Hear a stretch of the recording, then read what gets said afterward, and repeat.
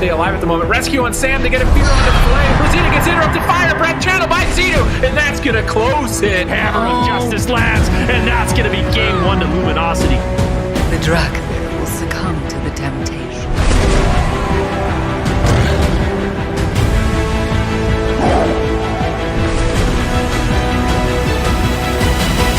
And unleash the aspect's darkest nightmares.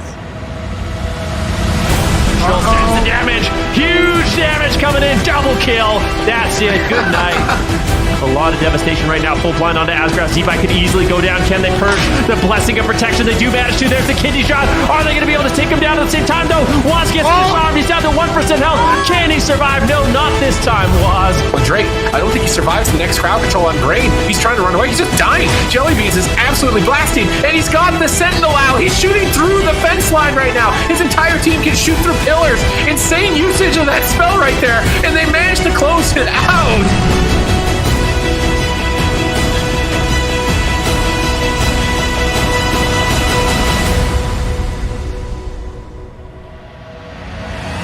Here comes the Spear Bastion onto Wallace. He's got no evasion. He's caught in this. Bladestorm is cutting him down here. Here's the double stun. They need to keep the massive spell. Can they take Drake down in a scatter shot? They can!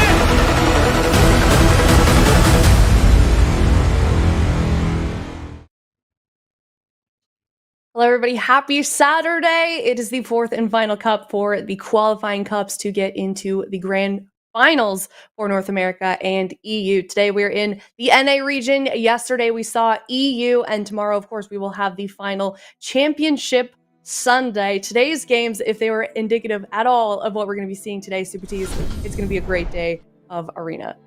Yeah, I mean, North America, as far as the point standings go, is basically wide open for almost any position. We have teams that are coming into the competition for the first time, looking to play spoiler, that being F tier. Other teams like No Answer looking to climb into the gauntlet. Lost and LIHUE looking to maintain their spot. So they're pretty much, maybe not. I mean, if No Answer has a deep, they're guaranteed to be in the gauntlet at least. But you obviously want to be as far up in the gauntlet as possible. The fact that Luminosity is not currently safe in the top 3 is quite remarkable. They're already in the lower bracket, so if they fall off right now, like, that's it for them. And DUKAMIFIED have a chance to potentially take a top 3 finish as well. Really, anything can happen in North America. Yeah, definitely. There's a lot of situations where things could flip-flop. We will do our best to keep everyone posted and updated here on the status of that as we go along through the day. This morning, Healing Stat basically dropped an entire novel of possible situations here in terms of points and standings. But the important thing to know is that they are trying to get into the top 3 for the grand finals. If they don't get into the top 3, they're trying to get into the top 8 to make it to the gauntlet at the end of the season. So it's going to be some tough competition today. It's the last chance for some of these teams to prove themselves, prove their worth, and to get those standings in. So here's a look at the bracket where we currently are for the games today for North America. That first game is going to be Luminosity Gaming versus No Answer. You can see it down there in that lower bracket. And then F tier first is Lost in LIHUE. Yeah, I mean, it's going to be an interesting. We've seen Lost in LIHUE. That is Jawa, Yaski, Casca, Cyfoxy, bringing in some interesting compositions. You know, the jungle, the Shadow Priest Hunter, as well as that Feral Shadow Priest, and they've been looking good with that. We have F tier bringing in completely unique compositions. You know, in the open bracket, before we got into the top 8, they were playing, you know, Windwalker, Enhancement Shaman with a Holy Paladin, which is something we haven't seen too much of. So a little bit of Windwalker Enhancement Shaman Cleave. And this is something that Dorito and Saul have been playing for a very long time. They also have Laros on the roster, so bringing in, you know, that warrior. It's going to be interesting to see what they can do, as I feel like they're a little bit of a wild card, not only as a team, since they're brand new coming into Cup number 4, but also just the compositions that they bring. Yeah, most definitely. Looking forward to seeing kind of anything new that we may be seeing from that team or anybody else. But I mean, speaking of new, you know, the first game of the day, Luminosity Gaming versus No Answer, we actually saw a new comp from them, Zico, in those offline games. They were playing that Ret Paladin and did pretty well with it. I don't know if you saw those ones.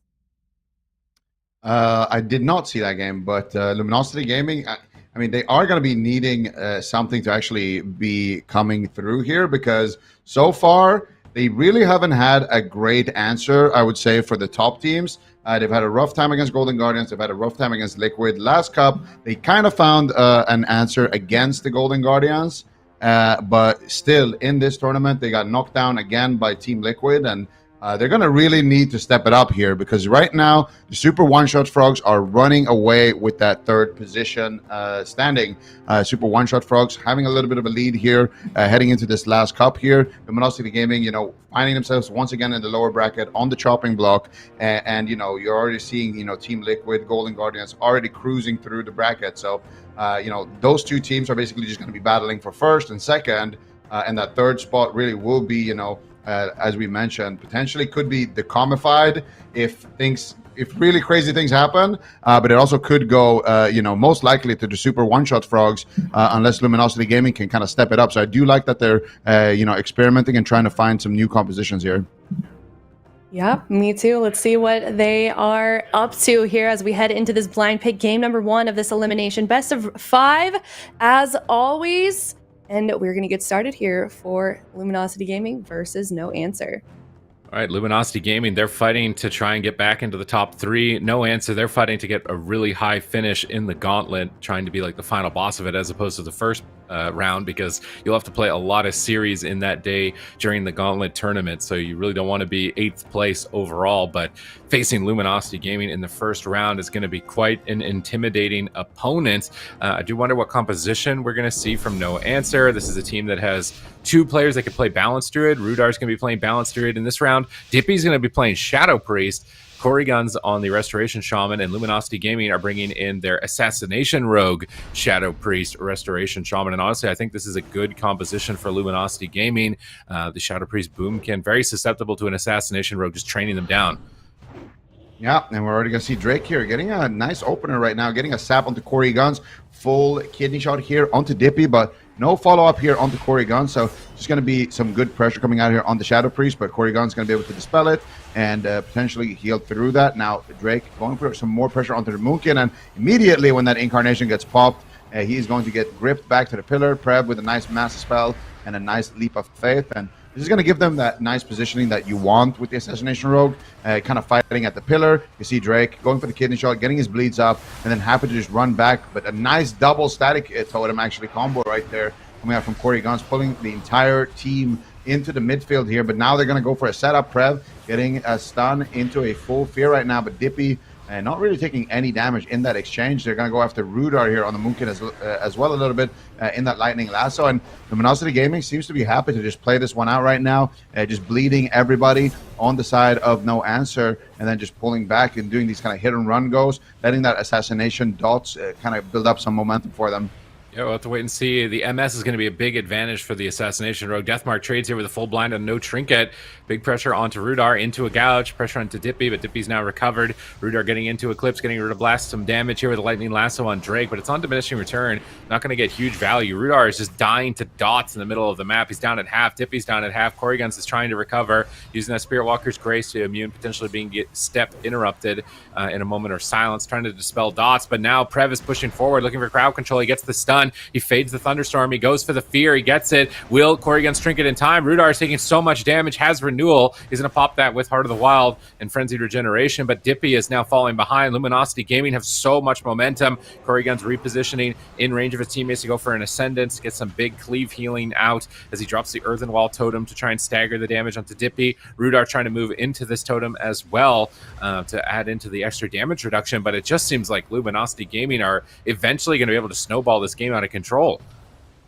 Yeah, definitely. A nice Hex actually landed there by Brain onto Corrigan's, but I do believe Rudar actually dispelled that one, so nice plays there from both sides. So far, not really any massive defensive cooldowns being forced. Big swap. Good swap here onto Brain, and he's got a trinket. It might not be enough here. Astral Shift coming through. Ascendance as well. Brain's taking so much damage. He's going to go down here potentially. Void Shift coming through in the nick of time there from Prev. What was that damage coming out right there? Rudar on the Moonkin just blasting off right now. Going after Prev as well. Prev needs to be careful here. We've seen what Moonkins can do here with these Star Surgers when that Incarnation is active. And look at Brain, still not out of the woods yet. Just all of a sudden, one Incarn basically forcing out the entire spellbook. Finally going after Rudar here with a kidney shot. Drake trying to slow down the pressure here from that Incarnation a little bit. Finally subsiding there for Rudar, getting that bark skin in return. But that was, we're saying Luminosity is building up the pressure, and they're looking like they're kind of snowballing a lead here, but all of a sudden, no answer. They reply here with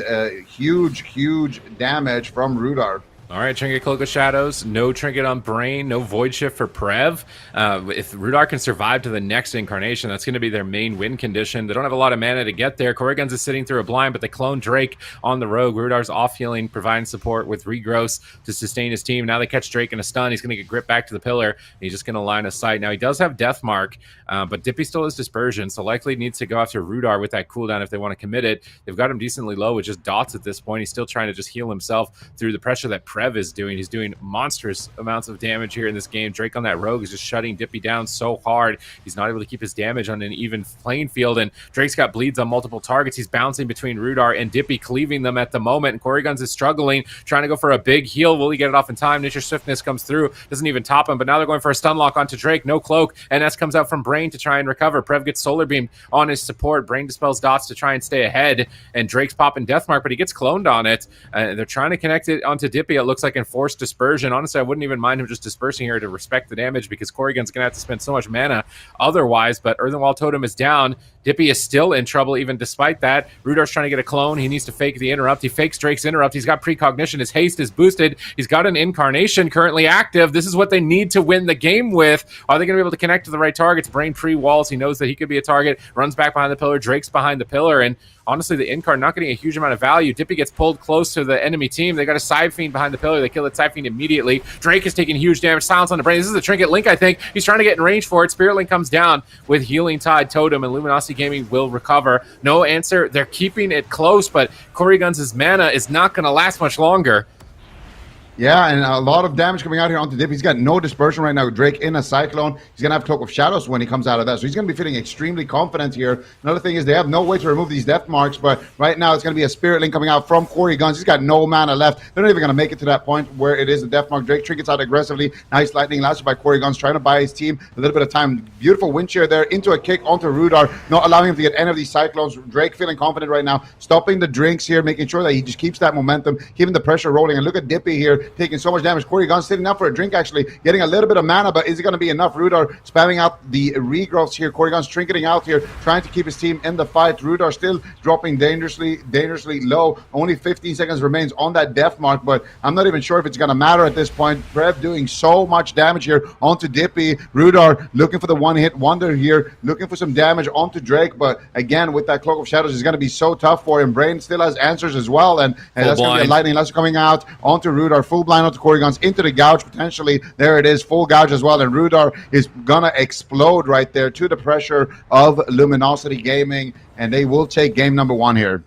And they kept it close. They had that one moment where they swapped to Brain, but then Brain was like, okay, I'm just never going into that spot or position ever again. And as soon as he didn't present himself like that, they lost their opportunities. I feel like that third Incarn just didn't get a huge amount of value. I feel like maybe if he had sat on that one and that was kind of their main win condition, it would have been better for their team. Because the way that they shot it, they just immediately evacuated. And I think it might have been better to have it as a threat so that Corrigans could drink. Maybe even just using it so that Corrigans could drink would have been better usage of the third incarnation. Because that seems like the only time in the game where they're actually able to get enough pressure to kill them. And then Luminosity Gaming are winning pretty much every other moment of the game. Like, imagine if they have Incarn here while they're pushing, he's going to be way more threatening. Brain's in the middle of the map. Instead, he's got to wait 40 seconds, so the enemy team knows that he's got no threat, and they can just walk all over them, knowing that there's nothing they can do to punish them. And I think that's just the only adjustment I would have made in this game for them, is likely to have sat on the third Incarn just a little bit longer and kept it in your pocket, or traded it for a drink. Because if Corrigans has mana here, even if he has mana, he's CC'd. Like, he's just blind gouge, kidneyed. Rudar just died to Prev, honestly, and I think Brain added some damage there, maybe with the Stormkeeper as well in the final moments of the game. But their Incarn timings before that seemingly got a lot of value. Like, you want to shoot Incarn pretty early in the game so you get multiple of them in the match, so you want to shoot it like pretty much as soon as possible. Second one was really good on Brain with a swap, and then it's just the third one I think didn't get a lot of value. And if they could split those timings a bit and get more value to the third one, they could definitely win this. Yeah, that's the thing, right? You kind of mentioned it there. They do need the incarnation for sure. There was that one moment where Drake had no Cloak of Shadows, and it was right after they forced basically entire spellbook of Brain. I would have loved to see a bit more of a defensive posture there. Have Corey Guns kind of sit back, look for the drink, and try to force Drake out without that Cloak of Shadows, and see if they can get some big damage in that moment. But Luminosity Gaming going to be taking it here in game number 1, and I don't know about no answer. They have been showing some versatility here in terms of their compositions now over the last couple of cups. We have seen them kind of swapping around a little bit with their compositions, so they do have some more options here. But I do feel like in the blind, Luminosity Gaming definitely came out ahead here. They just seemed super solid on this RPS, just kind of playing to their strengths here and just allowing Prev to free cast in the matchup. You know, there's not a lot of range interrupts to kind of deal with Prev as well. So he's just able to dish out so much more damage.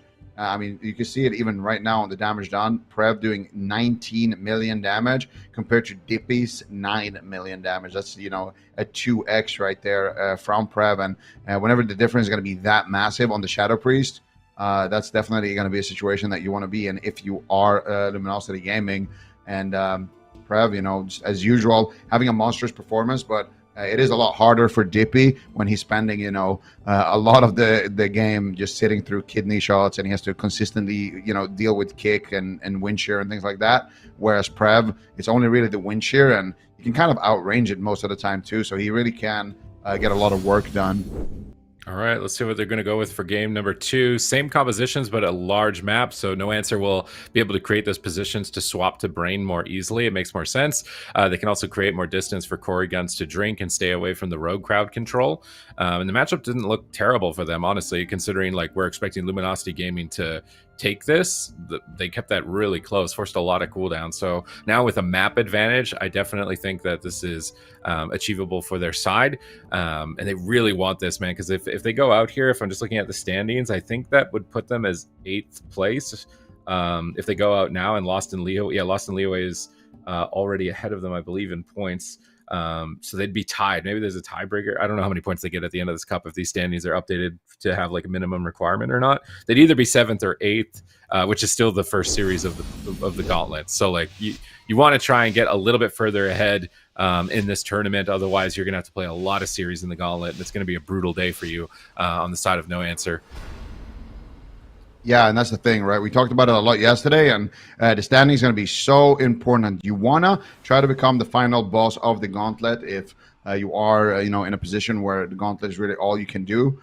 You want to get definitely as high of a placing as possible because, you know, we got a new patch coming out. We're going to have an entirely new spec here. The Augmentation Evoker is going to be available, you know, during that gauntlet, and that entire new patch is going to be coming out, you know, 10.1.5.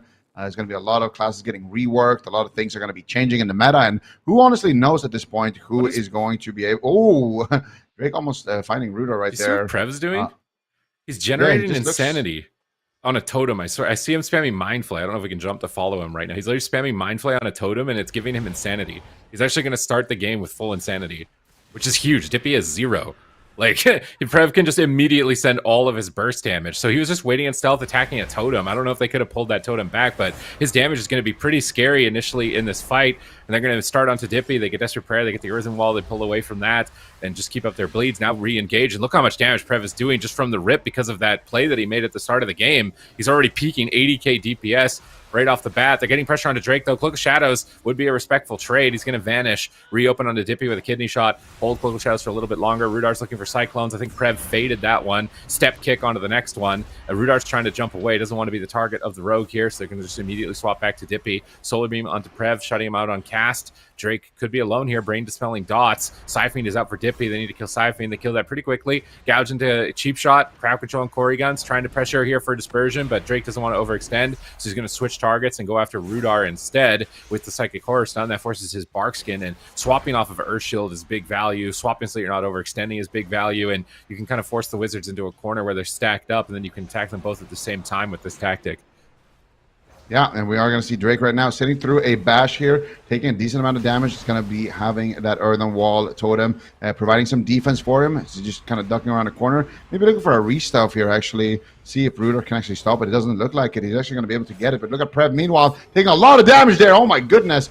Prev dropping super low right there for a second, but manages to keep his cool there, manages to hold on to all of his cooldowns, actually. Not even trading out the Desperate Prayer in that situation. Drake finally going to be reopening. It's a kidney shot onto Dippy. Big damage here with that Void Torrent from Prev, but Drake sitting through a Cyclone, really not able to back him up on that pressure, and that means that Dippy is not going to have to use that Dispersion. So far, good defense here from No Answer, but it's looking very similar to game number 1 here. Drake, what are you going to do here? He catches a big heal from Brain, but mana-wise, it's starting to look very similar to what we saw in game number 1. Prev actually going for a Fear right there. Really nicely min-maxed there, getting that stun into a Fear. Mass Spell going to come out there for Dippy.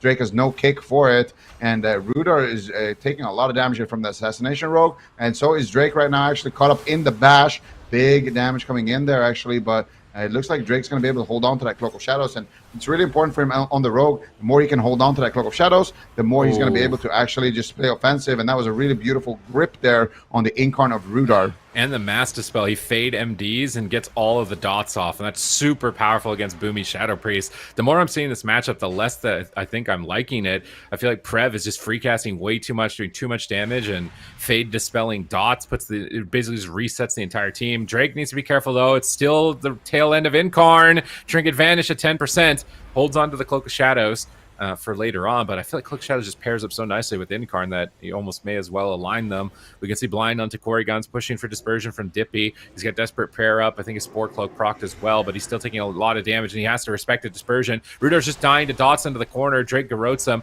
preventing his clone for a moment. He Death from above immunes the clone, reconnecting onto Dippy. Massive damage, Fear on the end for 1 more second. Dippy is just outright dead. He life swaps over to corners, but Rudar, he's dead at the same time. Has to pop Part of the Wild and Frenzy Regeneration. A very scary moment here for No Answer. Somehow they're still alive after all of it. They are ahead on mana, but if they're pinned at the corner like this, Brain would be in a good position to drink whenever he needs to. Brain's currently playing it very offensive, though, with his team trying to stay nearby to protect from Cyclones with Grounding Totems and with Wind Shears, I would imagine, but he's silenced. He can't stop that Cyclone. Drake cloned for a moment. Prev still continuing to build up Insanity, continuing to build that lead to try and even the mana, and he's getting pretty close to evening the mana with Brain. Now it's identical. Prev gets interrupted, so he's going to min-max, flash heal during the downtime of Shadow, purge off some globals. Shadow Fiend's out, but Drake gets hit by a huge full moon right there. Cloak of Shadows is going to have to activate for him, and now there's actually a window. No Trinket and no Cloak of Shadows, and Prev has no Trinket, so if they can Cyclone Prev, pull Drake away from Brain, and Incarn on Drake and a Bash or a Lasso, they can kill him.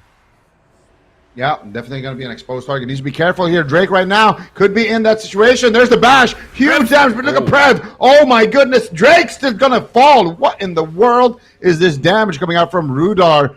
Beautifully executed there, but that we need to see that on the replay. Prev actually got the Void Shift off, dropped to like 1 HP, and then managed to get topped, and then Drake just died again. That was an incredible amount of burst coming out there. No Answer on the Moonkin here, looking to shake things up. And I mean, if you're the super one-shot frogs, you are definitely rooting for No Answer right now to be able to pick up the win here. You can see here, Drake, this is the moment where he had to use that Cloak of Shadows.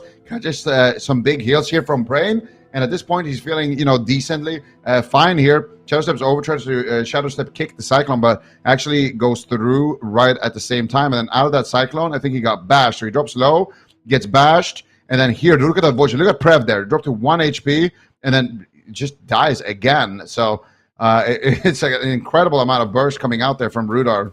Yeah, really good timing. Pulled Drake into the best position, far away from Brain to prevent him from using Spirit Link. I think they were really relying on Void Shift to save him in this push, and they didn't anticipate that he would die through Void Shift, especially that rapidly. Like he died so fast here. He gets cloned out in the open, far away from his team. So they're going to set up out of this Cyclone, prevent him from fainting, get him into a bad position. Void Torrent fully channeled, jump bash, and just crack him, just kill him through everything at the moment. Void Tendril procs for Dippy, and there's such a good coordinated move by No Answer to pull him into that position.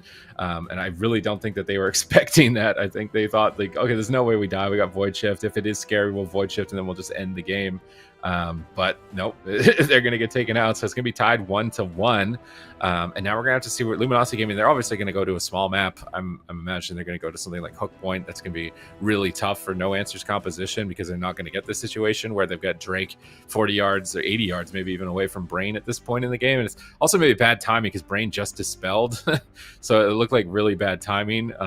Just right when that burst hit on their side, he was out of position as a result. So and a little bit more coordination on their side. They also locked Prev on Shadow before dumping a lot of damage here, making it really scary to prevent Void Shift into the future. But Brain just struggled to heal through the damage right here. This is even before the Incarn. You can't get him to 100% health. And if you're not at 100% health when the Incarn connects, like, pretty high likelihood of just going down. So no answer. Their team is much more focused on like these coordinated setups and burst moments, I think, whereas Drake's team is more about trying to maintain uptime and stay together and maintain their pressure throughout the fight. But you can see that spike from no answer at the end of the game. Like they were ready. They knew the win condition. Rogue, no trinket, no cloak. Get him in a good spot, save all our damage, and then pump it all in that moment and take the game. So we're going to hook point, and no answer are not changing their comp, even despite that, which means this must be, you know, the composition they expect to have the highest likelihood,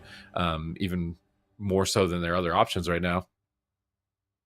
Yeah, I mean, it seems pretty good. I think in the Nagran game, they definitely had that window that we were talking about, where they were in this kind of similar situation where there was no Cloak of Shadows, and they had, you know, a big potential to kill Drake. But if they don't manage to get that window and capitalize on it, I mean, also the gaming just seems like they're going to be winning on pressure, going to be winning on the damage. Having Prev just deal double the damage of Dippy seems like a pretty easy way to kind of close out the match for them. But we'll see if they can maintain their lead here on the side of Luminosity, because if they were to lose this series, that would just be a disaster here for Luminosity. And you can already see Prev charging in right now, trinketing out aggressively, but doesn't get the fear. What happened to his fear right there? Onto Corey Guns. I think, did it pre-tremor? I actually don't know what happened. I think he tremored it. Corey Guns making some big plays here in the start, and Dippy already taking a lot of damage, but since Corey Guns is not in any crowd control, he's going to be able to access that Nature Swiftness, access that Earthen Wall Totem, and already forcing Drake back.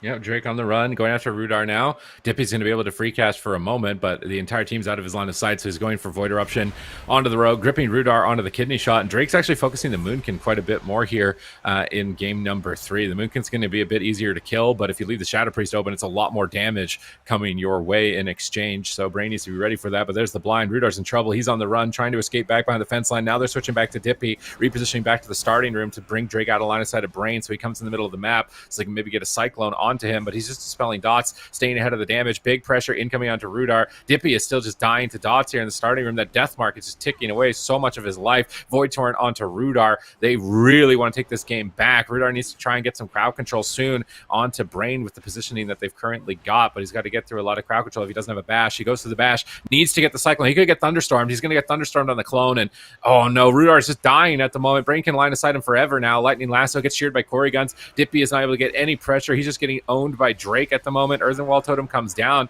Rudar, there's no way he can Cyclone Brain without a stun is the problem. He's silenced. He's line deciding Rudar. He knows that Cyclone is the big threat. They're not going to lose the game in a silence, so Brain will continue to stay on the opposite side of the pillar of Rudar, and Rudar is just not getting too much done with this current positioning. His Incarn's up in 30, but he's not even looking for clones on the Rogue. Drake is just doing too much damage right now. I think Dippy's just going to get overwhelmed. He's getting smashed. Even just with a small amount of crowd control, Dippy is almost going down right here, trying to heal himself with some flash heals and managing to at least keep himself at about 50% health. Damage onto Drake. Rudar finally looking for clones. Gets feared on it. Dying to dots. Corey Gun struggling. Low health. Has a Healing Tide. Needs to get that behind the fence line. He's going to put that Healing Tide back there. Prev is moving in to kill the Healing Tide totem as soon as possible. That's going to be killing off their pressure, and he's killing it with those Void spikes there, and it looks like he's managed to take it down. And now we can see Void Volley coming out. Dots reloaded on the Corey Guns. Bash on Prev. I'm not sure if I'm a fan of the bash on Prev, but they're going to stun up Drake. They get the clone on Brain, so it's likely going to be fine. They don't force any. Actually, they got Prev's Trinket, which I suppose is better than nothing to prevent Void Shift into the future. Lightning Lasso on Drake. Decent damage onto Prev right now. Rudar is 1v1ing Prev in the middle of the map over there, while Dippy is 1v1ing Drake here in the starting room. Rudar kicked onto the clone, looking for another clone. Going to have to deal with a grounding totem. Tries to kill off the grounding totem. Void Eruption's up. Oh, big damage on Rudar. He gets gripped back to his teammates. Corey Gun's lining Prev at the pillar with that fence line and trying to just maintain some distance from the Rogue so he can't stack up and get bleeds. Rudar can't stay next to Dippy for too long. He doesn't want to get cleaved down, have wound poison on multiple targets, because that's going to be really risky, but they're compacted into this corner, and Prev's moving in. He gets a stun. He gets a double fear. Dippy is isolated. Rudar is dying to dots. I mean, they can just tab over to Rudar. He might even just fall over. Big heal comes through just in time from Corey Guns, and even though it's not looking good for No Answer, the mana is still even. They could still have a chance. Yeah, definitely. Let's see if Brain actually looked like he was sneaking away for a drink right there, but not able to find a Ruda. Looking for the Cyclone, manages to get it onto Brain here. Need to make this one count, but Prev is there with the beautiful massive spell. Corey Guns in the blind, full kidney shot onto Dippy. Dippy's going to be in massive trouble here. Can he get the gouge follow-up? Doesn't look like Drake's actually able to find it, but they do pull out the dispersion there from Dippy, in addition to Vampiric Embrace, in addition to Desperate Prayer. So getting a lot of cooldowns there from Dippy's arsenal now, going after Ruda, but Drake needs to be careful here. Doesn't want to throw the game, doesn't want to use that Cloak of Shadows here unless he absolutely has to. Corey Guns, this could be an opportunity for him to drink here. They're going after Prev right now. A lot of damage coming out here from Ruda on that Moonkin, trying to pressure Prev away potentially from Corey Guns. They're going to kidney shot Corey Guns, and now once again going after Drake. Drake's going after Dippy and also going after Rudar. So getting bleeds here in multiple places, chaining that kidney shot with another silence here. Drake trying to stop the clones there with the death from above, trying to avoid them with that immunity iframe. But right now Rudar is potentially going to get the Cyclone right there, not able to find it just yet, and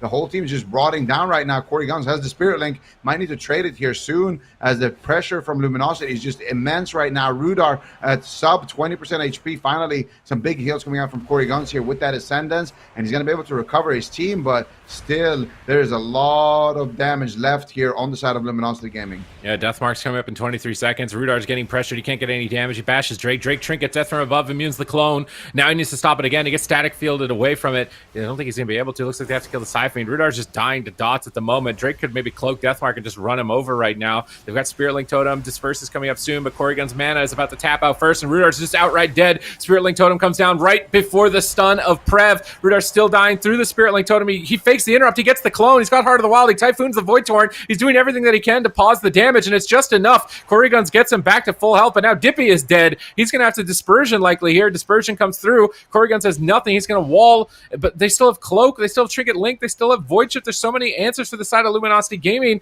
and they have no pressure. They have to kill Drake in a stun. 100-0 right here. He would have to Disrespect, I think, to go down, and there's the death mark ticking away. Massive bleed pressure. Drake is going to Cloak of Shadows. He knows the game is in the bag. They just need to stay on target. Full blind. No way out. No mana. Rudar's trying to support. Clone's being spammed. Gets shut down by Brain. Now he's trying to counter pressure. He's trying to peel them, but there's so much damage. Death from above. Swap onto Rudar. He jumps away from Drake, trying to get some distance. Pre-evasion on the bash. Drake immunes the bash. That's over. There's no way. Without a bash right now, Rudar's just going to get run down. And Luminosity Gaming take it on the small map. Dippy's trying to turn it around. Drake is still low. There's no way. They would have to troll, I think, at this point to lose in a 2v3 like this. And Luminosity Gaming, they're going to take the small map. You can tell where the advantages are. And now moving on to likely a large map. If this turns into a Game 5 small map, we might have to see a different composition from No Answer. Yeah, definitely could be on the table here, but Luminosity Gaming holding on to their lead, holding on to their lives in this tournament right now. Very, very close here on Drake several times, but here in the end, they were just kind of cruising, had such a massive lead at this point. You know, they got Prev with his Void Shift, they got Drake with his Cloak, Brain has all of his cooldowns basically.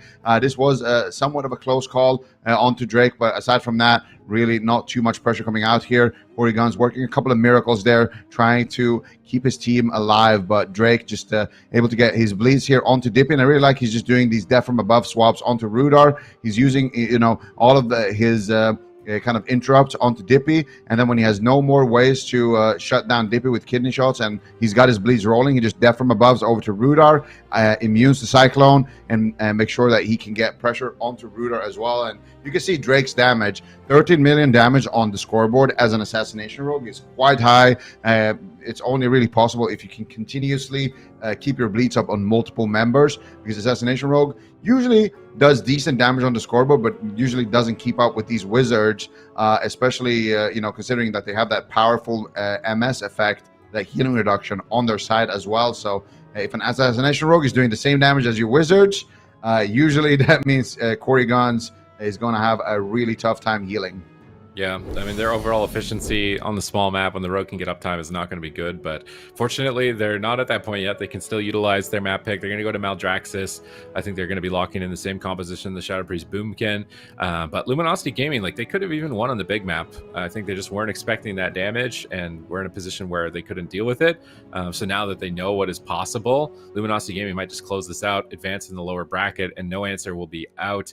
They're going to be in the bottom end of the gauntlet and have to play a huge amount amount of games out in that. And it's also going to be a new patch. Who knows how their compositions are going to be? Maybe if you would place a little bit higher in the gauntlet, you could have avoided a team that's now has a composition that's too much of a challenge for you. So there's a lot of what if situations that you'd really like to avoid by just placing as high as possible. They are going to lock in the same composition for game number 4, and they're going to try their best here to take it to a game 5. It's already pretty impressive to take a game off Luminosity Gaming, but you know, you got to take a series at this point. It's the last cup. There's no more second chances after this. Yeah, and that's the thing, right? Right now, backs against the wall, no answer. They're going to be in dire straits here if they can't grab this win here. And Luminosity Gaming definitely need this one if they want to keep up with their rivals here in the Super One-Shot Frogs. So definitely going to be really important for Luminosity Gaming here to try to win as much as possible, but also maybe call in a couple of those favors in that upper bracket. They're definitely rooting for everyone who's going to be playing against the Super One-Shot Frogs. And you can see the point differential between the Super One-Shot Frogs and Luminosity Gaming is 40 points. That is 2 placings. That means if Super One-Shot Frog finishes 3rd, for example, Luminosity Gaming would have to win the entire thing. So Super One-Shot Frogs up in the upper bracket, cruising through right now, still have 1 life left in their lifeline. You know, Luminosity Gaming, if they lose a single series, they're just out of the tournament. So they're going to be having to play through that gauntlet. And, you know, it's crazy to think about. Luminosity Gaming, you know, the team that has been winning for, honestly, as long as I can remember in North America, just winning everything, every cup, every major tournament, finding themselves as a team that might not even qualify to that top 3. Ideally for them, they want to have that fate in their own hands here and not even have to play in the gauntlet because, you know, it's going to be a new patch. Anything could happen at that point. So Luminosity Gaming definitely need these wins right now. They got no answer on match point. Can they close it out? All right, they're taking the kind of... Oh, is Prev doing that mind play tactic again? Watch his little purple bar. You see his purple bar below his health bar? He's just loading up insanity. I don't know what he's attacking with it. Is there a totem near him right now? I think he's not attacking anything. I think... can we follow Dippy? We need... Or follow Prev, sorry. We need to follow Prev and see what he's attacking, because he's starting the game with full insanity every time, which is insane. Like, it's so much damage to the rogue. Like, you just kidney shot, immediate void form, huge damage, double DP. Like, you get to do so much burst in this first blind as a result. Like, look at that. Dippy's almost dead. He has to disperse in the opener. So every single time Prev is getting that. I don't know if there's a totem he's attacking that maybe if it's possible for Corey Guns to replace out of range, because it makes the opener so bad. And I mean, honestly, at this point, it might be too little too late, because if they lose this game, they're out. Rudar's trying to blast Prev and take him down right now, praying for some miracle Star Surge crits onto him. But Prev is going to pull back behind the pillar with Brain, I believe, in a moment. Now they switch back to Drake. He's static fielded off of Dippy. I really want to see these static fields utilized a lot. I feel like that's a main win condition, especially when they pillar on Incarn. They could pull them off the pillar right here. Honestly, it might be better use of the static field totem is when they turtle on Incarn to just pull them through the pillar and back into the middle of the map. Yeah, we'll have to see if they can get those static field totems out here. They got the largest map, or one of the largest maps here to do it on. A really nice map here for the Wizards.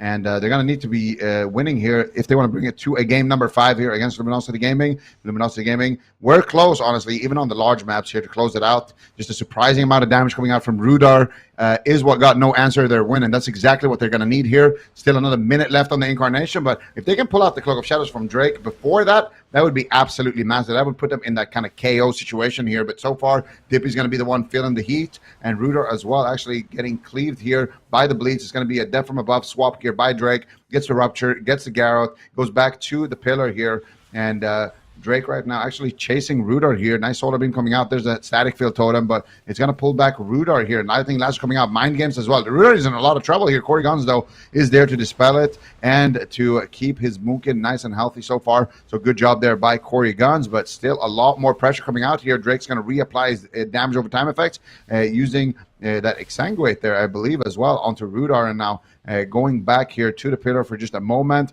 Rudar's going to have that Incarnation available in 20 seconds, and he's going to need to get some massive cooldowns with that to kind of put his team back in the fight. Big setup on Drake, silent stun, trying to force Cloak of Shadows, but Prev peels Rudar with a stun fear. He can't get any damage, and now they're falling behind. Silence on Korrigans. Drake is getting bleeds on multiple targets, 5-stack wound poison across the board. This is so tough for Korrigans to heal. Is his guidance going to be enough? It looks like it will with that Nature Swiftness. He gets his team back into the fight just in the nick of time. They're going to go for a lasso on Drake, try to keep the pressure onto him. It's just all about pulling Drake into a bad position, and when they turtle like this, I really want to see a static field totem and just pull them off the back of the pillar. Like Incarnation is up. If he just pulls them in line of sight of the team, I think they would get erased at that point. But right now they're struggling. Drake's trying to move forward, but it's Incarn. He pre-evasions to try and avoid the bash. Not sure if he hit it or not. Drake is feeling the pain. He's quite low at the moment. Oh my God, he's still going in. He pre-cloaks the bash just in the nick of time. Otherwise, that would have been a trinket cloak, so he's going to be able to hold on to that, although he doesn't have much to combo with it. He's caught into a D-Art stun. There's a static field totem. A Dippy's in a kidney shot. He can't get any pressure. They clone Drake on the kidney. Really important to try and clone the rogue anytime he's kidney shot somebody, because that way he doesn't get any pressure, and the target that's kidney shot can't play the game anyway, so you're really out efficiencying the rogue every time you can clone one of his kidney shots. Yeah, and Drake right now, not feeling too safe here. He's going to have a Cloak of Shadows that lines up with the Incarnation, but Rudar right now has full power here. He could get some big Star Surges here onto Drake, even without that cooldown. Full kidney here onto Dippy. Dippy actually taking a lot of damage here, dropping to about half HP. Drake not feeling too confident here. This is the damage coming out from Rudar right now that we were talking about. Drake here. Huge pressure coming out there, but he is preemptively running back to the pillar, and Brain should be able to pick him back up here. Big healing waves coming out there onto Drake, and Drake looking for that re-step. Look at Korrigan's though. In the meantime, getting full mana here. I really like this from Korrigan's. Getting full mana in this matchup is going to be absolutely key here. And now if they could just play kind of a defensive wizard cleave, just have one wizard on each side, try to not get kind of ran down by the pressure. And that's going to be huge for them. I think Brain is actually sitting down for a drink here as well. If Brain can actually get a drink right now, it would be massive. If Prev can stay on that side of Drake as well with a nice Garrote right there, launching the attack. So Brain manages to get a little bit of mana. Korrigan's still going to have the advantage, but I do like that Brain was able to sit down here for a second as well. Managed to tie it up, but Drake might have a bit more than he can chew right now. Big kidney shot there, but does drop low, and Drake could be in trouble while Brain is in that silence. Drake will shadow step back to the pillar, and that should be enough to keep Drake alive for now, but still, 10 more seconds before he has a Cloak of Shadows. He activates the Death Mark here onto Rudar. Rudar's just pushing in way too deep right now. Full blind onto Korrigan's. He's got Trinket. Dippy's also dropping dangerously low right there from that Void Shift. So if they can get some dots onto him, that could be huge as well. They do force out Korrigan's Trinket and Spirit Link, and it's just looking like a triple kill, Sid. Yeah, Garrote's onto everybody. Dots and bleeds are fully amplified. They're just running them down. Healing Tide Totem for Korrigan's. He needs to move that away from Prev. He's got it back by Rudar's Pillar, but it's getting sniped by Prev. That Healing Tide Totem goes down, and it could be over for them. Korrigan's getting some Spirit Walker's Grace Heals, recovering Rudar, the Heart of the Wild of Rudar, getting some value here as well. But that was their Incarn. They don't even get a Cloak or a Trinket. They really need to try and get one here. If they don't, I think it's over for them. Their entire run in the tournament, they'll be in the 7th, 8th position for the Gauntlet. They're trying to just one-shot Drake, but at the same time, Dippy is going down. They force his Cloak of Shadows, and Dippy's going to disperse off into the corner, baiting Brain out into the open. Korrigan's walls the swap to himself, anticipating the damage here a bit. Rudar's trying to find a clone. Death from above immunes it into a wind shear. Rudar not able to find the clones, gets gripped back to the pillar, but if they're stacked on the pillar as a wizard cleave, that's not where you want to be. Drake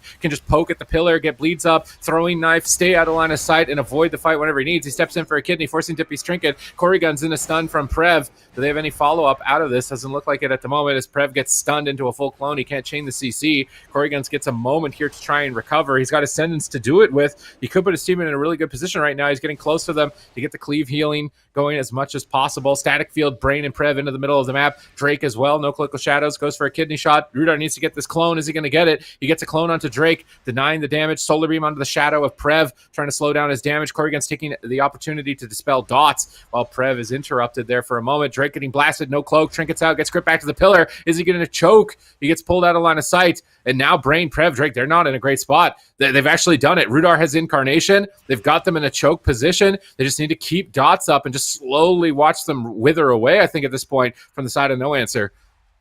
More dots, more dots. We need more dots. And right now, Drake is making a very dangerous push here. Full kidney shot onto Dippy, uses that shadow step to get there as well. And Ruda has the incarnation, just needs to pull the trigger here. And that's exactly what's going to happen here. Drake realizing the danger he's in, running back to the pillar here. But is it too little, too late? Nice fear there by Prev. Prev right now hard carrying here for Luminosity Gaming. They don't want to fall to this incarnation. Dippy taking huge damage here as well. He has the dispersion to trade, though. Does trade that Desperate Prayer. Instead, full blind onto Corey Guns. He's going to trinket out. Full sound onto Drake. Rudar taking a lot of damage here, but he finally does catch a big heal. Lightning lasso onto Drake, and he might just get KO'd right now. Brain has the Spirit Link totem, but can he get there in time? Full bash onto Brain, full solar beam there, triple kill potentially onto Luminosity Gaming, 1% HP onto Drake. Brain needs to connect here with that cooldown, but Brain's actually being greedy with it. Drake now has Cloak of Shadows. Finally, Brain drops the Spirit Link totem, and Luminosity Gaming stays alive, and now Drake has Cloak of Shadows. There's no threat of incarnation, and all of a sudden, 43% dampening. Things are looking very unstable for No Answer. That's going to be a dispersion. There's not much defense left for No Answer here. They got a Spirit Link totem. Ruda's got Fury of Elune. He's reloading Astral Power, getting ready for the 2-tap Star Surges that need to net a kill. If they can get Drake in a stun with no Drake knows he dies in a stun right now. He needs to be behind the pillar. But while he's behind the pillar, Prev is taking a lot of damage, and Brain doesn't have mana to heal it. Dippy's far on the left side, Rudar on the right side to make sure they can poke and deny the drink of Brain. But Drake sees that opportunity, steps over for a kidney shot, baits the earthen wall, swaps off the earthen wall, going after Rudar, forcing his bar skin. They stun Drake to try and hold him back into another stun. Brain dispelling dots, maybe at a misopportune time. Drake's going to Cloak of Shadows and just go for the kill. It seems like at this point they've got nothing left, but actually decides to pull away, and now he just doesn't have Cloak of Shadows. Corey Guns could easily drink in this position. I'd really like to see him do that. Just make sure that they're safe. Rudar stay in bear form for the Shadow Step. Oh, he's not in bear form. No trinket kidney shot. He gets gripped back away. Drake can't chase him. Static Field's pinning him in the middle of the map, and Corey Guns got a tiny bit of mana, but Brain actually got a huge drink. Look at the mana. Oh my God, 60% mana on match point. Corey Guns needs to reset. They have to even that mana if they're even going to have a chance in this game, but now it's anyone's game. With mana resetting here and Incarn up and Deathmark up, anyone can take it. No Answer had a really good position, and now it's been lost, and now it can be taken away from them. Sap onto Dippy. Drake trying to sneak forward to find his target. Is it going to be Dippy? Is it Rudar? Where's he going to go with his first kidney shot?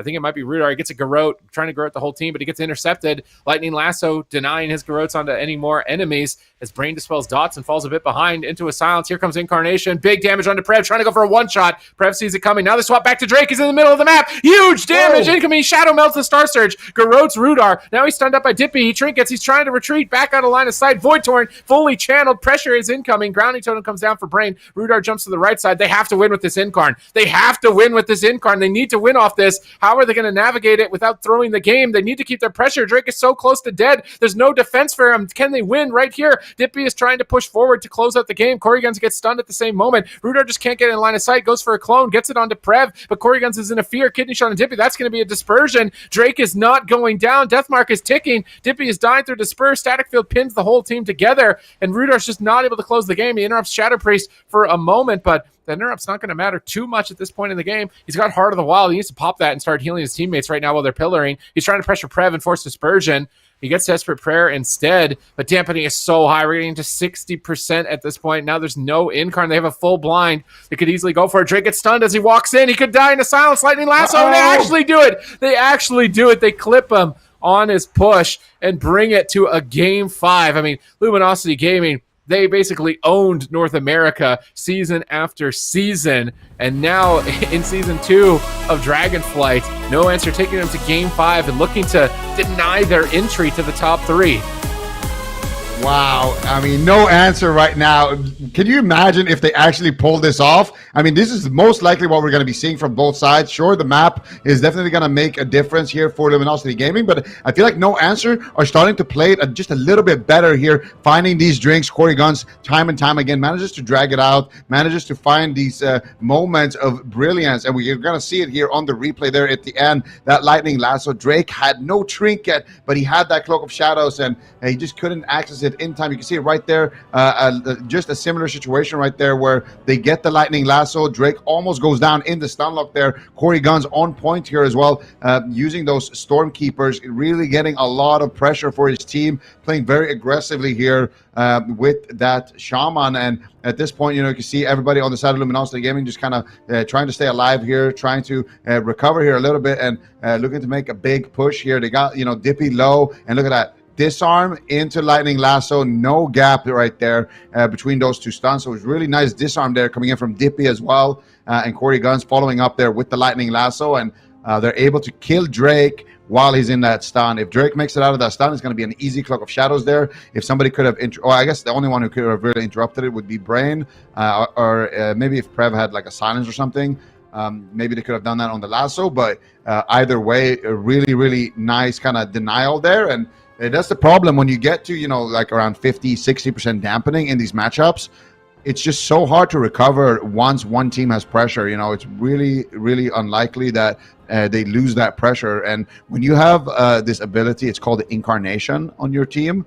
It's a pretty good button to press in dampening, because the pressure, even if you don't get a kill with it, the pressure that it generates, it's so hard to actually come back after that. Yeah, we can see the static field getting a lot of usage from both teams here, and it's a new feature to Dragonflight on Shaman players. So you can put the static field down and then move it with totemic projection to either pull enemies from their defenses or pull them away from your allies to prevent them from attacking. And honestly, this is like a huge skill cap to Shaman. I feel like Absturge has been getting a lot of use of it last week, and now we're starting to see it used in this series as well. And I think that like this is going to be the peak kind of like Shaman gameplay, is who can get the most value out of these static field totems, because it's actually crazy. And what, they picked a big map. Luminosity Gaming picked a big map. What? Are they trolling? Do they not want to get top 3?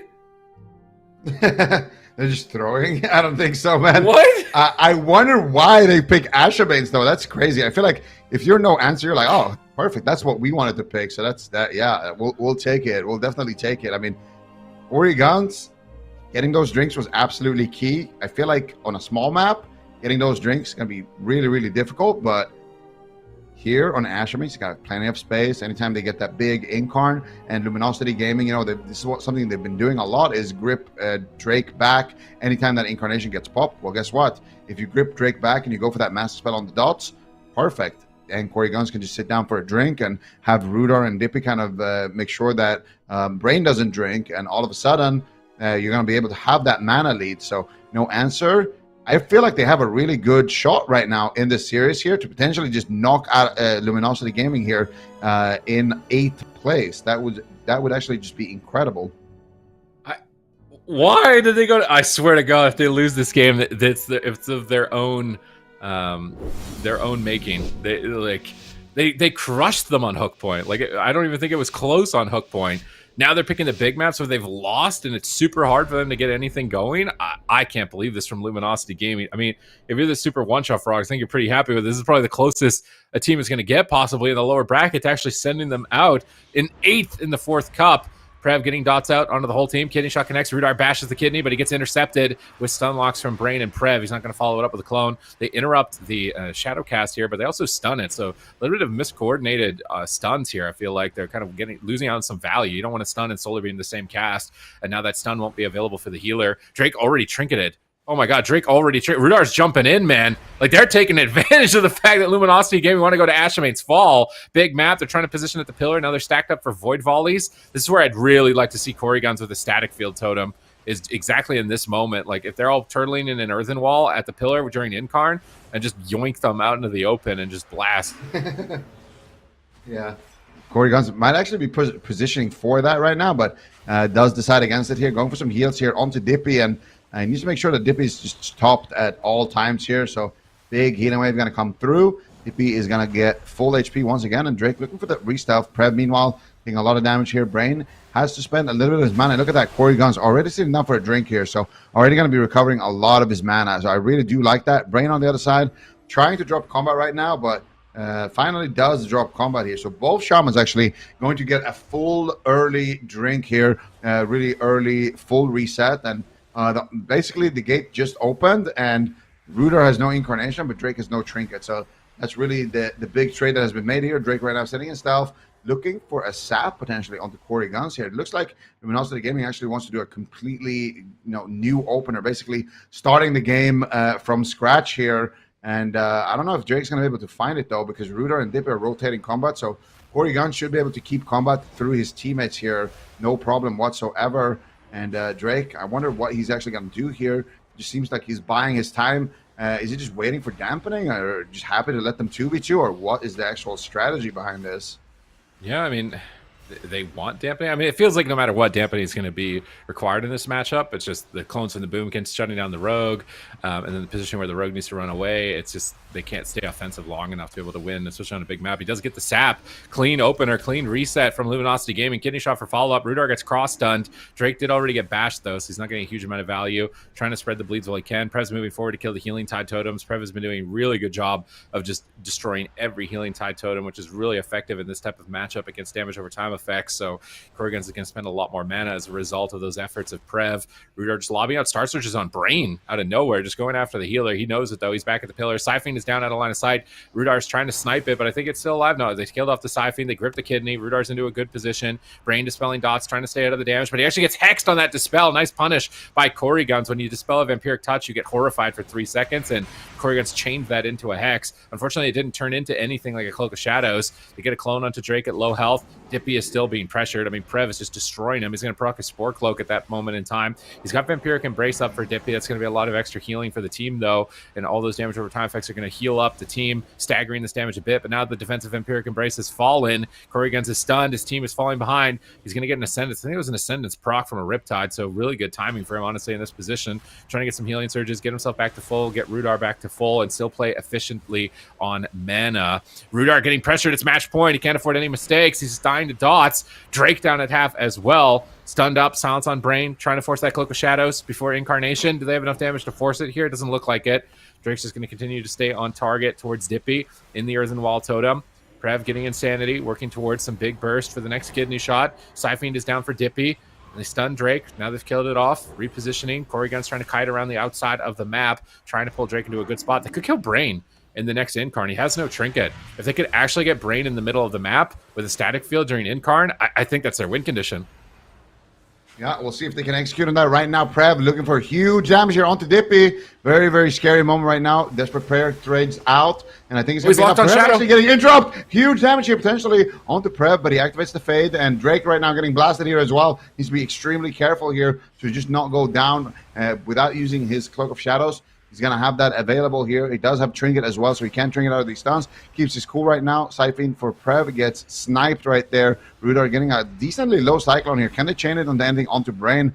It doesn't look like it. Brain's doing a good job here with his positioning, staying back right now. And Drake actually going to use that Vanish right there. So already getting kind of a nice defensive cooldown right there. And that's going to be that Static Field Totem. Drake's going to just use that to Shadow Step back. And I mean, they got the Vanish here. If you are Corrigans, this is exactly what you want. You just want to sit down for a drink right now. Drake trying to get a little bit of range pressure here while Corrigans is drinking. And if Corrigans drinks too long, it's going to be a mistake here. Dippy taking a lot of damage in that kidney shot. Big hits here onto Drake right now. Rudar with the Incarnation active here. We've seen what this man can do here on the Moonkin. Gets a big Starfire here onto Prev, loading up the damage right now, getting that Astral Power. And Drake right now could be in a lot of trouble here. He's fully loaded. Here comes the hits.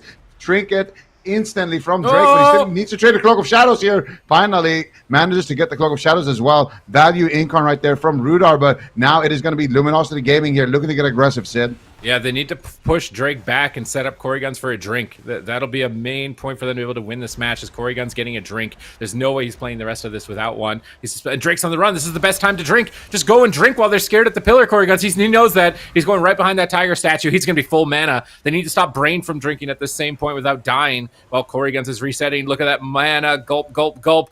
Glug, glug, glug, full mana, Resto Shaman feeling good. And Luminosity Gaming, man, they picked this map. They might have sealed their own defeat by selecting Ashamane's Fall and not get into the top 3. Super one-shot frogs are crossing their fingers right now that no answer can take this game with that drink. It looks like Brain may be drinking as well. He's getting mana back. Look at the blue bar going up. This might just be a complete reset before dampening as he gets his mana at least a little bit closer to where Corrigans is. Prev's back behind the pillar, trying to recover. Drake steps over. Kidney shot on Dippy. Void Torrent fully channeled out of line of sight of Corrigans. Big value, but Drake is pressured too heavily. He's pulled off the pillar into a stun. Is this going to be lights out for Luminosity as he steps back to Brain behind the pillar? Brain gets a big heal and they recover, but now they're going to be behind. Rudar's repositioning back behind the pillar, line of sighting a Shadow Step and trying to avoid the pressure. Anytime Drake is running away like this, I'd really like to see Rudar removing poisons from the target, especially deeper into dampening. I think it's going to help the team a lot because like Drake's getting no value. They're just poking Prev for free at this point. Rudar's still playing far away, has Incarnation, wants to bait Drake into a bad position. Drake knows that for the next 28 seconds, he's a sitting duck. But Prev is just taking collateral damage while Drake is waiting for his defenses to become available. So can Prev stay alive for Drake to be patient here? He pushes forward. Rudar's got Incarn. Is he just going to ship it? No cloak for 15, no trinket for 10. A 10-second window that Rudar could slip through for a kill. Drake is on the run, trying to avoid that bash with evasion. He knows he dies in that stun. He's got to stay back behind the pillar for one more second. Now he's got trinket. Now he's got cloak. Now he's got deathmark. He can play a lot more aggressive. But during this stalemate, Brain lost so much mana. Drake's got to make something happen now. Here comes the kidney shot. Rudar trinkets it. He goes for the bash. He's going for the Incarn, going for the all-in. Drake respects it. Trinket cloak right away. Rudar's like, okay, I'm out. He's going to bounce and avoid that. He got what he wanted. The trinket and cloak of shadows, reposition, pulled him into a bad spot. Dippy's getting blasted by Prev. Big pressure onto him. Drake is just throw knifing poisons onto the team, trying to assist Prev as much as he can as a ranged rogue. Brain dispelling off dots. Dippy is moving in. Is he going for a fear? He's kind of overextending, honestly. Static field onto him, it looks like. Drake's able to connect to him. He's trying to pull off the pillar now. Ancestral Guidance up for Brain. He's going to be healing a lot. And we can see Korrigan's pulling away from the pillar. They don't want to overextend. Maybe they're going to drink. Maybe they're going to pull this out into a better moment. I mean, they don't have Incarn. Not really worth it to make a push. But, oh, they punish the Dispel here. Kidney shot from Drake. Huge damage onto Rudar. No Bark Skin. It's match point. Whoa. They've got answers. They just need to respect it. They Typhoon Drake away. Now they're swapping to Dippy and a lasso. Double Void Tendril proc onto Dippy. He's silenced. That could easily be a dispersion. Suddenly things are unraveling. Huge pressure onto Rudar. Link comes down. It might not even matter. Rudar fakes the kick. Gets the clone onto Drake. Korrigans needs to get heals. He gets MD'd out of the clone into a bash. Pulled away out of line of sight, knowing he could die in that bash right there. Good awareness from Prev. But now Garrotes are coming. Drake is bleeding the entire team. And I'm not sure if Korrigans can deal with the damage. It's so much pressure incoming from Prev. The entirety of Luminosity Gaming are stabilized. Rudar is getting crushed. Huge damage onto him. He gets gripped away, but he's still dead. And Luminosity Gaming managed to do it 3-2. And that top 3 is still not safe. The top 3 is definitely still not safe. Super one-shot frogs going to be in the running. Luminosity Gaming, DUKAMIFIED. There's plenty of teams right now who are fighting for that 3rd seed. Luminosity Gaming will stay alive here, but let's be honest, that was way too close for comfort there if you are Luminosity Gaming. That could have gone either way right there. But at the end there, a bit of a panic moment coming through. Dippy with the Void Shift, Korrigans with the Spirit Link, Rudar also just dropping. And you can see, I think it is actually this moment right here. You can see there the Void Shift coming through there as well. As the Spirit Link. They get the Cyclone as well. And at that point, a beautiful Master Spell coming through on that Cyclone. And at this point, Drake gets pulled back as well. Prev doing an excellent job here, playing defense and enabling his Rogue. And then Triple Garrett comes out. And at this point, I mean, look at dampening. Look at what's going on here. You got Kidney Shot. You got the Shiv. You got Assassination Rogue just going to town here on this chicken. And even if, Rudar doesn't die there necessarily, Dippy was low and Korrigans was low as well. So a lot of pressure coming out here from Luminosity Gaming. Despite what both of us kind of considered a bit of a questionable map pick, they do manage to pull through here and stay alive in the tournament. I swear that game looked bad for them for every single moment except the last 10 seconds. And then it just looked like a cakewalk. It was just 8 minutes of, wow, we're getting owned. And then, all right, we win the game, I guess. They're all dead. Like, the fact that they could spin that around right at that moment was very impressive. I was expecting No Answer to actually take that. So No Answer, I think this means that they end up in the bottom of the gauntlet. I think they're in the first series of it. So it's going to be a rough ride for them. And who knows what the patch is going to do to their team and other teams as well. But this keeps Luminosity Gaming's chances alive, at least, to try and get into the top 3, take back their spot from Super One-Shot Frogs. Yeah, certainly does. They've still got a lot of opportunities to do that here. There's a lot of situations where that could flip around. We will keep everyone posted as we go along because they do have to finish 2 spots better than one-shot Super Frogs for a chance to even go through a tiebreaker to qualify to the finals. So they're going to have a long road ahead of them. Super one-shot Frogs, they face Liquid in that upper bracket, so we'll definitely be keeping an eye on that series as well. Here's the points as they currently stand. Liquid up there with 340, Golden Guardians quickly following them with 320, and then kind of a big jump between third and fourth there. So, and then honestly, the eighth place spot is very interesting as well. That is where, of course, you get into the gauntlet. So that is where we are right now with North America, and we will see how things end at the end of the day and at the end of Championship Sunday. But that's going to wrap up that lower bracket series. Luminosity Gaming taking that W. We're going to be seeing them play once again at the end of the day. They're going to play the loser of the fourth match, either DUKAMIFIED or Golden Guardians. So excited for that one. But that means we are moving into another lower bracket series, Zico, and it's going to be F tier versus Lost in LIHUE. Yeah, and it's going to be another important series right here.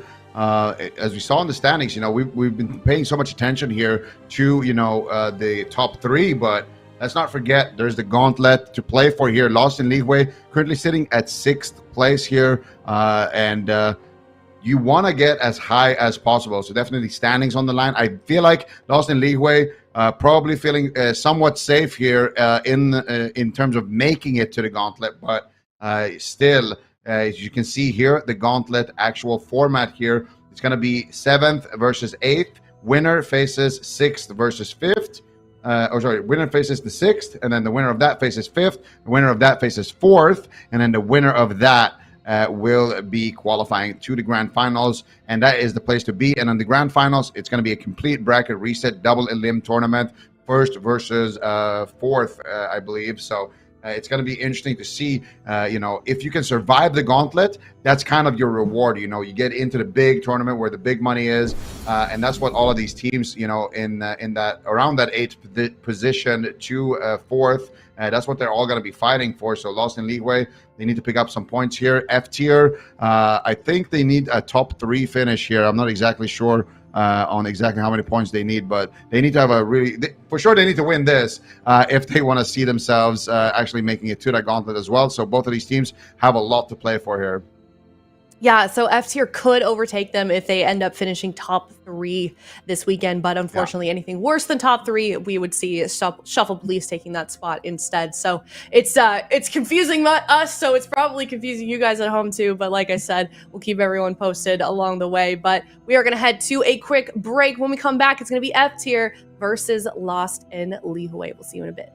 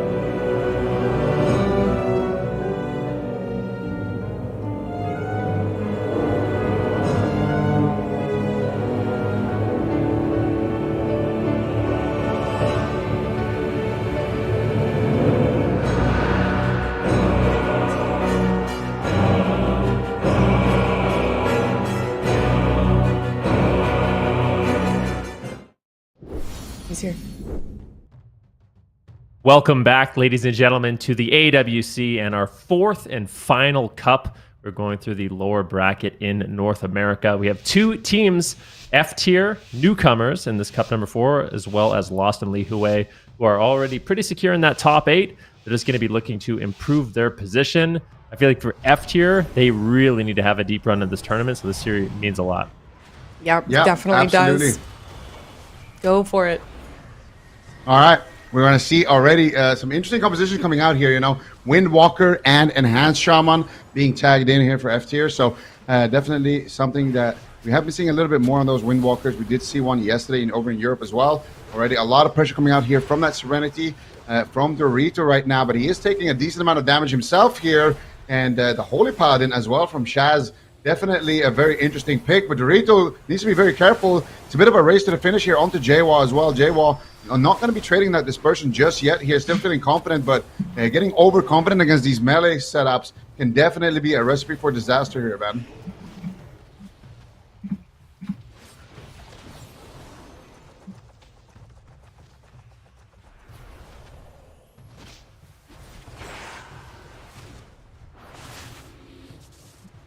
And how Shaz handles the situation, Aya.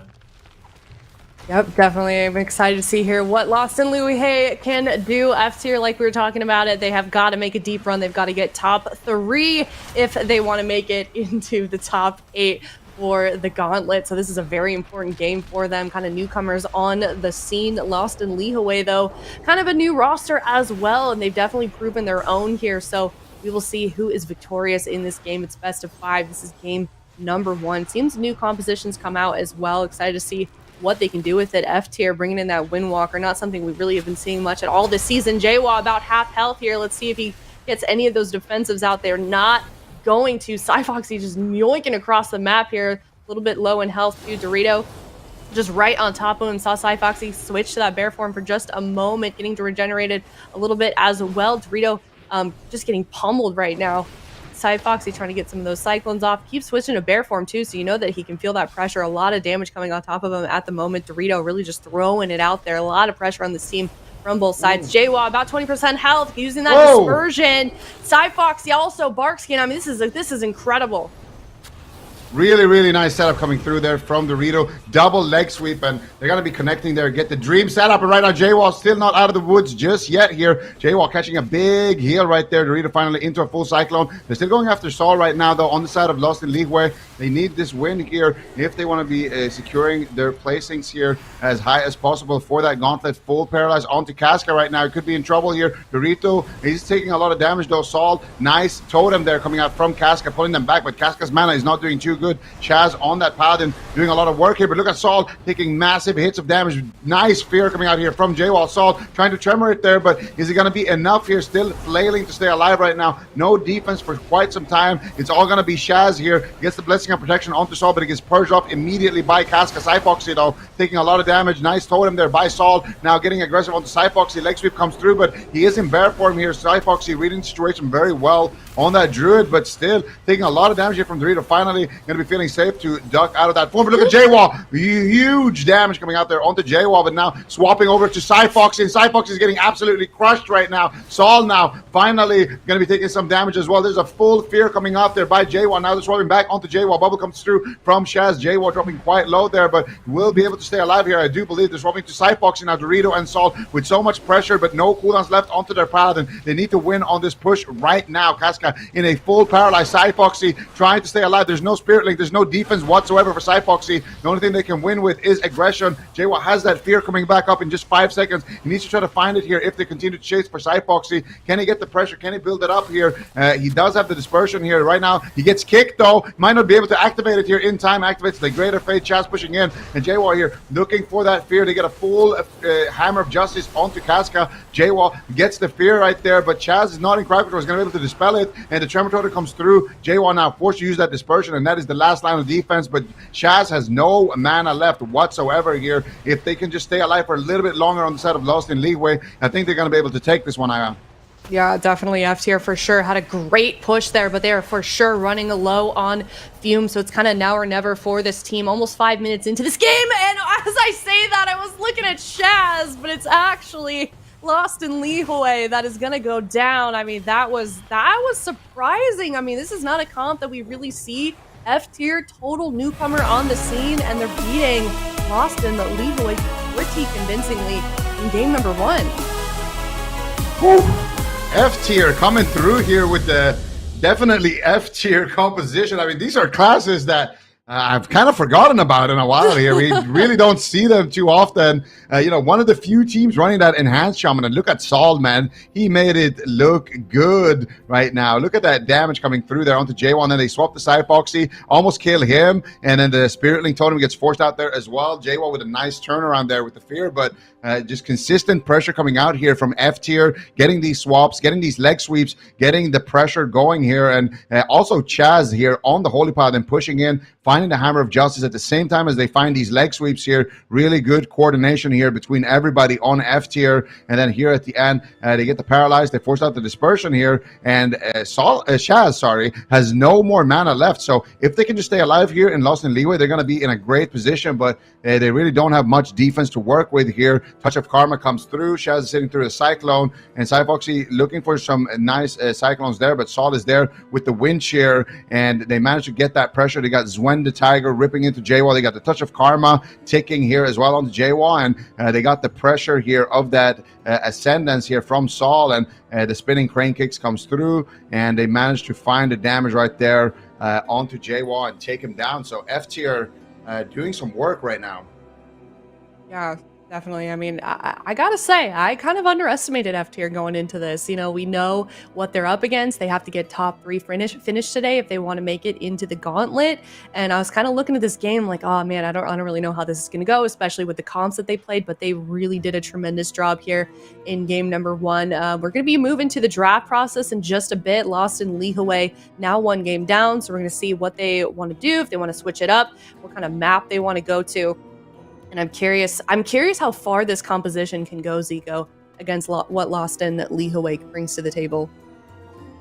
Yeah, I mean, I feel like this cleave setup, it's, it has an enrage timer before you kind of just lose, because Shaz is pretty much always going to be losing on mana. But if they can get enough pressure, if they can force enough cooldowns before that, that's where, they can get the wins, like in this match that we just saw here. So it really is going to come down to finding those triple leg sweeps. It's going to come down to finding, those swaps where you get the dispersion and you tap target over to Cyfoxy. You get him low as well. And you can see the spikes of damage that are coming through here from F tier. You can see those purple, kind of spikes here on this graph, especially there towards the end. Just so much damage coming through in just short periods of time from those guys. So they're packing a big punch here on the side of F tier. But Lost in LIHUE, let's not forget, they got Yoski on the bench here. He's been doing great on that Warlock, so maybe they tag him in on the Warlock. It definitely is a possibility. Yep.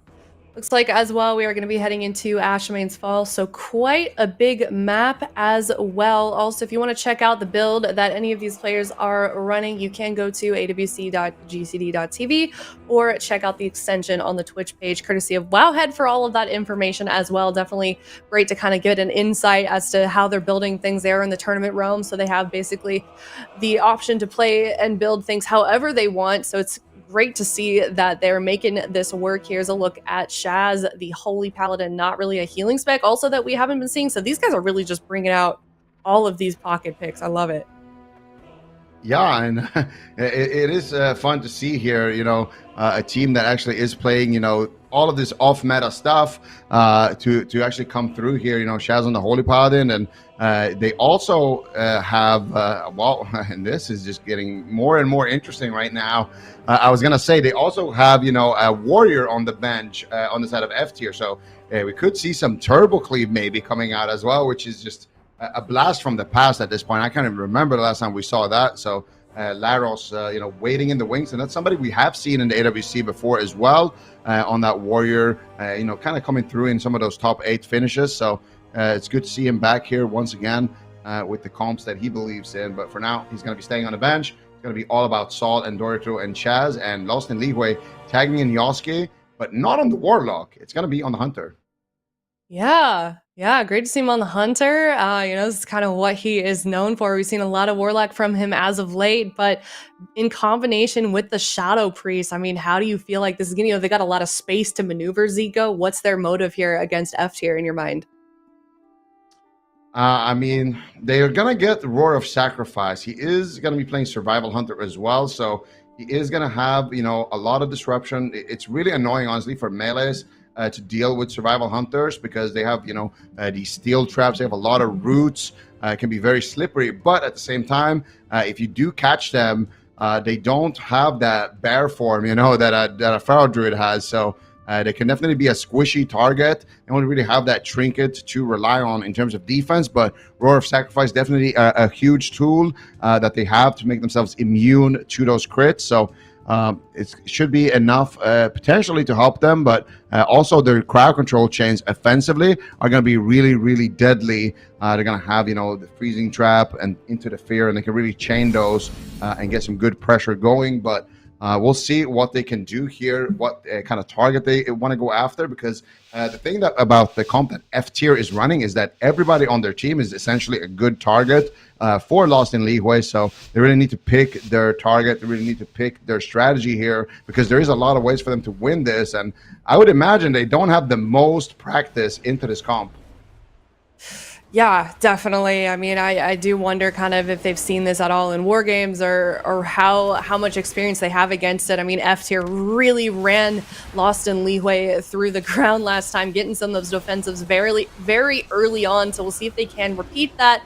But it was kind of Shaz that ran out of mana quicker. So this could be very volatile. It'd be very dangerous. Dorito about half health in the middle there, pushing out that Zwen Tiger, just kind of getting some damage done in the middle of the map here. Saul definitely getting that pressure in as well. Dorito caught a root. He's bringing out that touch of karma as well, trying to get some of that pressure off of him. Shaz, on the other hand, about half health at the moment. He's about 75% mana also, so he should be totally fine to top himself off in just a moment here. But right now, they're definitely trying to repeat what they had happen in game number 1. This would be very, very good for them. They could be on their way to hopefully getting a top 3. That's what they need to do. That's what they know what they need to do. Jwa, a little bit scary for a moment there, is able to hold on to Dispersion for that push. But that was a little scary for a second.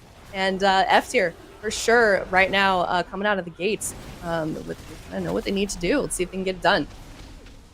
Yeah, good synergy there between Casca and Jwa, making sure that they don't overlap any defensives there. They use the Spirit Walker's Grace to get the big heals out there. And Casca's been doing a great job here, kind of allowing Jwa to just tank out the pressure here and be as aggressive as possible. But Jwa not feeling too confident right now. He's going to activate the Greater Fade, looking for those dots. And I really like these Diamond Eyes coming out here from Yoski. Full Blinding Light, though, onto Casca. Into a full Hex there by Saul. This could be huge trouble right now. Yoski playing the range game there, activates the Roar of Sacrifice right there. But they're swapping onto Yoski now that he used that Roar of Sacrifice onto Jwa. And Yoski actually, with the Steel Trap right there onto Saul, this is what I was talking about. These traps are very, very annoying. Dorits are taking a lot of damage here, but the Avenging Crusader is active for Shaz. Should be enough to keep him alive for now. Paralyzed onto Casca. He's going to subside there, and that root there as well on the pet of Yoski. Definitely doing some work here so far. I was going to say Yoski is actually playing the Mecha Gnome, so it's really nice to see him on that. He's going to have that available to him for extra defense. Jwa, an extremely close call there. Going to be trading out the Void Shift right now, but look at Saul as well, taking a lot of damage here. Yoski being extremely annoying if he can just continue the pressure here. Beautiful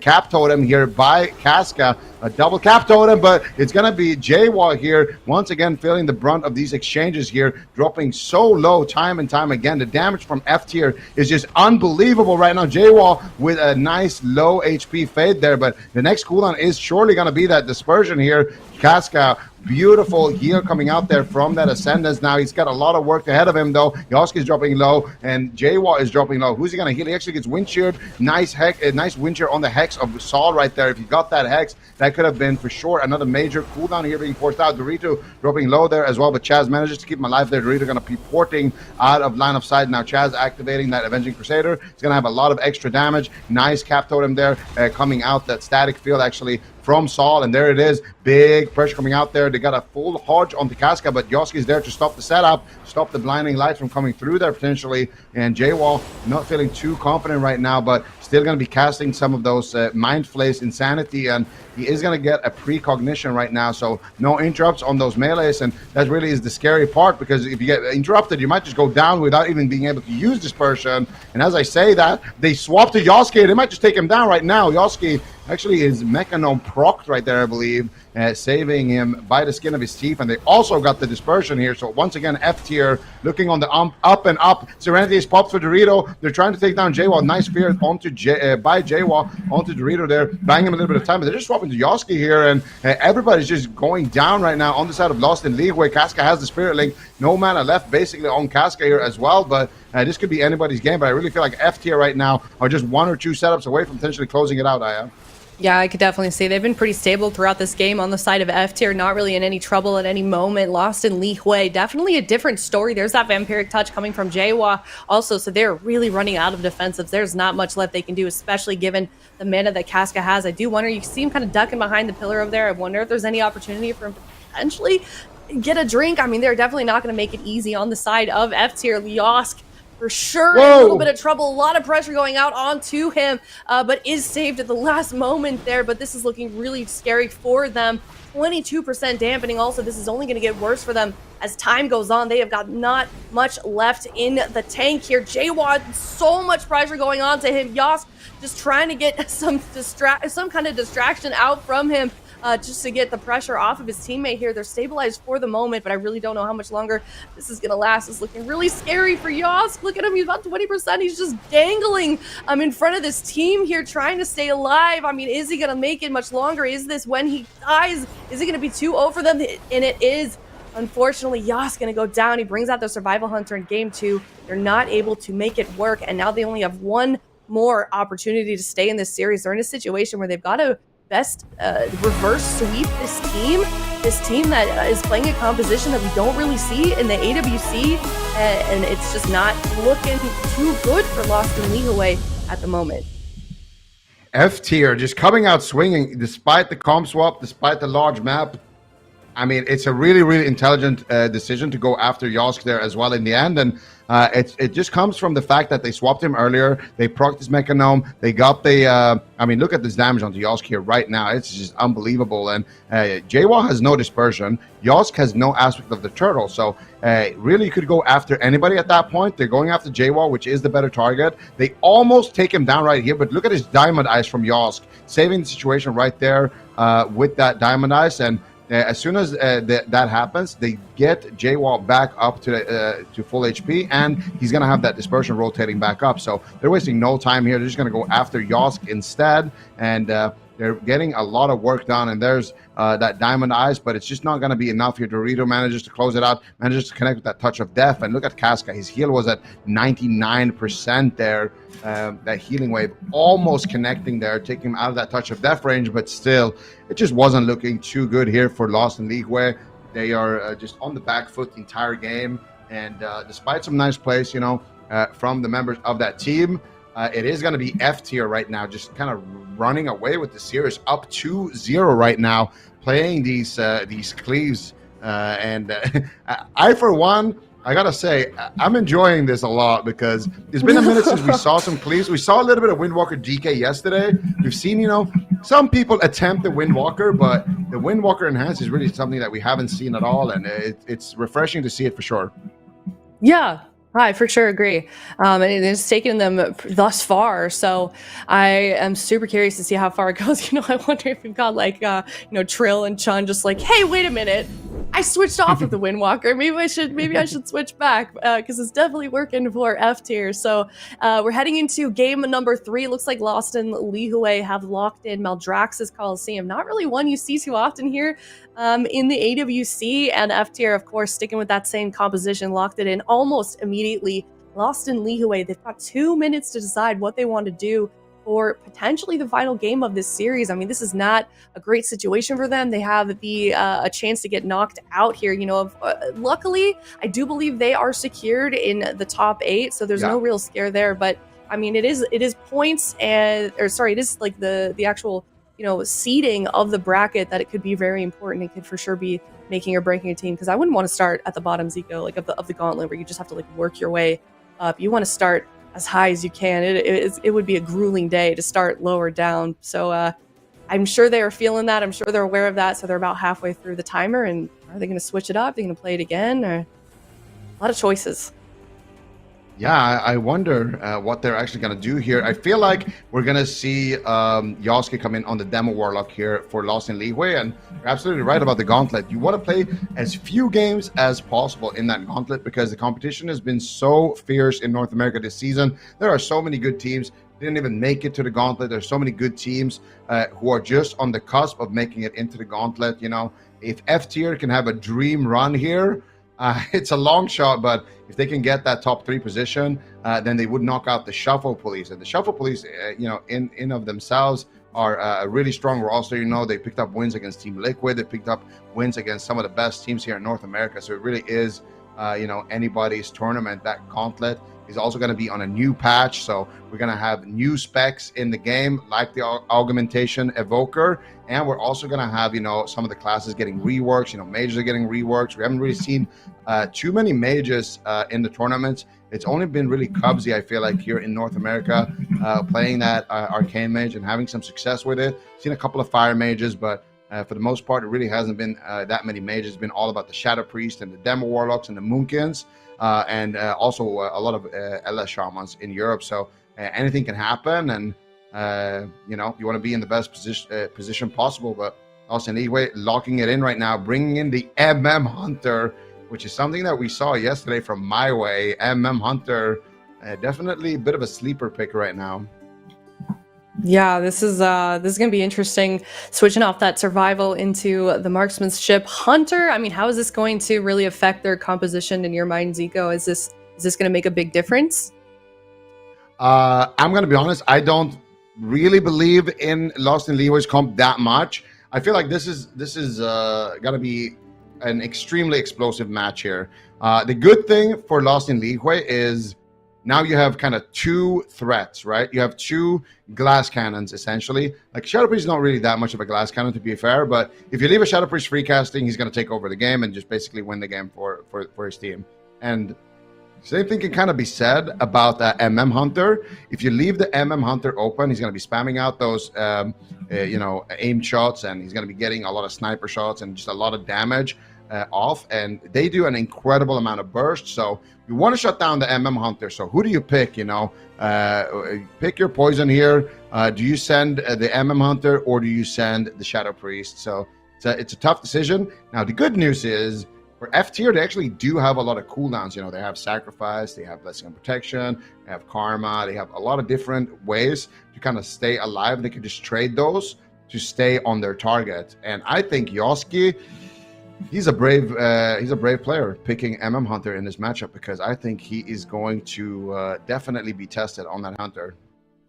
Yeah, I think so too. I mean, he is a veteran player. He has a lot of tournament experience. He played for a long time in the APAC region back when we had tournaments for them, and he would definitely dominated over there. So I'm sure that this is a situation that he's been in before. So hopefully he can draw on some of that veteran experience in this type of in this match, because they are facing elimination. F tier, this new team to the AWC season, about to knock them out of the tournament before Championship Sunday, 3-0. But Lost in Lihue, they still have a chance to turn things around, but they're going to have to reverse sweep, which may prove to be difficult. So let's see what they do here in game number 3. Yeah, let's see what they do here. Lost in Lihue already on match point here against F tier. Who could have guessed it right now? The Windwalker Enhanced Shaman proving to be quite deadly here. Moldrax's Coliseum is going to be the map, and they're actually going after J-Wall, leaving Yosuke open. Could be a big disastrous mistake here. They're trying to find the leg sweep there onto Yosuke and J-Wall, but Yosuke dodges it expertly. Scattershot coming out here onto Dorito, and Yosuke shutting down the setup right now. They get the paralyzed onto Yosuke, full blind onto Casca right now, but it's going to be Saul actually taking most of the damage. They drop the disarm right there onto Yosuke. He's going to drop a steel trap there in the midfield. Triple fear coming out from J-Wall, and Dorito actually going to be feeling a lot of damage here. I feel like leaving Yosuke open is a huge mistake from F tier. They need to go after Yosuke right now. So look at the damage coming through right now. Saul taking huge hits of damage, but Chaz is there to deflect it for now. Has a full freezing trap onto Shaz right now. Can they stay alive during that time? There's the question. And now they finally connected onto Yoski, and look what's happening onto Yoski immediately when they connect on that MM Hunter. They are so squishy here, and it looks like they're actually going to be swapping back onto J-Wall here. Could be a mistake. Saul once again, excellent usage there of that Dark Iron Dwarf. Takes a massive chunk of damage, sacrifice coming through, Avenging Crusader coming through, and they're stacked up for a triple leg sweep. Huge damage. Nice knock though by Casca. What are they going to go after? They go after J-Wall, and they go after Yoski a little bit there. Yoski going to trade out the exhilaration heal there, and that should be enough to keep him nice and top. Now Yoski looking to get aggressive, disarm onto rapid fire, and they get a full trap here onto Shaz, but Yoski is disarmed for half of that. Nice teleport there by Dorito. Teleports back into the midfield here now that that crowd control has subsided, and they're looking to continue their assault here onto J-Wall. Yep, so far they're kind of holding up a lot better than they have in the first two games on the side of Lost and LIHUE. Their defensives quickly got whittled down, but this is definitely a different story right now in Game 3. So maybe this switch to marksmanship is what they needed. Dorito half health right now, kind of on top of J-Wad, going to be switching now to Yas. Yas trying to run. Yoski trying to run away from Dorito, just get some of that distance there, and now we're going to be heading back into the middle. So a lot of damage happening right now, a lot of just melee madness in the middle here. We're seeing J-Wa using that dispersion, about 20% health. That was a little bit scary, but he does have a few defensives left, and Casca very healthy on mana at the moment. So not too much in trouble for Lost and LIHUE right now. They're definitely doing much better in this round. So we will see if they can turn it around. This is very, very bad situation for them. But right now they're doing pretty solid. J-Wa half health also. We're seeing Dorito bring in that touch of karma on top of him also. And we'll see if they can get this push, because this might be a go here. Looking really scary for J-Wa, and he just cycles down with nothing. He still had Void Shift. Oh no, that is so unfortunate. That was so quick. I wasn't expecting that. Yeah, I don't think J-Wall was expecting that either. F tier coming through right now with the 3-0. Unbelievable performance. Coming in with the cleave, coming in with the Holy Paladin of all things. Enhanced Shaman. I mean, these guys really put on a show here. Really love to see that. And Lost in LIHUE, I mean, this is something that you love to see if you are the other teams kind of playing for that gauntlet, because Lost in LIHUE, we're going to see potentially take a look at the standings a little bit later on here, but absolutely insane right now. They were tied with, actually, they were in 6th with no answer. So Lost in LIHUE were 6th, then it was no answer, then it was RNG. So a lot of teams there kind of fighting for that spot that Lost in LIHUE had, and now they're out of the tournament. So could be some interesting developments there happening, and we're going to see that damage that came through here, and then exactly what happened here to J-Wall.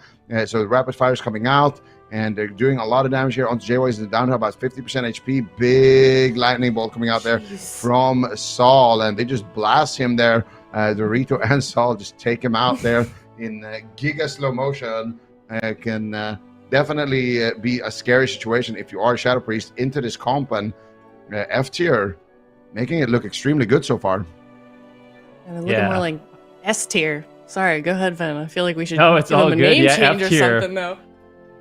You love to see this, and this is such a nightmare composition for a Shadow Priest. I mean, it might not seem like it, but just being trained down by a Windwalker Monk and an Enhancement Shaman, you were just constantly under threat of going down. You can see here J-Wad is getting Wind Furied and deleted by Saul. It's one of those death logs where there's like 30 damage events going on, and unfortunately for J-Wad, he wasn't able to react, but that does mean, and this is surprising to me, I mean, we're seeing a Holy Paladin. This is actually the first time I think we've seen a Holy Paladin win on broadcast this season.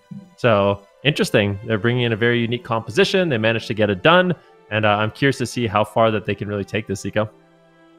Yeah, definitely. I mean, F tier, they're going to need to go on that dream run here. Can they do it?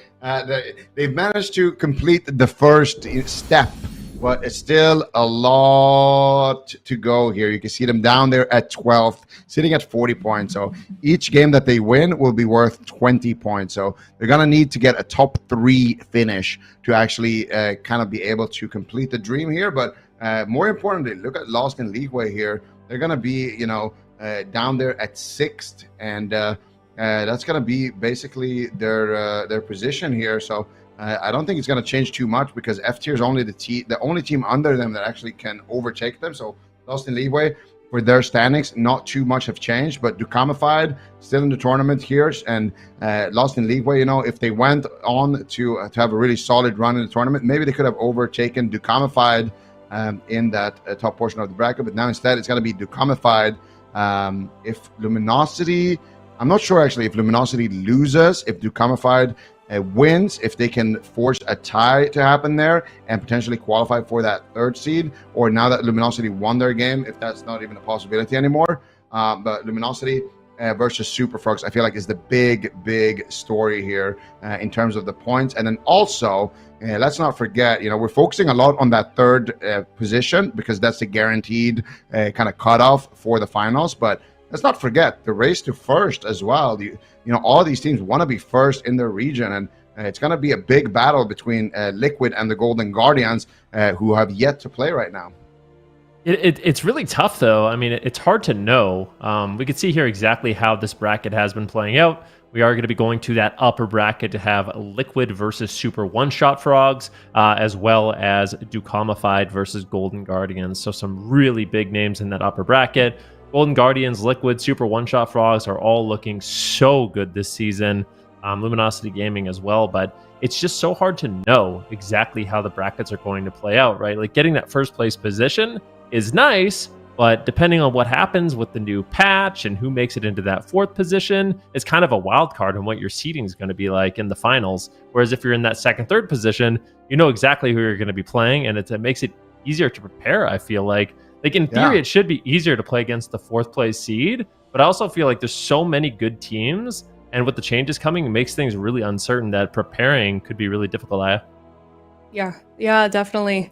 Always love to see these kind of scary moments where I feel like for so long it's been, for when we have a seeding format like this for the season, the first place is solidified very, very early on. But the big difference with North America is that it could still switch up in that top three, which I think it makes things more exciting. I feel like the seeding over on the North American side, there's a lot more stories and it's a lot more exciting.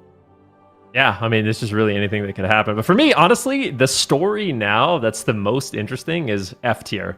F tier with this kind of oddball composition. What's really funny about this team in particular is this is a composition they play a lot. Like Sol and Dorito, they've been playing this composition for many seasons at this point. I think they play it every single season of Shadowlands, so they have a lot of experience. And if this is a comp, like let's say that they do manage to sneak in to that top 8, and then all of a sudden, you know, Windwalkers are getting buffed and Paladins are getting buffed, and things could just get really crazy for them. So I'm curious to see if they can go on the dream run. But our next matchup of today is, of course, going to be Liquid versus the Super One-Shot Frogs. And this was the finals of last week as well. So we'll see what Liquid's going to be able to come in with. It seems like so far they've been really well prepared with their Subtlety Rogue. Trill's One Dance build has been all the rage, you know, the talk of the town. We got, of course, Samayam on the Moonkin, Sidu on the Preservation Evoker. They've been looking really good. And for Super One-Shot Frogs, they've been a team that kind of just brings lots of different answers to the table. I'm curious to see what they do decide to lock in for that game number 1. We are going to have that series right after a quick break.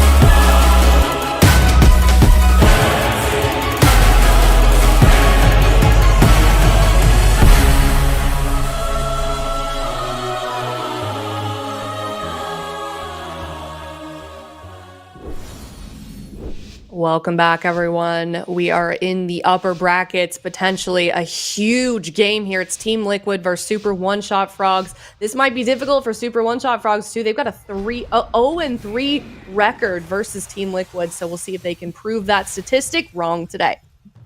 They're playing a different comp to try and break the curse here. Maybe fourth time is the charm against Liquid. Demonology Warlock Balance Druid. This has typically been a great comp in Europe to be able to deal with subtlety rogues, but Trill is like an entirely different rogue with his build, so I'm very interested to see how it navigates this type of matchup, if it's just going to overwhelm the target with unhealable damage. Sea-Doo running the Preservation Evoker is going to be really effective into flop on that Resto Druid as well. These fire breaths from Sea-Doo are going to purge off the hots. Cubs actually ports away from that fire breath. Not sure if he avoided the purge, but if he did, that would be huge.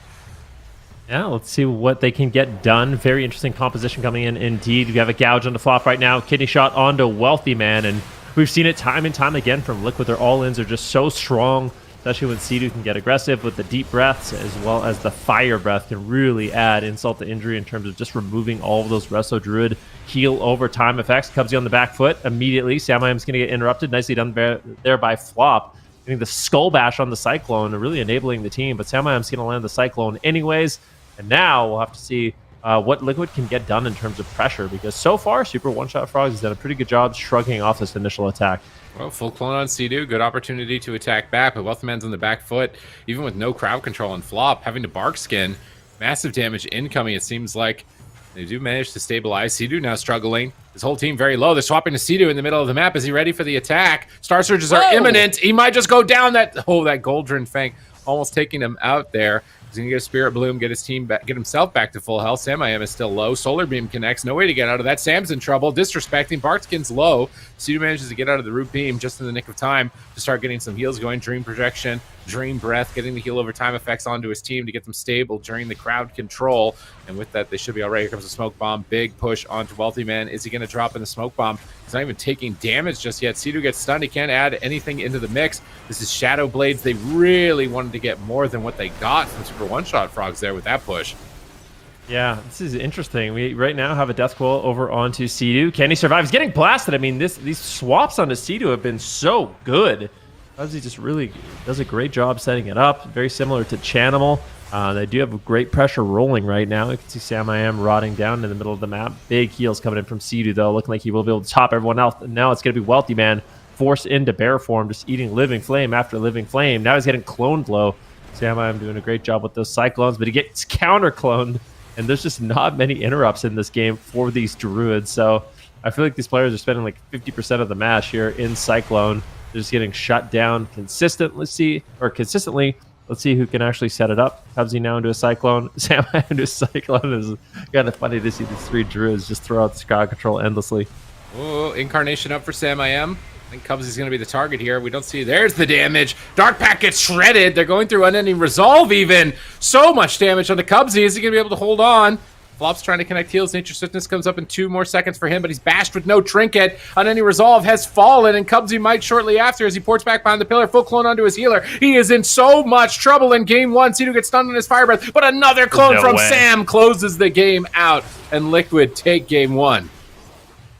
Yeah, just a really solid all-in there by Liquid. They're able to get it done, and that's the thing. That's what makes this composition so scary, especially against a Restoration Druid. When you finally do find momentum in the match, you're really able to ride it. You see Samayam coming with the Cyclones, Sea-Doo adding in on the burst damage, and they're able to eventually just take down Cubsy. There's really not too much that Flop's going to be able to do in that situation. And that's why one major problem with the composition that Super Frogs is running is the Balanced Druid. It brings a lot, right? Like, you have the Root Solar Beam, which is powerful. You have Cyclone, which is obviously really strong. You have Bash, but one thing you don't have is like a low cooldown interrupt. So Samayam basically gets to have a field day in this match with Cyclones, just controlling everyone. You can see here, this is the final setup here. Huge damage onto Cubsy. Flop in the backline doing what he can. This is the Unending Resolve, but the heals just aren't enough at this point. Cubsy is forced to eventually portal away. We get a Bash here by Samayam, who follows it up with the Cyclone.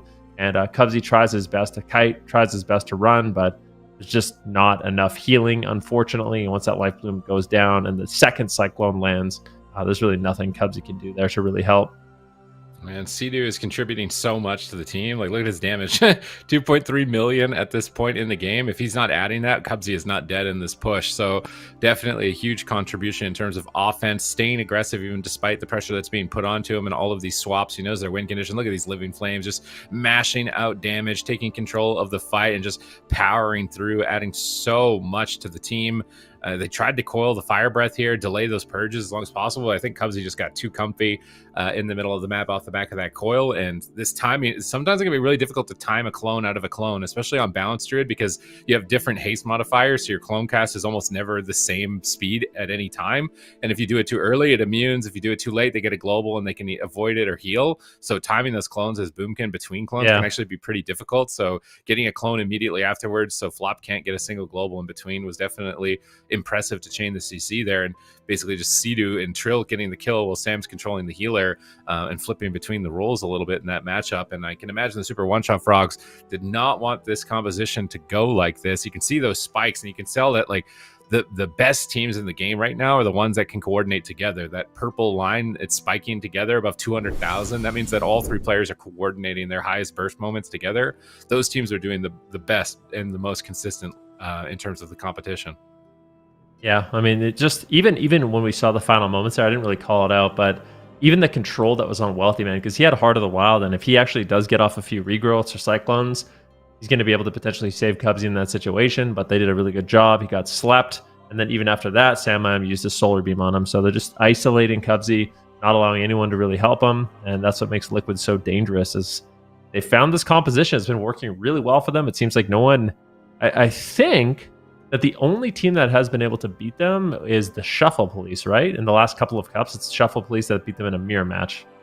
And everyone else, Liquid, is kind of just walking all over with this Rogue Moonkin Evoker. So I'm curious if Super One-Shot Frogs has anything else they can play. Of course, they do have Chun-Li as a fourth member. Haven't seen him play too much, but that's mostly because Chun-Li specializes in, the Windwalker Monk, the Hunter, as well as that Devastation Evoker. So not able to be kind of fully utilized on this roster at the moment, but it is interesting to see Wealthy Man pick up the Moonkin. And how do we like it over playing the Elemental Shaman last week?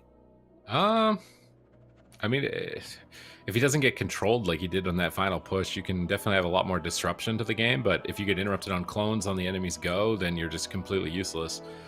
So pros and cons. Overall, it's probably better, but if he's not as experienced on it, I would think Ellie is better. It's going to be a bit tankier. You can pre-bear stuns. You're not as much of a target possibly in the future.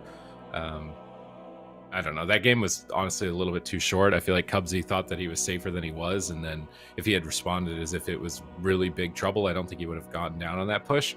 And now with the big map, that we're going to really get to see it play out. I think this is a much better case study for the viability of this comp versus the Elemental Shaman. Yeah, I'm curious to see what Super One-Shot Frogs does. Obviously, this is something that they have prepared. Wealthy Man showing a lot of flexibility. I believe this is the first time we've seen him play Moonkin as well. Feel free to correct me if I'm wrong. But he played it with Chun-Li one time with Devastation Evoker Moonkin. That might have been the first cut. It didn't go well. It's like a 0% win rate, I think. I'm pretty didn't sure go well, but yeah, it's interesting seeing Wealthy Man pick up all these different roles. I mean, all these players are multi-classing more than we've really ever seen before. Really, just trying to find their spot in the meta. We talked about it. There are big changes coming with 10.1.5, and I'm curious to see, how that is going to affect the meta. What classes are going to have a rise to power? We're going to see more Holy Paladins. Is Chun-Li going to be able to play Windwalker Monk? Because if they can just hold on, it's like Golden Guardians at the beginning of the cups. Their RPS, they held on. You know what I mean? And they just dominated everyone until some changes came in. So they were looking really, really solid, and you can have a good patch with the right compositions, your team can really excel. So at this point, for Super One-Shot Frogs as well as Liquid, they got to Liquid's just owning everybody. Liquid seems like they are the team to beat right now in North America. So we'll see if Super One-Shot Frogs is going to be able to do it, bringing a Wealthy Man on the Boomkin. A larger map, smaller pillars might be exactly what they need to survive. My favorite part about it is that Trill is doing it entirely with his own build. Because I tune into the other Rogue streams. I tune into Peekaboo. I ask him, did you try Trill's build? He's like, nah, it's not for me. That's not it. That's not the move. No other Rogue actually thinks this build is right. It's only Trill. But if he keeps winning everything, it's got to be right. I feel like there's a certain point where the proof is more than the opinion. in this. So will Liquid convert any other rogue players into this build if it continues to have the same success? You can see Cubsy just lobbing out demons towards Sea-Doo. Trill waiting for his opportunity to strike. Sandman building up astral power. I think they're going to open here with the sprint from Trill. You can see cheap shots on Wealthy Man. They want to go after Cubsy though. Kidney shot connects. He moves over, blinds flop, triple crowd control, clone out of the stun. Beautiful setup here from Liquid, isolating Cubsy, looking to run him down in the opener. He's going to port back behind the pillar, but they've immediately reconnected. Overgrowth gets through before the gouge can go off from Trill, so that Overgrowth gets all heal over time effects up in the Cubsy. He should be okay as a result. They interrupt Wealthy Man on a casted clone there, trying to slow down his potential peels for the team. They're going to off-kidney him, actually switch to him off of those big heal over time effects, force some cooldowns onto Wealthy Man before going back. But Sea-Doo needs to be careful. They've been looking at him in that first game. They're looking at him again in game number 2. And this is Tyrant. This is the 1 point against Cubsy where you can't disrespect. They cyclone the Tyrant, take it out of the game, knock Wealthy Man away. Sea-Doo's in a clone. Sam's trying to recover behind the pillar and bear farm. Frenzied regens. Now another clone onto Sea-Doo. Sam is still isolated. Trill not able to connect to anything at the moment. They're just trying to recover before their next big push. Shadow Fear on Sea-Doo. There's the step. Cheap shot. Smoke bomb. I think it's a bit of a bait possibly onto Cubsy. They don't get the unending resolve with the bait. Cubsy ports out of the bomb with just the dark pack. So definitely not a big payout on that bomb. We see a coil onto Sea-Doo. Pulling him out into the open again. Still trying to pressure him. Clone on Sam. Sam trinkets that clone. They've got Cubsy clone. They're pressuring Wealthy Man, swapping off the hots, trying to run flop out of mana with all of these swaps would be my best guess. We can see a step into gouge onto flop. Is Sam going to get in range for a clone out of this? I don't think he can deal with the interrupts. Flops out of line of sight. He's going to avoid it. Cyclone on Trill. Pressure is going to be stalled. Cloning those Shadow Blades is going to be really important, removing that cooldown and that threat now that it's over. Cubsy Wealthy Man could likely look to get aggressive, but Sam is just taking control. Wealthy Man's in a full clone. Sea-Doo is jumping into the fight. They're trying to get close to flop and get him involved. But Sea-Doo's caught in a solar beam. It ends up breaking to damage, though, so not really a high-value solar beam here from Wealthy Man. And honestly, they need those. I really want to see more coordinated pushes because Sea-Doo has no way to really avoid solar beam, so it's a great way to just chain it into a Cyclone, isolate Sam IM, put a Tyrant on him, X-toss him in the middle of the map. I really want to see more crowd control setups from the Super One-Shot Frogs in that regard. Yeah, we'll have to wait and see. Flop is burning through his mana really quickly here. Another setup onto Sea-Doo. Let's see if they can take him down. Big damage here from Sam-IM, though. This is his incarnation. Looking to get crazy, but it seems like mostly Cubsy's been able to shrug it off so far. Set up here onto Wealthy Man for the time being. Israel going in for a gouge onto flop into potential sleepwalk. They find the sleepwalk, and there's no Tremor Totem to help it out, so these sleepwalks from Sea-Doo are going to pay off in a huge way. Let's see if Sam-IM can follow up the crowd control. He gets the bash. He gets the Cyclone. This damage is overwhelming. Crowd control on flop after crowd control. It looks like they will finally subside, and Wealthy Man's going to get some counter clones of his own. See if the Super One-Shot Frog is actually going to be able to recover here, because it has been a struggle for flop, and he's burning through his mana quickly. Cubsy might just outright die. Just forced the portal back behind the pillar. It looks like flop should be able to top him off, but I really feel like flop's going to need to go for a drink at some point in this game. He has the luxury of 2 Innervates, having a Balance Druid on this team, so that can sustain him in the later game, but need to be very careful with how they use that. Great pressure here on Trill. No, they get Cloak of Shadows, so I feel like a Solar Beam on Sea-Doo, let the dots fall off, go after Trill in a stun. He doesn't really have a lot of options. They could KO, and maybe even go after Sam as well. They've got him down at half at this point. Sea-Doo's playing aggressive. Fire Breath, Smoke Bomb, purging all the hots. He ports away, but the Dark Pact is shredded. Flop is far away. Cubsy gates back to his side to try and recover. Big, deep breath from Sea-Doo. Massive damage incoming. Huge cleave onto Wealthy Man. He might just go down as collateral damage. He almost goes down. He manages to survive there with Frenzied Regen. Now Sea-Doo needs to be careful. Their push is over, and he's been exposed by getting so aggressive. He's going to pull right back to the pillar, blind on flop, trying to keep Wealthy Man on the back foot. He fakes an interrupt. He gets precog. He's got big hasted damage onto Sea-Doo. Dream Projection, going to dispel the dots, stay ahead of the pressure, get heal over time effects up. Flop charges in. Sam fakes an interrupt, turns the clone around onto Wealthy Man with no trinket. He's going to be out of the fight. Kidney shot on Cubsy. They're going to push for unending resolve. They get Iron Bark, but they want more. They want more. Are they just going to kill him through it? Huge heals coming in from flop, but look at his mana bar. It's cost him everything to keep Cubsy alive in this position. Yeah, I mean, it is very taxing the way Liquid is playing this one. They're bouncing all over the place now, going after Wealthy Man at the same time, though. Trill's in trouble. Might have to trade out the Vanish if Sea-Doo can't heal him up. Big damage here on Wealthy Man. Flop is forced to trinket to try to keep him alive, but it might not be enough. Beautiful Cyclone coming in from Sam, and Wealthy Man holding on by a thread, but can he survive much longer? Cheap shot from Trill, and they drop him. Cubsy tries to get some damage rolling, but it isn't enough. Liquid once again with an overwhelming crowd control chain and a really aggressive push, doing a great job in this game number 2. Head Heart of the Wild. I mean, less the UI, I'm gonna check the spec on the AWC companion app. shout out to Wowhead for providing the tooltips for this so that we can utilize it. We got a new tool to look at the gear and talents and builds for the players. And says he's running Heart of the Wild. He could have pressed Heart of the Wild, reset a frenzied regen charge there, had the extra armor in bear form. I feel like he actually could have lived there like this whole time. Right? He has Heart of the Wild. It gives you such a big advantage to have 2 frenzied regens, and he's got renewals. Like those 2 cooldowns together would have bought him time to get to Bark Skin, would have bought time for flop. Like watch right here, Heart of the Wild renewal, and then frenzy, but he only renewals. He doesn't Heart of the Wild, so he ends up dying through it. He would have extra armor. It would have got him a little bit of time. Not that they would really be in a winning position after this point, but he definitely could have survived right here, I think. Yeah, I think you're totally right about that. Barkskin was just rotating back up too, but that is where things get a little bit tough, right? It's like playing these ult specializations with limited practice. You're not as comfortable with the defensive cooldowns. I mean, surely, if he's on mage, he uses his ice block, as all mages do. So the thing is, it's just like when you are being pressured on your ults, it makes it really, really difficult to have like that, those picture perfect moments, especially when the stakes are so high, right? So maybe, yeah, getting off those cooldowns could have extended the game longer. Does that mean that they win the game? Not sure about that. I'm not convinced of this composition just yet. It really feels like Liquid. With the way Sea-Doo, Sam, and Trill play it, I feel like they are very strong into these restoration druids. And the druid teams can hold on for long enough, but eventually it seems like their mana is taxed. They fall behind. The flame breaths come in. They get overwhelmed, and they just cannot catch up at a certain point. Yeah, I mean, this is one of those moments. Like, even if he doesn't live here, he's and he doesn't have cooldowns really, other than Barskin coming up for Wealthy Man. They chain the CC so well. They get cheap shot out of the clone, even if it's on DR. And Sea-Doo uses an instant fire breath. Like, that was probably like a 100k for 200k plus, and he would have just died no matter what. Maybe he would have just died to Heart of the Wild anyways, with the overkill damage that Sea-Doo had at the end of the game. There would tip the scales fire breath. But yeah, playing a resto druid, getting clone, getting high winds up onto your hots, and then getting fire breath purged. Like, obviously you want to be a healer that's not evoker, because then you're going to be solar beamed. You don't want to be solar beamed. So, but I don't think resto druid is the move. I think it's something else. It's got to be maybe a resto shaman, maybe a gnome mistweaver even.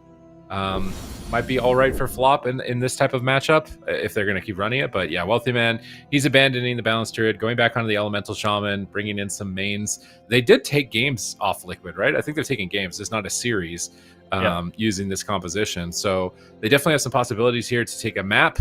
But aside from maybe taking one map, I don't see them pulling this series back. They'll have to show a really impressive feat of power in this game for me to believe that. Yeah, I don't feel like I believe in the double druid. Like, it is nice to have 2 cyclones, but I feel like there's something missing, and what it is a kick. Like, you just don't have, it's just you don't have an interrupt that's reliable like an elemental shaman would, or even if you are playing the balanced druid with the warlock, you at least have like a preservation evoker on your team that can back up with crowd control and interrupts. So I feel like the double druid, I don't know if it's going to work out against what Liquid's running. I think going back to this makes a lot more sense to me. I feel like it's also probably a much more of a comfort pick for Wealthy Man in this game. So we'll see what Super One-Shot Frogs can do. They picked one of the largest maps in the pool, but backs are against the wall. Liquid is 1 away from taking down the Super One-Shot Frogs. And I do believe on broadcast, Liquid is actually 3-0 in terms of series over the Super One-Shot Frogs. So this would be the 4th time in a row that they beat them in a series. Yeah, Liquid, after finding this one dance build for Trill, have just been unstoppable in North America. It's really becoming a question of who is going to be able to defeat them. And at the moment, Super One-Shot Frogs, they're on their knees. They're begging for a chance. If they lose here, it's it. They're going down to the lower bracket, and Luminosity Gaming is down there, and they're gunning for their 3rd place position. So they really need this win. They want to make it through to Championship Sunday. Can they turn it around with a reverse sweep? Trill into a fear onto his opener. Good peels from Cubsy. Ports back to flop.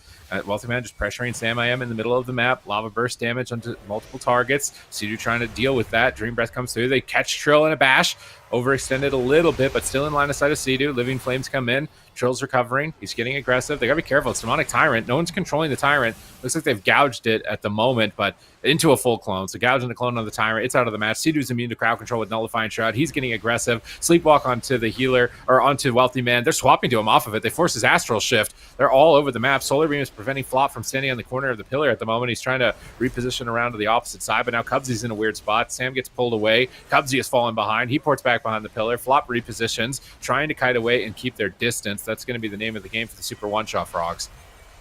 Yep, they're just going to have to constantly move away, and Flop's going to try to recover his mana if he can. But I feel like if Liquid plays this aggressive, it's going to be really difficult to pull that off. Sam getting blasted in the middle of the map, but Trill going for a stun on Cubsy. Smoke bomb gets dropped. Do they have the damage to take him down? A huge setup here from the side of Liquid. They get the unending resolve as well as the trinket there from Cubsy, and I would say that is a big victory with that setup. It was not even the incarnation. Trill really getting aggressive there and pays off in a big way for them.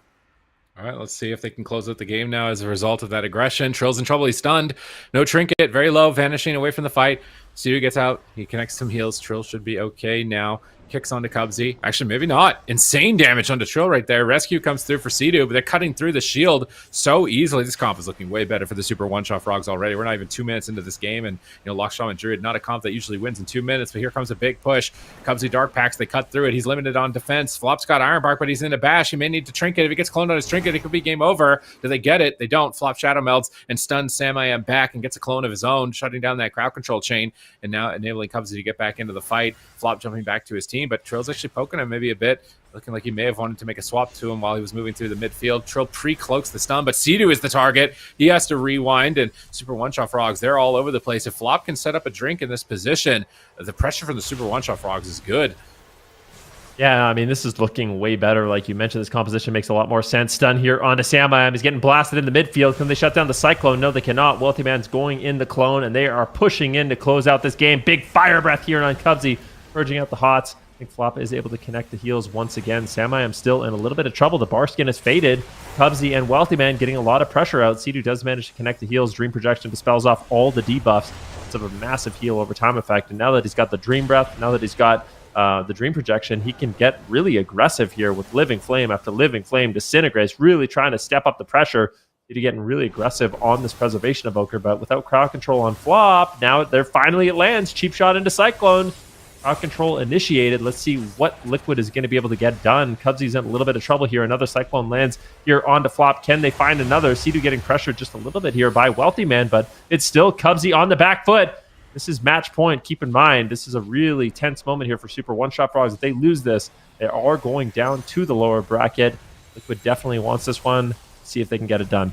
Yep, they're really close. Wealthy Man not with many options left. They've got a full blind, but Trill's in a bash. They have to survive this moment. Can they do it? Can Sidu keep Trill alive here? He's really low. Sidu jumps in. Verdant Embrace. Big heals coming through. Trill is back to full health. Nullifying Shroud is up. Sidu is going to avoid a lot of crowd control. He can get aggressive here. He's likely going to go for a sleepwalk. Dream Projection, getting the hots up, getting his team stable to make the final push and close this game out. No Iron Bark, no Astral Shift. As soon as they connect here. Oh, whoa, Sidu! But Sidu needs to stay alive a little bit longer to get to that point. Emerald Communion, he's dying through Communion. They almost killed him through it, but Trill has Shadowy Duel. He has the big one-shot, and Wealthy Man has nothing. They just need to send it. Trill just needs to stun and go. There's the kidney shot. There's the bomb. This is the kill moment. They're all on top of him. This could be it for the Super One-Shot Frogs. Flop ducks into the bomb and gets the Iron Bark up. The only thing keeping him alive right now. They were so close to the kill right there, but Flop blocks it. It cost him his medallion. It cost him his Iron Bark. It cost him the rest of his mana, but at least they still are alive. They still have a chance. They're trying to pull it off here, going after Sidu in the middle of the map. Is he going to disrespect the damage? He's still down at half right now. He's struggling. He time dilates. He's still struggling. He gets kicked on his cast. Sidu rescuing Trill, trying to pull him back to the pillar and get some hots up and recover so much damage. Sidu manages to stay alive. Here comes Incarnation from Sam. They're going after Cubsy, and he is actually exploding. He is actually exploding.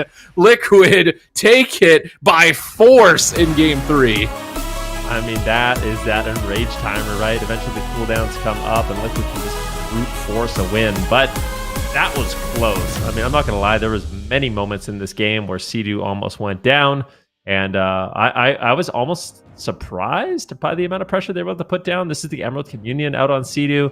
He actually got a decent amount of healing on himself, but they were just cutting through it, and that just shows you how much pressure both Cubsy and Wealthy Man are able to put out. This is where they get really aggressive. The Iron Bark connects onto Wealthy Man during the setup. You can see Sidu getting coiled away as well, but once this Incarnation is off cooldown in about 14 seconds, Sam just pulls the trigger and they're able to just all in. They take him down through Unending Resolve. Flops in crowd control, as you can see. He's falling further and further behind on healing. At the same time, though, look at Sidu getting wind sheared. He's living at 5% health. Has to go for the rescue. I mean, it was a really close game. And I feel like maybe Super One-Shot Frogs was focused a little bit too much on offense here. Maybe Cubsy thought that, the Unending Resolve with the Dark Pact were going to be enough, but with the Fire Breath, with the Incarnation, with the Subtlety Rogue damage, Cubsy just gets dropped, and there's really not much Flop or anyone else is going to be able to do about it. And that's what makes this team and this composition so lethal. Oh, man. Cedo maybe almost baiting them, like, hey, I'm in the middle of the map, stay here and attack me. And that held them in a spot. That's a little too close. Yeah, maybe. I feel like that's a little too close for comfort, though, Cedo, if that was your plan. I mean, let's take a look at his health. Let's just watch it for a second, okay? This is right before the setup onto Cubsy, but Cedo goes down to such a low amount of health. It's just like time dilation. If he didn't get that pre-time dilation and we wind sheared, like, I think he could have gotten dropped by that Urshock. He stays alive, and then just Incarn, they send Fire it, Breath. ship it, clip it, coordinate it together. We're going to see that spike on the damage breakdown at the end of the game. This is the close call where I thought it was not possible to die through Communion, especially when there's no MS, and you're at full health, basically, when you activate it. Almost goes down through it. Super One-Shot Frogs definitely looking better on this comp, but they just don't have the longevity to get to the point where they can pull off a win. It seems like only killing Cedo is their option. And the fact that Cubsy died, I mean, he's not at 100% health. Was he at 100% health when this chain started? It's pretty high. He died 100-0 through Dark Pact and Wall. It's 50%. He's 50%. He got a big heal. Like 80%, 50%. Full clone. He's like 50%. But he walled instantly. It's not like he didn't wall instantly. He instantly was like, oh, yep, I'm going to wall. Should be good. Nope. Not good. Yeah. All right. Unfortunate. Yep. Yeah, definitely unfortunate. Team Liquid taking that victory pretty smoothly. So we're going to be seeing Super One-Shot Frogs later on today. We're going to be playing against F tier in that lower quarterfinals for the second to last series of the day. But yeah, Team Liquid continuing their dominance here in the upper bracket, moving forward to Championship Sunday. And then we've got another upper bracket game coming up next. It's DUKAMIFIED versus Golden Guardians. We can take a look at the bracket, kind of how we got here, the journey that we've seen Golden Guardians come. You know, they beat Unitas earlier on, and now they're going to be playing against DUKAMIFIED. How do you feel like this series is going to go, Ben? I mean, it's really hard to say. DUKAMIFIED is one of those teams that I feel like they have so much potential. Like their roster is really stacked. You have Calvish, Kearney, Nick, and Tuna. All of them coming together gives them a lot of different comp options. I'm curious to see if Kearney has maybe changed the healers that he's playing. I know he plays a lot of Priest. Maybe he's playing the Evoker now, but you know, Calvish and Nick together playing the Rogue Mage. Calvish and Nick playing the Mage. The Warlock Rogue. Then you bring in Tuna on the roster. That gives you the Moonkin all of a sudden. So I feel like DUKAMIFIED, they have the players, they have the compositions. They just need to put it all together.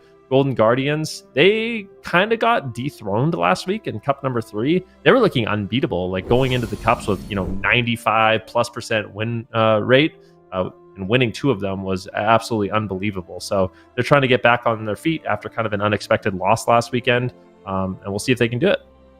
Yeah, we certainly will. We'll see if they can take DUKAMIFIED, or if DUKAMIFIED is going to be winning their series and moving on here in the upper bracket for Championship Sunday. Find out next. We're going to head to a break, and then it is Golden Guardians versus DUKAMIFIED.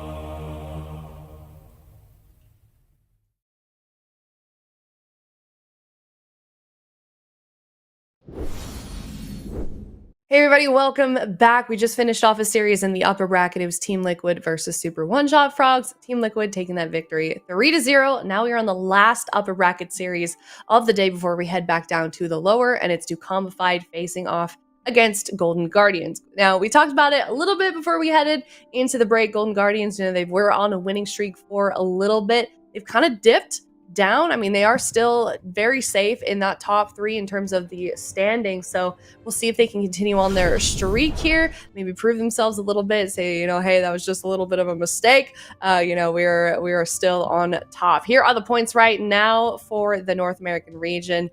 Liquid, Golden Guardians, Super One-Shot Frogs currently in those first 3 positions. So DUKAMIFIED, they're in 5th. So like we talked about so many times, Ben, this is just important for them in terms of standings. I mean, they're kind of close to just potentially switching around here. Yeah, definitely. I think what's really interesting about this graphic as well is that little asterisk, that little star next to the names. You still have the first place position, 2nd, 3rd, 4th, as well as 5th in the tournament. And if you're F tier, you're still remaining with the top 5 teams in North America, and you have to go on a dream run. So it is definitely going to be difficult. You are right, though, that first, 2nd position kind of up for grabs. We'll see what happens between Luminosity Gaming and the Super One-Shot Frogs, as well as DUKAMIFIED. If they can have a first place finish, that would definitely up their standings here. So all these teams still going to be fighting for points, still going to be fighting for standings, but we have all the top dogs plus F tier still here competing this weekend. Yeah, so something that can happen here is DUKAMIFIED, they need to win their series here. Now, if the Super One-Shot Frogs lose their next series and DUKAMIFIED win the entire tournament, they will be able to tie for 3rd and force a tiebreaker. And if they win that, then they can actually take 3rd place. It seems very unlikely, but they have finished 2nd in the past. So, I mean, it could happen. I actually didn't see on the bracket who actually ends up losing or who ends up facing Luminosity here. I think DUKAMIFIED, if they lose, they drop to face Luminosity. So Super One-Shot Frogs and Luminosity are on opposite sides here of the bracket. So whoever loses this faces Luminosity. So, I mean, it's going to be crazy to see here exactly how this bracket ends up shaping up, because there's a lot of things, that are up for grabs. First place versus 2nd place, Liquid versus Golden Guardians, DUKAMIFIED dream run scenario, F tier dream run scenario, and also the battle for 3rd between Super One-Shot Frogs and Luminosity. So definitely a lot of different storylines that we need to keep track of. Yeah, it's definitely got a big notebook on the side here, just with everything that's going on. Definitely a very important weekend for a lot of these teams. So I'm excited to get started here for this matchup. We know the teams that we're seeing facing against each other. Do we want to guess maybe as to what we're going to be seeing on either side, Ben, from the blind pick? I think Golden Guardians is going to be sticking with their rogue Shadow Priest Shaman. I think they're just going to kind of let it ride with that for now. See what they can get done. Obviously, didn't have the best performance last week, but everyone has a bad week. So we'll see what they can do. I think that's primarily what they have been playing so far in this cup as well. And then, of course, we can take a look at the Golden Guardians statistics. Right now, 79% win rate with that rogue Shadow Priest Shaman. They're 22-6 on broadcast, of course. And then, of course, we did see Jellybeans tagged in as well on his Warlock. I know it's something he's been focusing on a lot. I want to try to include Jelly with more compositions, more roles than just the Hunter. So trying to just diversify just in case, the RPS isn't going to be working out. And then, of course, for DUKAMIFIED, what are they going to run? I think it's going to be a rogue-based composition, more than likely. I think it will be a Subtlety Rogue Showdown, but we'll see. They could play the Rogue Moonkin, the Rogue Warlock, the Rogue Mage. I'm kind of doubtful. It's tough, though, because I feel like no matter what they play, like if they play Rogue plus Priest as a healer and then any kind of caster, I feel like it's actually a good matchup for the Golden Guardians. So I think Golden Guardians might actually just have this team's number in this particular matchup. Yeah, we'll definitely have to see. I mean, 5 out of 6 compositions from DUKAMIFIED are rogue based, so definitely a lot of choices they could be making heading in here. What about you, Zico? I mean, do you think this is a game that Golden Guardians is likely to win? I think the Golden Guardians got this one in the bag. There's no chance. No, I'm just kidding. I think it could go either. It could go either way. I mean, we have seen the Golden Guardians, lose games against Liquid with that Rogue Moonkin, but even Liquid's Rogue Moonkin has not been the answer really against the Golden Guardians. So I feel like we're going to see the Rogue Moonkin come out here from DUKAMIFIED, and we are going to see the WizK Moonkin come out from the Golden Guardians. So bit of a surprise here, honestly. I would have kind of liked to see just a regular RPS here, but I am happy to see that they are, experimenting and bringing in new things here, new flavors. But I'm not sure. What do you think here? A straight up mirror of them? Well, I mean, we'll see. I feel like DUKAMIFIED, you can't count these guys out. Nick is a phenomenal multi-classer, so is WizK. So in terms of druids, I put it a bit even. Rogues, I do think Calvish. I mean, Calvish is quite good also. Peekaboo's been holding it down. There's no doubt about it. It's just hard to say who's going to come out ahead here. I feel like the biggest thing here is that Golden Guardians has a big advantage with Absturge on their roster. See what they can do, though. Big setup here onto Nick. Kidney shot will be landing. Calvish gets gripped in. Beautiful offensive plays here by Absturge with that static field totem once again, and pressure definitely in favor of the Golden Guardians there, mixing it up. We got a gouge on the Kearney. Peekaboo making plays here with WizK. Cyclone now on the Nick, and Golden Guardians is looking comfortable with this composition. Yeah, Golden Guardians so far leading the charge, and WizK is going to be sitting in bear form right now, just tanking it out here for a second. No major cooldowns being traded from either side so far, but a good initial push there from the Golden Guardians. But I do think that potentially could come down to some of these rogue swaps. Right now, though, Nick actually taking a lot of damage to get a full Cyclone onto Kearney, gouge onto Peekaboo. Nick now looking to get his own Cyclone right there. Kidney shot onto Abster, but he's behind the pillar, so they're not going to be able to follow up there with the crowd control. Excellent positioning by Abster. Lightning Lasso coming through. Full blind onto Abster there. WizK looking for the Cyclone. Manages to find it onto Calvish. Full Moon procs onto Wiz, but with that Cyclone onto Calvish, the pressure should subside. Now a full Cyclone onto Kearney. Shadow Step kick onto Wiz from Calvish there. Sheep shot onto Nick. Can they find the gouge there onto Kearney? The Cyclone, actually the gouge broke there, I think. Getting a gouge now onto Abster, but Wiz finally does find the Cyclone here, and now looking for that pressure onto Nick, but now Peekaboo is getting Cyclone, and it's going to be Wiz actually in trouble right now. Activates the Bark Skin. No trinket available for WizK, no trinket available or Bark Skin available for Nick. So this next setup could be deadly here for the Golden Guardians. They get a full cheap shot into a Hex here. They don't get it on. They don't get the Hex onto Kearney, and as a result, that Hex is going to get dispelled, and they're not going to be able to get that pressure that they were looking for on the side of Golden Guardians. Yeah, it's looking fairly even for both of these teams so far. It's been back and forth. Look at the damage meters. This is basically exactly even between these two teams. Big setup here onto Wiz, and Peekaboo's going to save the day with the defensive blind onto Calvish. He's got no trinket. It gets hexed out of that. Kidney shot on Kearney. A beautiful counter setup here by Golden Guardians. I really like that. Mixing it up, getting the stun into the Hex on Kearney, a blind on Calvish. Nick is in trouble. Big damage here. He gets interrupted by WizK. Wants to just shut him down and stay ahead in the match. You have a kidney shot onto Absurge as Calvish is trying to set up his team and go for the win here, but another kidney shot defensive coming in from Peekaboo, and Peekaboo using a lot of his stuns, a lot of his utility to just shut down Calvish here, and it's putting the Golden Guardians ahead. I mean, they might just kill Nick. They get the Spirit Link. Are they going through it? I mean, this is absolutely insane. Golden Guardians with a lot of momentum right now.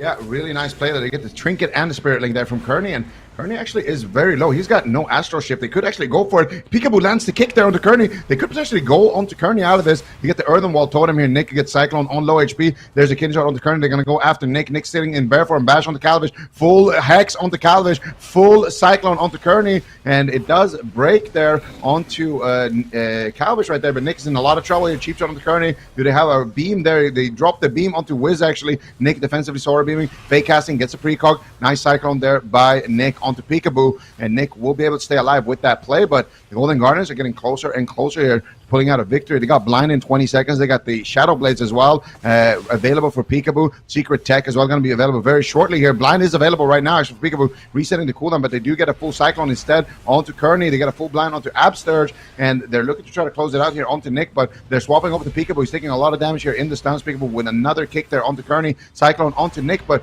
Peekaboo at the same time actually looking to get aggressive there onto Nick maybe, so a little bit of a miscommunication there with that Cyclone, but still good pressure here from the Golden Guardians. Abster still has everything basically, and Wiz as well looking healthy right now. Yeah, definitely. Right now, Nick's in a kidney shot. What do they have for the healer? Kearney's at a full blind. Good pressure here from the Golden Guardians, but Calvis shuts it down. He trades out his trinket. He gets the stuns on Peekaboo, gets the stuns on Avsurge, completely reversing the pressure here on a WizK, who is going to be going into bear form. Barkskin, as well as that Heart of the Wild. Frenzied Regen going to be enough. These Druids, very tanky right now, are going to be able to survive. Kidney shot now into Calvis. It's just defensive once again. Druids are the main target. Nick is getting absolutely smoked. He's in bear form. Frenzied Regen lands, but just popping the Incarnation. This is reckless here by Nick. He might just die for this, but they're going for it. They want to try to close out the game. Spirit Link Totem does drop by Absturge, stabilizing WizK. That was a very reckless move there by Nick, but they do manage to get some defensive cooldowns as a result, but now getting controlled up. I feel like you didn't really get too much value from that Incarn.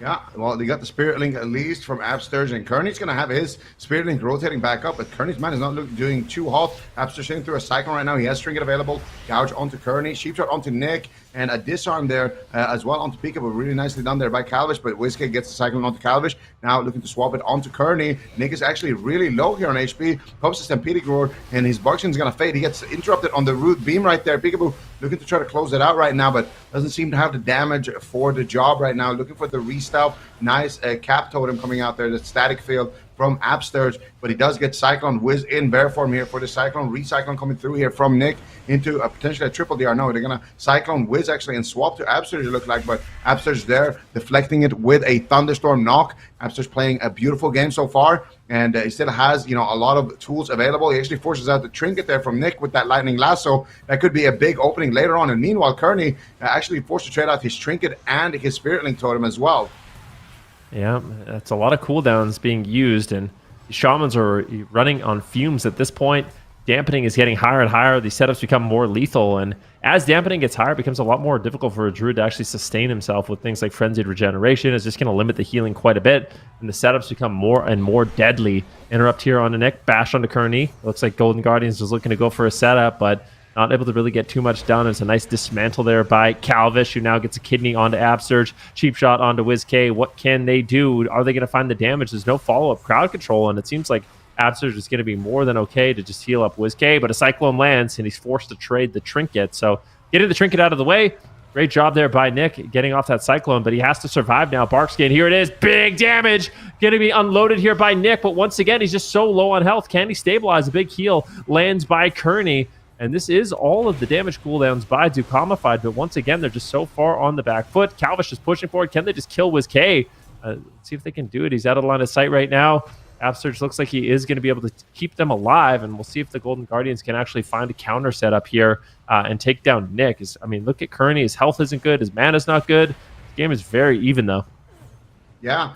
Could it be one of those games that come down to mana right now? Absolutely, was a slight mana lead. They're trying to do a swap here onto Nick, but Peekaboo gets disarmed by Calvish. Calvish making his way back to target. Nice dispel there on the Hex, onto Calvish, into a Gouge, onto Calvish as well. Full Cyclone connects onto Kearney. A lot of damage here, potential for Nick. They root beam him. Actually, they just solar beam his cast right there. Full kidney shot onto Kearney. WizK could be in trouble though in the back line. Full blind actually onto Absturge. Calvish trying to solo the game here. I think he can sap out of this one. Doesn't manage to have anything to sap with right there. No Banish or Shadow Dance there for Calvish. So he's going to go for the Gouge instead. And that is going to be a Spirit Link Totem there, dropping for Absturge. Nick, though, in the back line, taking a lot of damage here. WizK unloading right now. Peekaboo, though, sitting through in a Cyclone, so Nick should be able to stabilize here unless WizK can just solo him right now on that Mookie. Goes for the bash, but Kearney actually does connect with the heal there in the nick of time, and Nick now still at 50% HP, but Kearney out of crowd control with no mana left here, trying to keep him alive, and Absturge still has a little bit left in the tank, and there's that Shaman differential potentially that you were mentioning at the start of the game here, paying off for the Golden Guardians. Absturge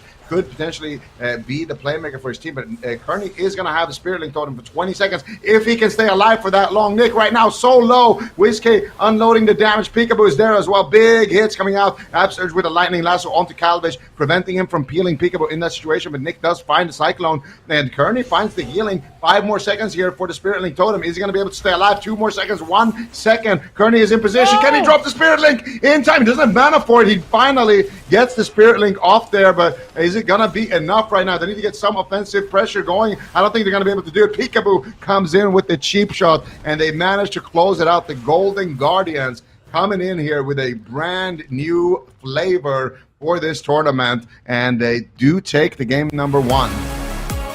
Golden Guardians looking good, but that was close. I mean, that was a little too close for comfort. There's something that happened consistently throughout this game. Every single time Nick used his incarnation, he was like 10% health and immediately had to just like pull back and play defensive. And I feel like he didn't really get full value out of that cooldown. I don't know if it was just like there was so much pressure on him that he felt like he was kind of panicked and rushed. But even, I guess, at the end of this game, his healer really didn't have anything left. But I feel like both teams did a really good job of generating pressure. Both rogues did a great job peeling at the right time. But ultimately, it is Nick that goes down. So you can see right now, this is kind of like a desperation move. Incarnation is going to be available relatively soon. Nick does manage to get the Cyclone onto Peekaboo, and this would be a perfect time for him to actually get things rolling. He throws the Innervate on Kearney. The only reason he's able to sustain. And then as soon as that Incarnation is off cooldown, he pulls the trigger on it, but is forced to play defensive once again. And I mean, there's nothing you could really do there. And this specific situation for Nick, his team's just too far behind. Kearney's just got no mana. And I mean, Kearney's just sitting on his globals, right? Like, it's like one of the worst feelings as a healer where you're just waiting for your passive regen to kind of kick in just so you can get, you know, a Riptide off or a Healing Stream Totem off, and your team's just kind of falling apart. So but this was a close game. And I do kind of feel like the reason why it went this way near the end especially is just Absurge was able to maintain his mana, manage it a little bit better, giving his team a little bit of an advantage at this point in dampening.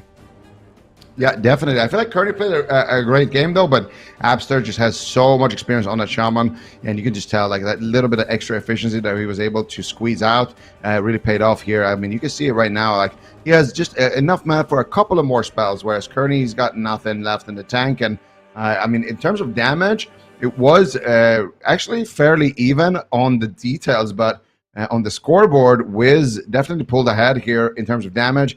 Peekaboo and Calvish basically tied here, so a little bit of a Moonkin differential there in terms of damage, but overall, pretty much very even across the board, around the same healing done, around the same damage done from both teams. And you could tell the Golden Guardians, this has been something that they've probably been polishing up here for this cup, because they've been playing the Shadow Priest, and they've, teams have started to find some answers here. I'm thinking about Liquid knocking them out. I'm thinking about some of these teams that actually have knocked them out. So I do think it's a pretty smart pick here for the Golden Guardians, because this is a comp that's very, very popular, like in general in North America. Dukamified is playing it, Liquid is playing it. There's so many teams playing it. And I feel like if the Golden Guardians can kind of leverage the peekaboo factor, I think that's going to be a really, really good situation for them, because you play a mirror and your rogue is peekaboo and their rogue is not. And that's always going to be a good thing, I feel like. Okay, fair enough. I mean, fair enough. Yeah, Peekaboo definitely holding it down on that rogue. Calvish definitely super strong on rogue too. I feel like I'm curious to see what Dukamified. I think we're going to see a mirror. Honestly, I feel like at this point, both these teams are feeling confident with these compositions, and I feel like it kind of speaks volumes that WizK is not playing the Shadow Priest, right? Like, is abandoned the Shadow Priest for now. WizK Moonkin. I had the pleasure of playing with him actually. I was doing a little bit of practice games, filling in for Absurge on my Evoker. So, I got to play with WizK and Jellybeans. They were looking pretty good. So kind of knew that this was going to be coming. And it does seem that they are going to be playing the same matchup here for Dukamified. I'm really curious to see if they can pull it down. If Kearney's going to be able to make any kind of adjustments to manage his mana a little bit better, because I feel like, I don't know how you feel, but I kind of think that in terms of like setups done, it was relatively equal. Like, I think both teams did a good job denying setups, getting setups. It's just that late game advantage where just dampening is too high, damage is too high. You can no longer like reliably peel the setups. Yeah, it definitely came down to the mana there. So the Golden Guardians having Absters in their back pocket, somebody who mains Shaman. I think Kearney is a main priest, right? I don't even know what he mains at this point. Yes. We have seen him on a lot of different healers, but I feel like, having him alting a little bit, like, he didn't look very alty, to be fair. Like, he did play a really clean game, and we've seen him on the Druid, we've seen him on a lot of different things, and he has been, in general, a very clean healer. But going up against somebody who's, playing that Shaman as his main for such a long time, it's always going to be a really difficult situation to actually be in. But with that said, I'm definitely not counting Dukamified out. I feel like they played a good game. Like you said, they got a lot of setups, and it's a volatile matchup. And I personally, I haven't really seen the Rogue Moonkin mirrors happen very often, so I think there's going to be, you know, small adaptations happening within the series as well. We saw a couple of Rogue swaps. I think maybe we'll see some more of that. Maybe we'll see, you know, a little bit of different targeting. People maybe try to punish the Rogues a little bit more often, and who knows exactly what these players are going to be doing here. I feel like we're just starting to see like the beginning of this matchup. Yeah, I mean, it is a crazy matchup because there's just so much crowd control available for both teams. Like, it's really important that both of them are shutting down the druids. So obviously they can't land cyclones. So you want to be stun locking them. You want to be landing interrupts, getting groundings. You want to throw them around the map with the totems, the static field totem, just anything you can to shut down cyclones, as that's going to be kind of like the main playmaker. And then of course on that rogue, you have gouge, you have kidney, you have cheap shot. You have dismantle as well. So we saw plenty of times in the matchup where it looked like, oh my goodness, Golden Guardians is going to lose. But Peekaboo was there with the dismantle on Calvish, into a blind, cheap shot on Nick, you know, gouge on Kearney, just really setting it up so his team can get counter pressure and get the counter set up. So just little things are going to make these teams come out ahead. Obviously, damage is going to matter, but it's also just about shutting down damage at the right time and then still creating those setups and, you know, forcing cooldown overlaps. Like, you can force Nick to, you know, use his Frenzied Regen, Barkskin, Heart of the Wild at the same time as Kearney's going to be using his Spirit Link. That's just going to put you further ahead in the match. So just little things going to be adding up in a mirror matchup like this, but it's scary because there's just so much control for both of these rosters, and it seems like everyone is fairly durable as well. So matchup, I think it took 45% dampening. It was like a third or fourth incarnation to end in that last one. But definitely possible for these teams to just lose in the opener. Yeah, and that's the thing, right? Anybody slips up for just a split second, anybody gets too greedy, anybody doesn't make the right trade, and it is lights out. And if you are on Dukamified side and that happens, that is going to be a really tough series to come back in. But so far, looking good here in the opener. WizK already taking a lot of damage there, already trading out, you know, some big cooldowns there. Actually, just using the Barkskin there. I thought he used Heart of the Wild too, but WizK going to be able to hold on to that. So keeping his cool right there, and it's going to be a kidney shot coming out here onto Nick Peekaboo, trying to slow down the damage. Gets a cheap shot there onto Calvish, into a Hex as well. Nick finally going to be able to dispel it. Nick looking for the Cyclones here. Peekaboo is caught up in a stun. They interrupted with a root with a solar beam there. WizK did use his trinket here in that exchange though. So WizK already kind of using a little bit more defensives, and I would say Dukamified a slight lead. We'll see how much it matters later on, but they could definitely snowball this into some bigger cooldowns if they can keep this up. Yep, definitely. WizK going for a bash, looking for a cyclone. Can he land? He gets interrupted. Nicely done there by Nick, actually just using the solar beam as a defensive kind of ability, interrupting WizK, not allowing him to get the setup. We have a Hex now on Peekaboo. Beautiful setup here by Dukamified. Whoa! WizK almost going down. That was a close call, and that all stems from that interrupt coming in from Nick. Dukamified definitely putting in work there and getting some major defensives out of the way of WizK.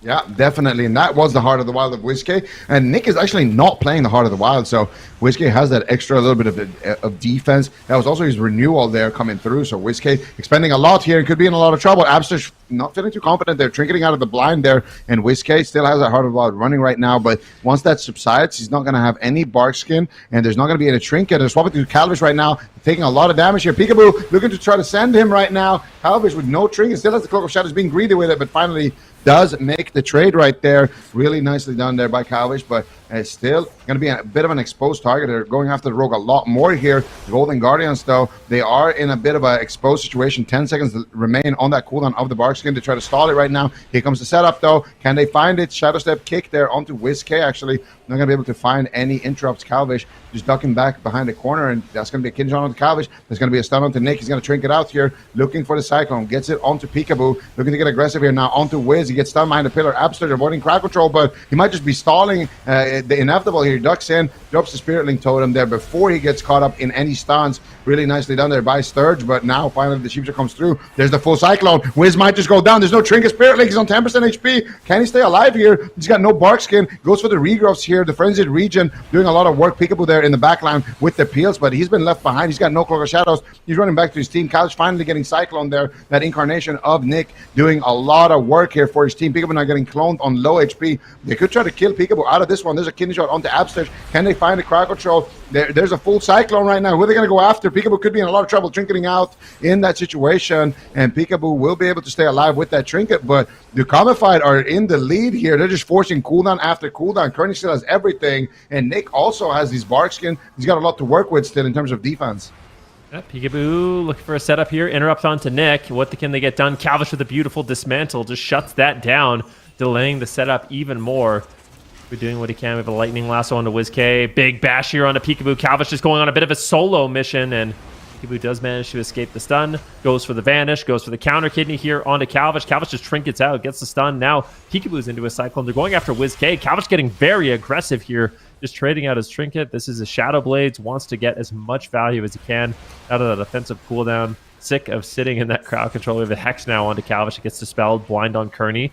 Ooh, that would have been, if that blind came a little bit faster, that setup would have been absolutely sick, and they could have had a nice 3v1, but that immediate dispel was very nicely done there by Kearney.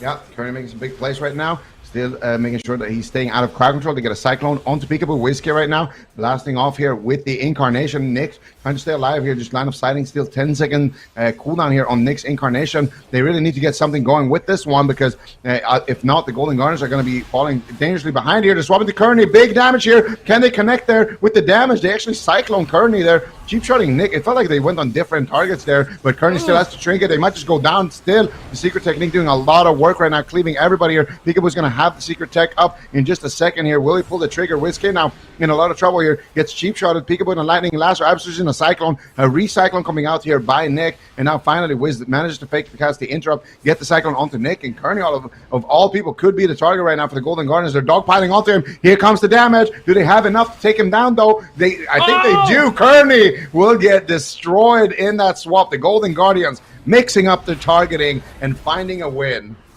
That is perfect. You love to see setups like that, because game number 1, Shamans completely untouched, right? I mean, we had a game to 45% dampening. No one even looked at the Shaman, didn't put 1 point of damage on them. Game number 2, you play it out to 25% dampening. You don't touch the Shaman, and in that situation, I mean, as a Shaman, you're more than likely going to just be trading out your trinket to save your team. Really no problem. So I like the fact that Golden Guardians, they had the presence of mind. It's like, hey, you know what? This target is not immortal. Why is nobody attacking them? And they managed to find a good setup here onto Kearney. He's got no Astral Shift. He's got no trinket. We'll see exactly how they do decide to set it up. You can see WizK already kind of loading him up with bleeds. See Kearney's health going down just a little bit. I wonder if he actually has a kind of rupture on him as well. Peekaboo getting into position to actually get there, and they find the setup. Goes for a good knock, but it's just overwhelming amount of damage. Barely able to knock it off that Spiritling Totem. If he got the Spiritling Totem off, would have lived, but they had the damage, they had the lockdown. That was really well done there by the Golden Guardians. Very opportunistic. Yeah, love to see that, honestly. Testing Kearney here, but you got to give DUKAMIFIED a lot of credit here. This was, I feel like they were the team that was kind of pushing the pace in this matchup. Golden Guardians kind of found those last 2 setups towards the Shaman, getting his trinket and then actually managing to secure the kill, but up until that point, it really was a lot of close calls. You know, Wiz dropping dangerously low, and Peekaboo as well at one point dropping extremely low. Absterge having to use his Spirit Link early on, having to use his trinket early on. And there was definitely a lot of moments there where DUKAMIFIED felt like they were the ones dictating the pace of the match. But the Golden Guardians definitely finding those moments there, and that's all it takes. You know, in this matchup, like, if Kearney can't actually get himself topped before that setup comes through, it's just going to be so tough for them to actually manage to stay alive there, because he's already low before the damage comes in. And they have, you know, the burst that they need. They get the Star Surges, they get the secret tech from Peekaboo, and that's really all it takes for them to be able to close it out there. Yeah, really, really interesting. We'll see what they can do. Kearney, Calvish, and Nick, they had a good game, but just a small opening allowed Golden Guardians to get ahead, and they pull off the second win. But, I mean, this series being 2-0, I feel like doesn't really speak to how close it has been so far. So we'll see if Golden Guardians can continue their winning streak. We're going to Empyrean Domain, so DUKAMIFIED going to be selecting a large map here. But obviously, if this does go into a mirror match, the map really doesn't matter that much. So it does mean small pillars, though. Empyrean Domain has some of the smallest little pillars that do exist in World of Warcraft. Which makes it a lot more difficult as that Shaman to actually run away, line of sight, protect your totems. I'm curious to see if that is kind of maybe they are just going to be going after the Shaman consistently more in the match. And maybe that's something Dukamified wants to do as well, like really test Absturge. Kearney maybe realizing like, hey, you know, if I am dotted and, you know, they do kidney me when I'm 70% health, it is very easy for them to take me down. So maybe both teams are going to be adapting that as a bit of a strategy. Yeah, but that's the thing. It's so hard for Kearney because on one end, he's like, okay, I need to make sure that I'm topping myself off. But at the same time, it's also a little bit dangerous, right? Because he did lose that previous game on mana. So he's got that in the back of his head. Okay, I need to be as efficient as possible. I need to be using my healing tide to heal everybody. And if I can kind of use that to min-max healing on myself, that's going to be good. If I can get the healing streams off to continuously, you know, heal myself with that, that's going to allow me to slowly regain my own HP while healing my teammates. So it is hard for him. But at the same time, those are the difficult choices that you have to make, especially when your trinket is down. You definitely need to just respect the setup potential there. I feel like it was a little bit telegraphed too, because Calvich was in a cyclone. So definitely is a world where he could have survived that. But I do like that the Golden Guardians have picked this up. And I do like how good Whiskey is looking on that Moonkin. And this is just quite the statement. You know, they know that what they're running into, and they're just saying, you know what, bring it. We're going to play mirrors, and we're just going to try to, you know, out-mirror you. And Dukamified, what do you do at this point? Is it time to tag in the mage? Is it time to continue playing the mirrors? I'm not sure. Here. I think there's a reason why they're playing Moonkin Rogue over anything else. I don't know. I mean, maybe you could try out the mage. You just be able to put out more pressure potentially, but I'm not really sure. Kind of doubtful. And also Whiskey would be immune to polymorph, so you wouldn't be able to really get too much control there. I wouldn't be surprised if Dukamified switches, but I also wouldn't be surprised if they just decide to go for it, given how close all of these games have been. I feel like game number 1, about as close as you can get. Game number 2, I actually feel like there was moments where Dukamified felt like they were actually winning in terms of their setup. So I do definitely think that you know, playing a mirror match just straight up once again is going to be an option, but we'll have to wait and see what they decide to do. Maybe they'll try to utilize this large map to their advantage. We got to win 3 in a row here if they want this. And unfortunately for them, this is a really important series, right? Like we talked about it before the series started, that if Dukamified does want to have a chance to make a miracle run into that top 3, like if everything goes perfect for them, this is like the start of that. They have to win the series here. Yeah, as going to be a pretty big mountain to climb right now, but Dukamified can do it. This is a upper bracket game, so if they lose here, they're not going to be out of the tournament just yet, but it is going to be a tough run for them if they want to get to that top 3 position potentially. Dukamified, though, if they are going to be locking in the same composition, so once again, going to be a straight up mirror. The cool thing here is that if Dukamified loses, then they will drop down to face off against Luminosity, and they can potentially, influence who will actually be facing or who will be finishing in 4th place. If they knock Luminosity out of the running, then that's going to be huge for the Super One-Shot Frogs, and that's going to be a big opportunity for them to get some work done there. So Dukamified is going to be an important team here to watch in the tournament, and they definitely have the comps to do it. They have the skill to do it as well. So we'll see what these guys end up doing, but we can't count them out just yet. Still one more game, potentially more against Golden Guardians here right now, looking to get it done on Empyrean Domain. Big map, small pillars. Are we going to see Shaman swaps here? Dukamified going to be mixing it up? Is Kearney just going to be under fire a lot more? I mean, it is possible that, this matchup just completely evolves. Like that last game kind of showed, you know what, you a couple good setups on the Shaman and he's just dead. So we'll see if they end up doing that. Both teams have the capabilities in crowd control to completely shut down the opposite members too, right? So I feel like you can find yourself in that situation where you are isolated as a Shaman, your Rogue and your Moonkin aren't really going to be able to help you. All it takes is like a gouge into a Hex, a cheap shot into a Hex, something like that, lightning lasso on the Moonkin, and you're in that 2 versus 1 situation against the enemy DPS. So we'll see. Absturge confidently moving into the middle of the map, wants to avoid a sap. Peekaboo just sitting in stealth right now as both Moonkins loading each other up with damage over time effects, Starfire, Sunfire, damages rolling. How are the rows going to open? Looks like Calvish will open first. Bash here onto Absturge. Nick going for Cyclone, but it gets opened on. Counter cheap shot here onto Peekaboo. Both rogues doing a great job shutting each other down. Yeah, and we're going to see Nick right now still taking a little bit of damage, but it is going to be Whiskey once again who had to use his trinket here. Nick still not out of the woods just yet, though. Not feeling too confident here, Nick. This is a match point right now. Nick almost going down right there, but Kearney manages to get some big healing out there. But still, Nick not out of the woods. He's going to get cheap shot right now. Still has his trinket holding onto it for now. Kearney not in crowd control. Manages to get some heals out. There's the solar beam coming out there from Whiskey. He's looking for the cyclone onto Kearney. Can he find it, though? He's trying to fake cast right now and land it. Absolutely getting cheap shotted into a full clone by Nick. And right now, Whiskey going out of form, actually. Fake cast and gets the precog there. So really nicely done there by Wiz. Going to sit in bear form through that cyclone onto Absturge. And now that cyclone has subsided. He's going to be feeling a little bit more confident here in the match. And they do launch another setup there, but not finding the follow-up cyclone there onto Kearney. I think he was out of range. So instead, they're going to cyclone up Calvish here. Peekaboo sitting through actually a cyclone, and Calvish sitting through a lightning lasso. Now, Peekaboo sitting through a lightning lasso here. Both of the teams kind of mirroring each other here, not only in the comp select, but also in the actual gameplay here. Whiskey gets insta-kicked right there on his cyclone and then gets shut down before the Golden Guardians can get their own setup there. Yep, let's see. Calvish right now. Beautiful static field totem there by Absurge. And I feel like he's made better usage of that ability than any other shaman we really have seen.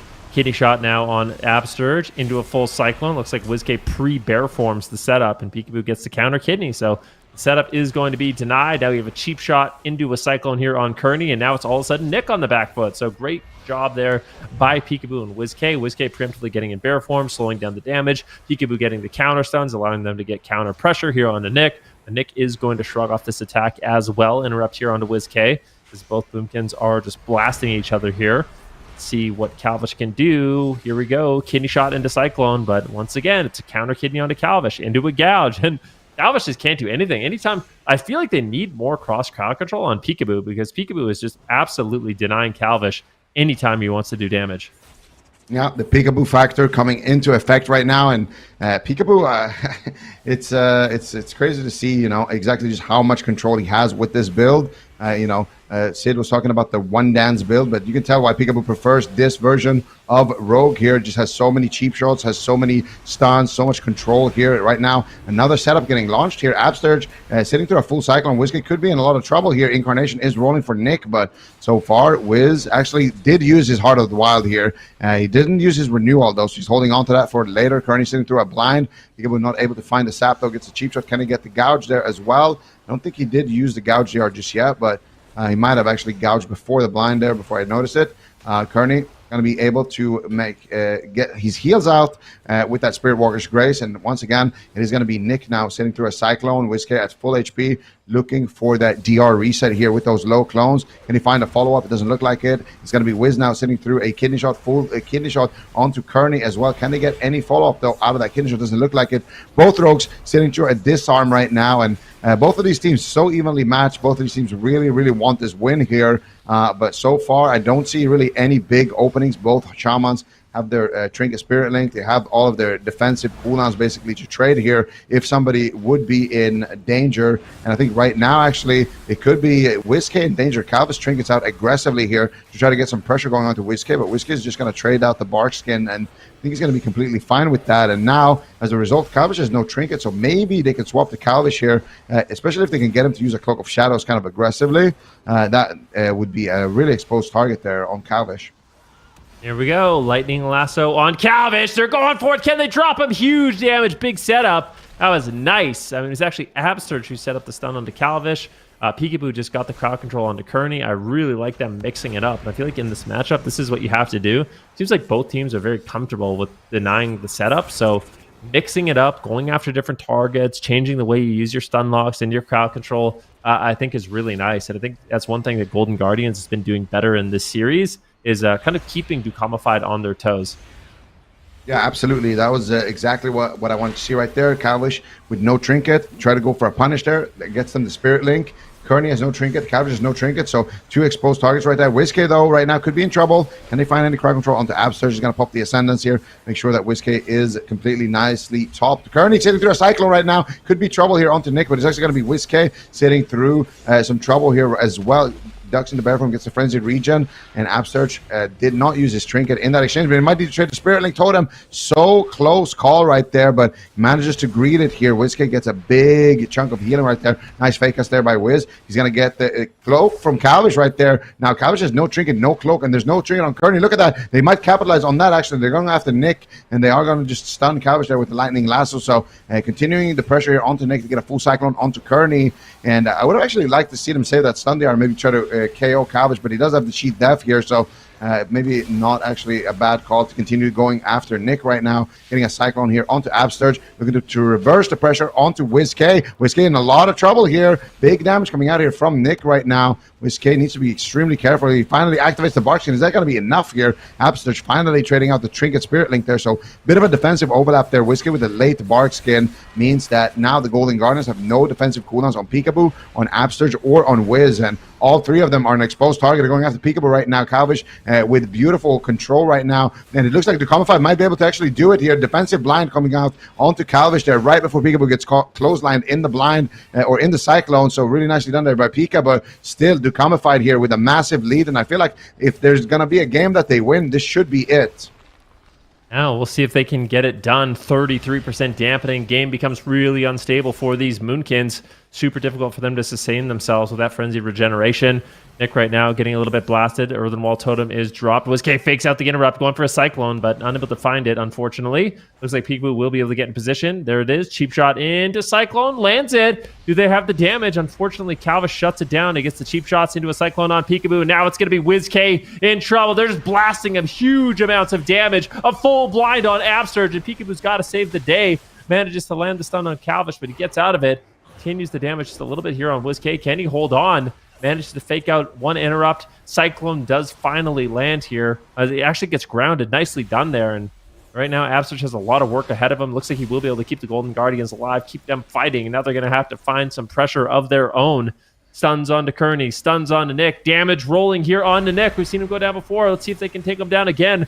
Barkskin's up also, but he's not actively using it. They have so much pressure that Nick is able to hold on his defensive cooldowns and once again keep WizK on the back foot. DUKAMIFIED might be able to do it. WizK is incredibly low right now, and Absterge has no healing tools left. Can they just brute force a win here? Absterge is not in any crowd control. He's going for the heals. He gets a beautiful knock allowing WizK to get away, but still WizK is in trouble. This pressure is just unrelenting from DUKAMIFIED.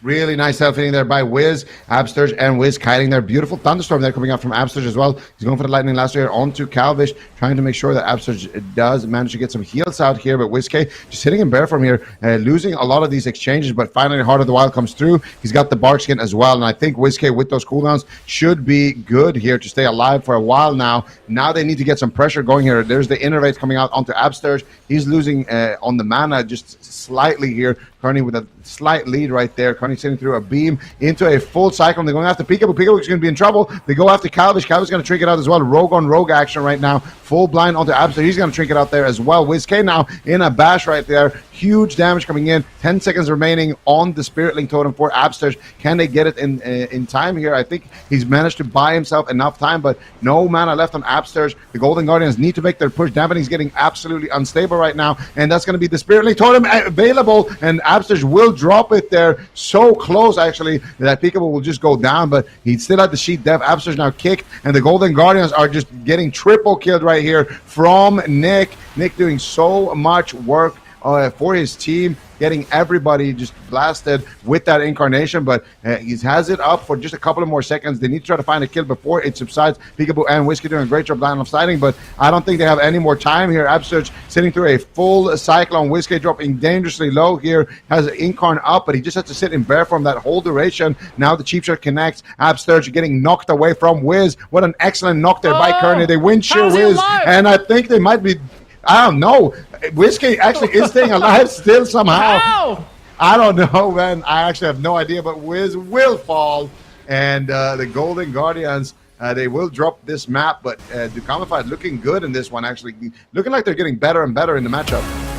I mean, I'm not going to lie. I feel like they've been looking good. Even from the beginning, mana was a big one, so I feel like it's just a pressure thing, right? Like, once you get ahead in dampening, it is very difficult to recover. The frenzy regenerations aren't going to be doing nearly as much, so things were unstable there for the Golden Guardians for the last minute and a half of that game.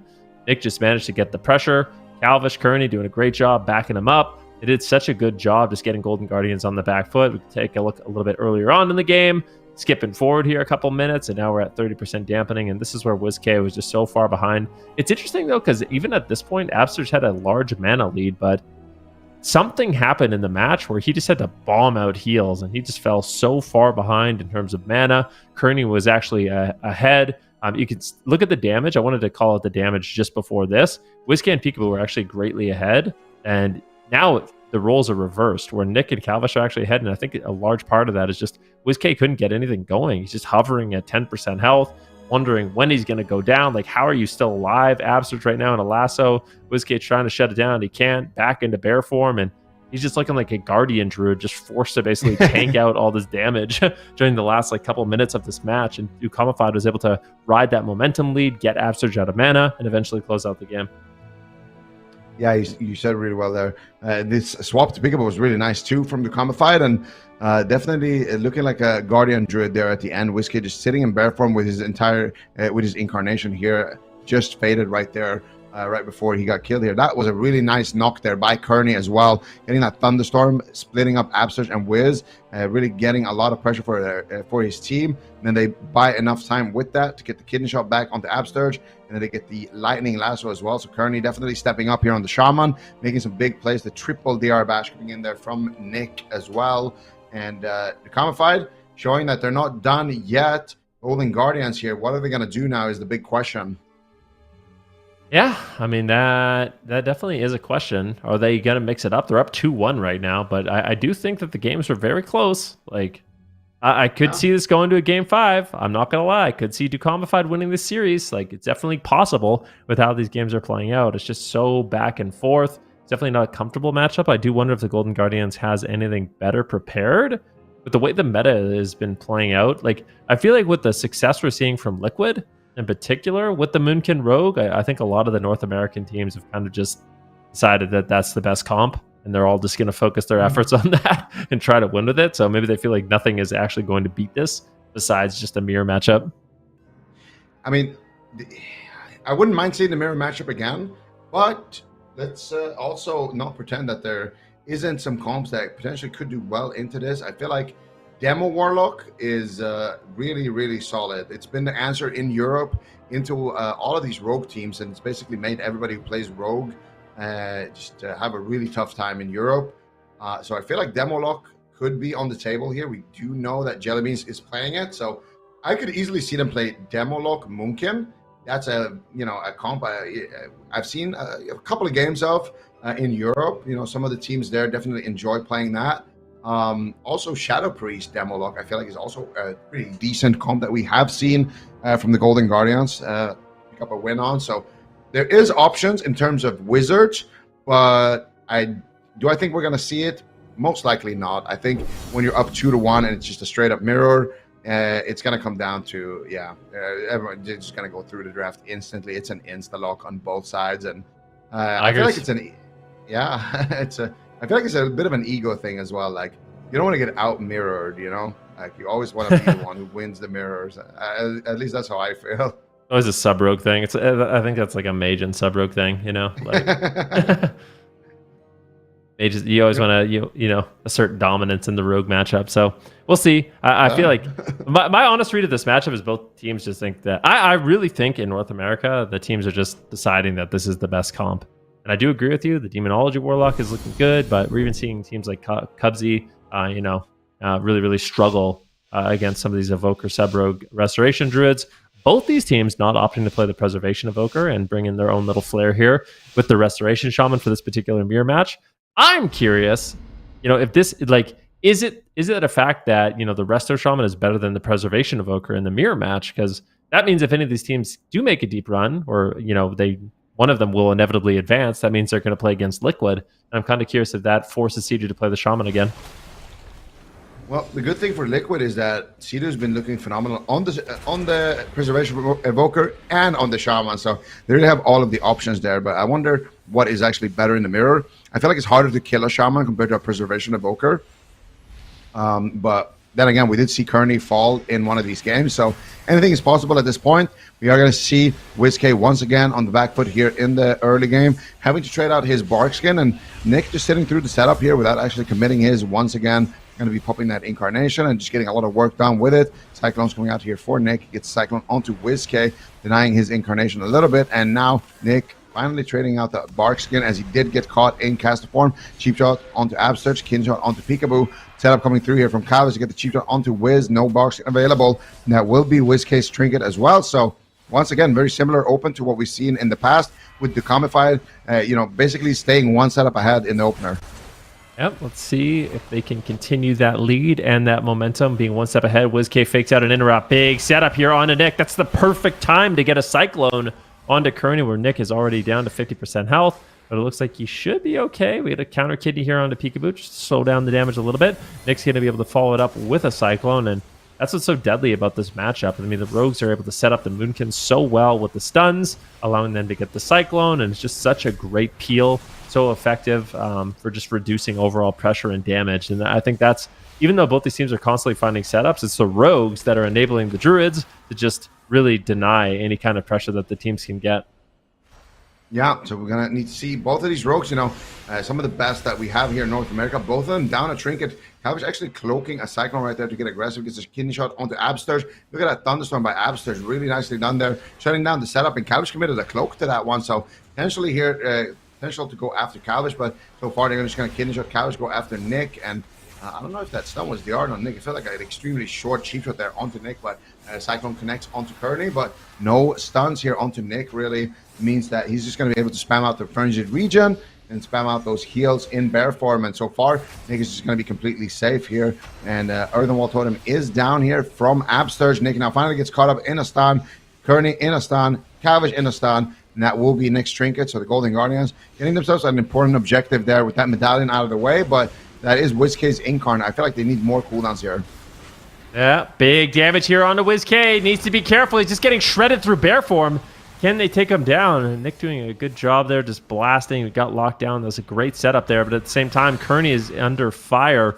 Kidney shot into Cyclone. They get his Trinket. So now another setup here onto Kearney. If he doesn't get the Astral Shift off, they might be able to actually take him down. I think Golden Guardians is mixing it up. They want to go after the Shaman a little bit more in the match. Maybe we'll see Absurge under fire. Nope. Seems like Dukamified is still just consistent in their strategy of going after WizK, keeping Absurge out of the match with stuns into Cyclones, etc. Now it's set up here on a Peekaboo. He needs to be careful. He's forced to trade out the Trinket, and Dukamified really just mixing it up here, going after the Rogue. This is exactly what you want to see, and I think you're right. Dukamified seems to be getting just more comfortable in the matchup as it goes on. Yeah, definitely leading the charge right now. But Peekaboo is really the only one without a medallion right here on the side of the Golden Guardians. The Golden Guardians, I would say, are in the lead in this particular matchup. Going after Calvish right now with the Lightning Lasso. They're going to get his Trinket for free here, basically. Calvish, no Trinket. Nick, no Trinket. And no Bark Skin. Kearney, no Trinket as well. WizK, though, 30 seconds still remain on his Incarnation. And that's going to be Peekaboo, actually, in a little bit of trouble there. Did activate, I think, his evasion right there. Full gouge onto Absturge. They're going after Nick here. There's a full bash on the Kearney. Can he get the follow-up? Doesn't look like Wiz is going to be able to find it there in the back line. Another setup getting shut down here by Dukamified, and that's what they need to do right now. 20 seconds remains on Kearney's Trinket. If they can connect with the CC, they could take somebody down here, but Kearney's doing a good job just line of sighting and being annoying there on the Shaman, and I think he has bought enough time to get that cooldown back here. Just 10 seconds left on that Trinket. Yep, let's see what they can do. Calvish under fire right now. Cheap shot on Kearney. Do they have the damage to take down Calvish? Potentially match point. If Golden Guardians can pull this off, Dukamified, they have to win 2 in a row, but nobody wants to go down to that lower bracket. Everybody wants to earn the points, get as far ahead as you can for the gauntlet, for the top 3 and the finals. Let's see if the Golden Guardians is going to be able to actually do it. Dukamified still just holding on, and dampening is starting to ramp up. We're at about 23% right now. The game's becoming unstable. Kearney into a Cyclone. Kidney shot on Calvish. They're getting crazy. Incarnation here for WizK. Can they just blow him out of the water? Do they have the damage? Or is Kearney going to be able to shrug it off? He gets out of line of sight, going for a healing wave. Big heals, going to be connecting, but he doesn't top himself off and needs to now focus his attention onto WizK or onto Nick. who is just blasting Peekaboo and WizK. Both these Shamans have a lot of work cut out for them. Gouge into blind onto Kearney. Is he going to trade out the trinket? Doesn't look like he will, and just decides to sit the crowd control. Doesn't want to not have that as an option for a Spirit Link later on. Good pressure here, and in the meantime, Abster just forced to trade out his trinket in Spirit Link, which is a major defensive, especially at this point in dampening. It's extremely unlikely he's going to get those back. Yeah, Peekaboo looking to get some crowd control there onto Kearney. They're going after Nick. Full cycle. Actually, DR Cyclone connects there for WizK, but Nick's still taking good pressure here. Could be the Spirit Link. No, Kearney is going to activate the Ascendance here instead. Nick catching a couple of big heals here, trying to fake cast. Does he manage to get the precog? I don't think so. Nick now caught up in a stun here. Peekaboo has a full kidney shot onto Kearney. Who are they going to go after? Beautiful shadow step kick there onto Nick. They might just take him down. Nick dropping dangerously low. Kearney is there to block the kill with the trinket and the Spirit Link totem, though. But that's a big objective here being forced out. And guess what? WizK is going to have Incarnation in 20 seconds right now. So WizK in 20 seconds is going to have that big KO hit. If they can set it up here, if they can force the Barkskin prior to that as well, that would be absolutely massive, but it doesn't look like it. Nick's going to sit through this kidney shot without actually using his Barkskin there. Very clever play there by Nick, being greedy with that cooldown, as WizK was sitting through a Cyclone. Yeah, WizK right now going for a Cyclone, lands it onto Calvish, and that's going to be slowing him down. Kearney gets bashed on his Lightning Lasso right away. Big damage available for Calvish here. Can they get it done? Kidney shot onto Calvish, cheap shot onto Nick. Peekaboo's looking to get aggressive, but struggling off the damage for the time being. Dampening is getting higher and higher. Both these Shamans are relatively even on mana at this point, but is Calvish taking a huge hit of damage, just trying to get out of line of sight. Wants to just avoid WizK at all costs. Absurge knocks them into the open. Extremely good job there.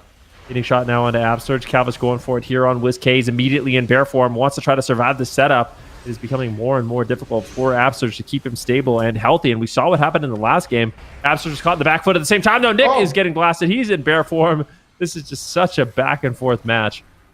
Yeah, such back and forth pressure right now, but Peekaboo gets caught in the bash into a full Cyclone. And now Calvish here could be an exposed target as well. He's got no trinket. He's got no defense here with Cloak of Shadows. 15 seconds remaining on that. No vanish. A little bit of a window there, but I do think they're going to go after Nick right now. And WizK sitting through some pressure as Absurge is in a Cyclone. Had to use his Barks in that exchange. And WizK also using his trinket in that exchange. Looking to get aggressive. He gets the full cycle onto Kearney. He's trying to close it out here onto Nick. Nick has the Barkskin, but look at Nick, how greedy he's being with Peekaboo sitting through that blind. Finally does activate the Barkskin. His greed going to be good, though. Follow-up Cyclone connects from WizK. Can Peekaboo follow up with any crowd control here? Nick catches a massive heal here from Kearney, and it looks like Nick will be able to stabilize here, but he did have to use his entire spell book. Kearney, though, has Trinket, but he doesn't have a Spirit Link to combo it with, so ideally you have an Ascendance or a Spirit Link or something, big cooldown to go with that, but I don't know if it's going to be enough. Nick so low on HP, gets wind sheared, and the Golden Guardians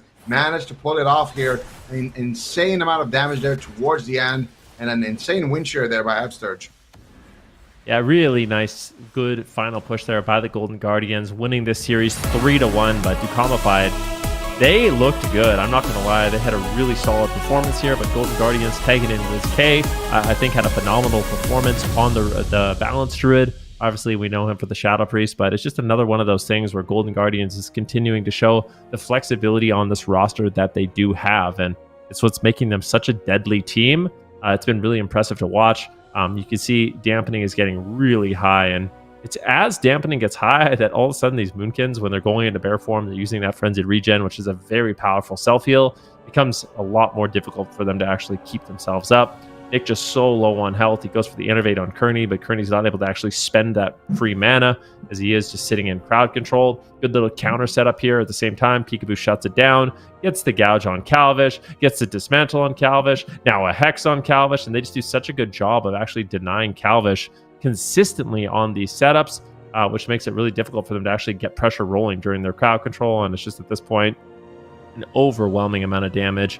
Kearney actually has the Healing Tide totem down, but at 43% dampening, it's just not going to be enough. You don't have the Spirit Link, which is going to be that big emergency heal. And that's the thing about the Shaman, right? Is it looks so good until you get late into dampening, and you don't really have those cooldowns that you can fall back on. Yeah, and that's the thing, right? Before dampening, you don't have to cast as much. They did recently buff cast the heal for Shamans and change it around a little bit. So you do cast a little bit more on Shaman, but generally speaking, having, Earth Shield, Riptide, rotating Earthen Wall Totem, healing type totem, stuff like that, is going to give you a lot of decent instant healing. It's the moment that, like you mentioned, you get into this deep portion of dampening where, look at Kearney, like what is he going to do here? He's got Earth Shield, he's got Riptide, he's got, you know, his totems down. Like here he has to just kind of start casting and goes for a Thunderstorm, and here he gets you know, Healing Surge, but he gets Wind Sheared on it, and Absolute's on point there, and the Golden Guardians do take it 3-1 as a result, so really showing some dominance here in the mirror. Yep, definitely did. Golden Guardians moving forward here, and we will be seeing them later on Championship Sunday. We can take a look here at the bracket, and we're going to be seeing that Luminosity Gaming versus DUKAMIFIED series later, then, and I feel like that's going to be another really good one. I think we're in store for a couple good series. I mean, just all of these series are looking good. You look at the upper bracket, which is obviously going to be played out tomorrow. You have Liquid versus the Golden Guardians. Are we just going to see a Rogue Moonkin showdown? It's looking that way with the way Golden Guardians played that one. In the lower bracket, we have DUKAMIFIED versus Luminosity Gaming. That could potentially be another Rogue showdown. Luminosity Gaming hasn't really been playing the Moonkin at all, so I'm curious to see if they're going to be able to pave their own way in this meta. They have been struggling a little bit. They had a really close call against No Answer, but their RPS is looking solid. So I'm curious to see how the RPS actually does into the Moonkin Rogue, if that's what we end up seeing. And of course, we also have the one I'm most excited about, which is the dream run of F tier. Yes, definitely. F tier. They have to get at least top 3 if they want to make it into that top 8 for the gauntlet. You can see where they are right now in 12th, but they do have a chance to make it a really nice run here. And so far, they're doing pretty well. They had a great series earlier on against Lost in LIHUE, and now they are going to be against Super One-Shot Frogs with this upcoming series. Zico, how do you feel like they're going to do? I mean, they looked really, really good, but I feel like their compositions are not going to be that great into what the Super One-Shot Frogs are doing. I feel like the Super One-Shot Frogs probably going to be locking in some kind of damp wizard comp and just try to drag the game out to try to stay alive and win the war of attrition. F tier, though, I feel like you can't count these guys out, you know. I feel like there's not a lot of people with a good experience against an enhanced Windwalker of this caliber. And they also have Laros on the bench to play that Turbo Cleave. So just in general, I feel like F tier, they have a lot of power, they have a lot of damage, they have, you know, years of synergy playing together as well. So they have all of the things that you need. They're just playing some off-meta things right now. But if anybody can make it work, it would be them. So it's going to be a good one. Yep. Definitely will. So stick around. We are going to head to a break. When we come back, Super One-Shot Frogs facing off against F tier.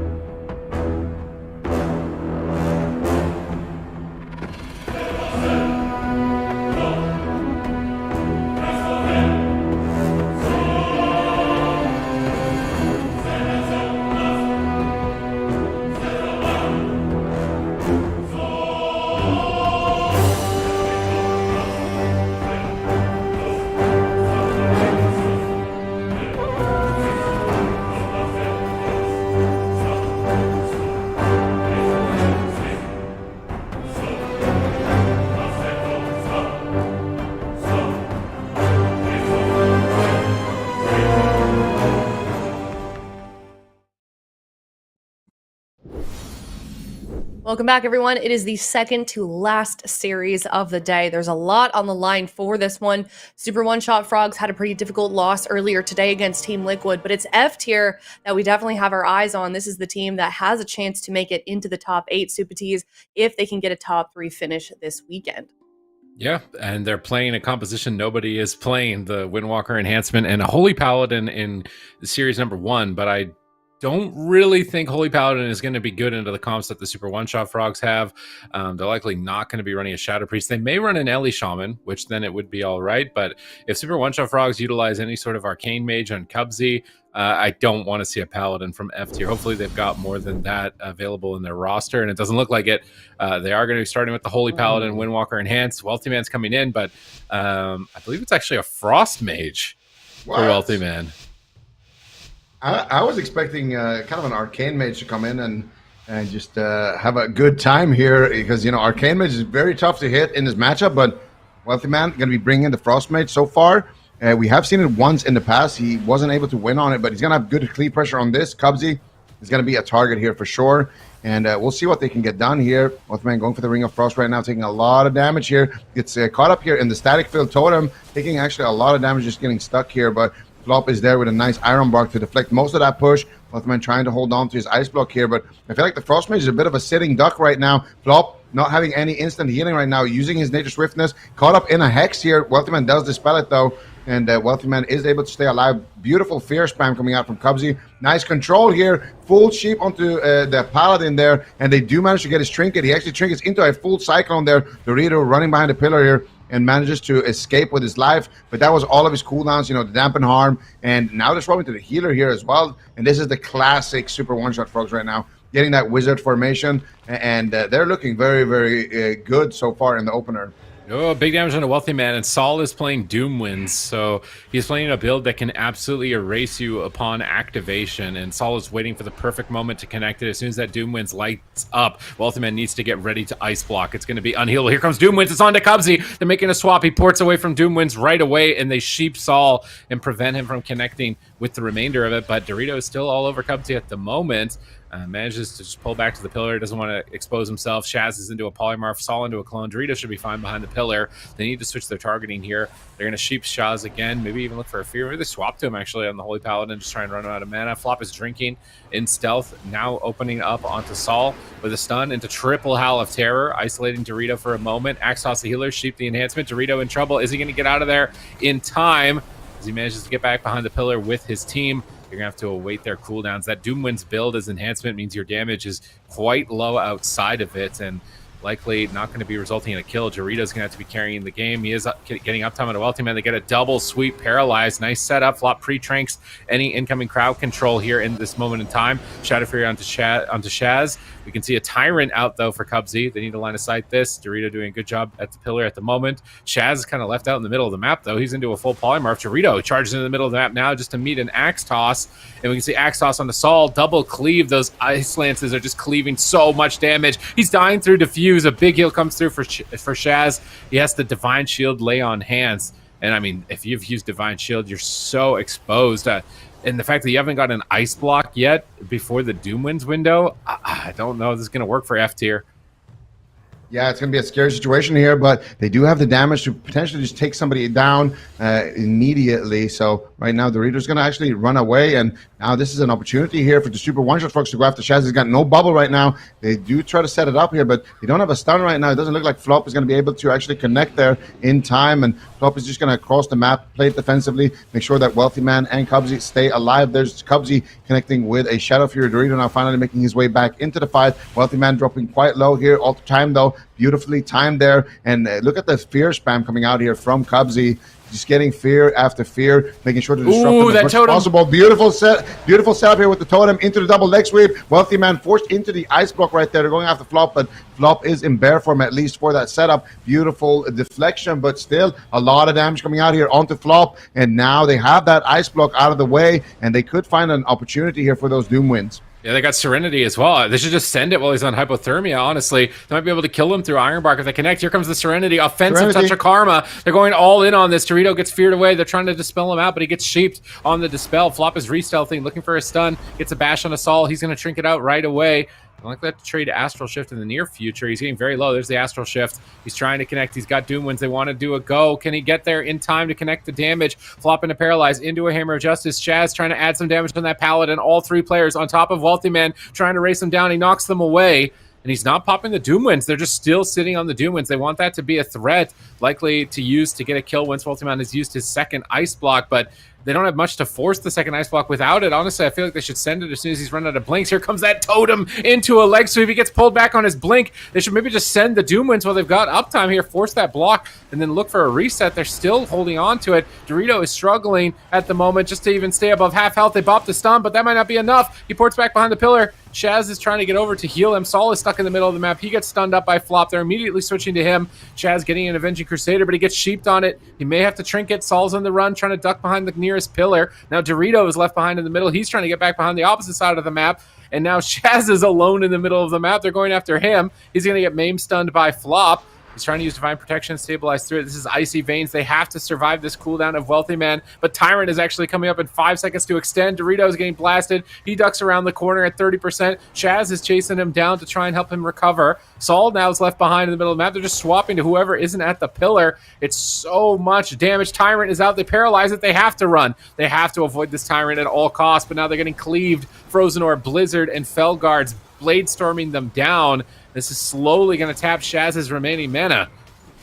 Yeah, it's not looking good right now. You got the Ring of Fire on one side, you got the Frozen Orb and the Blizzards on the other side. You got Cubsy calling in his pets and Blade Storming with his Felguard, and it's just not looking good. They need to make a push right now, but the Wealthy Man has answers. He's got the Ice Block still available, and he might need to use it here, or he could be in danger. There's that combo again with the Totem. Look at Flop, though. This time around, he's going to read it with the Tranquility. Nicely done there by Flop. Really well-timed Tranquility. Triple Shadow Fury as well. It's going to allow Flop to be escorted out of that dangerous situation, but now they connect with the Hammer of Justice. They force out Flop's trinket, actually. Nice punish. That's going to be the Bark Skin as well for Flop here. And how is he going to stay alive right now? Ducking into bear form, activates the Innervate and gets around the corner here. Gets a big amount of hots onto himself and onto his teammates. And Flop had to use his entire spell book right there. So now Flop could be a very exposed target here if they can stay alive here on F tier. Dampening is ramping up, and they're starting to hit that enrage timer here. They have no cooldowns left. They have no mana left on Shaz here. Actually, they got the bubble back of cooldown, but no mana left. How is Dorito going to stay alive? Use the dampen magic here to try to stay on target, and they need to make a push right now. Wealthy Man dropping quite low, but he has the Ice Block.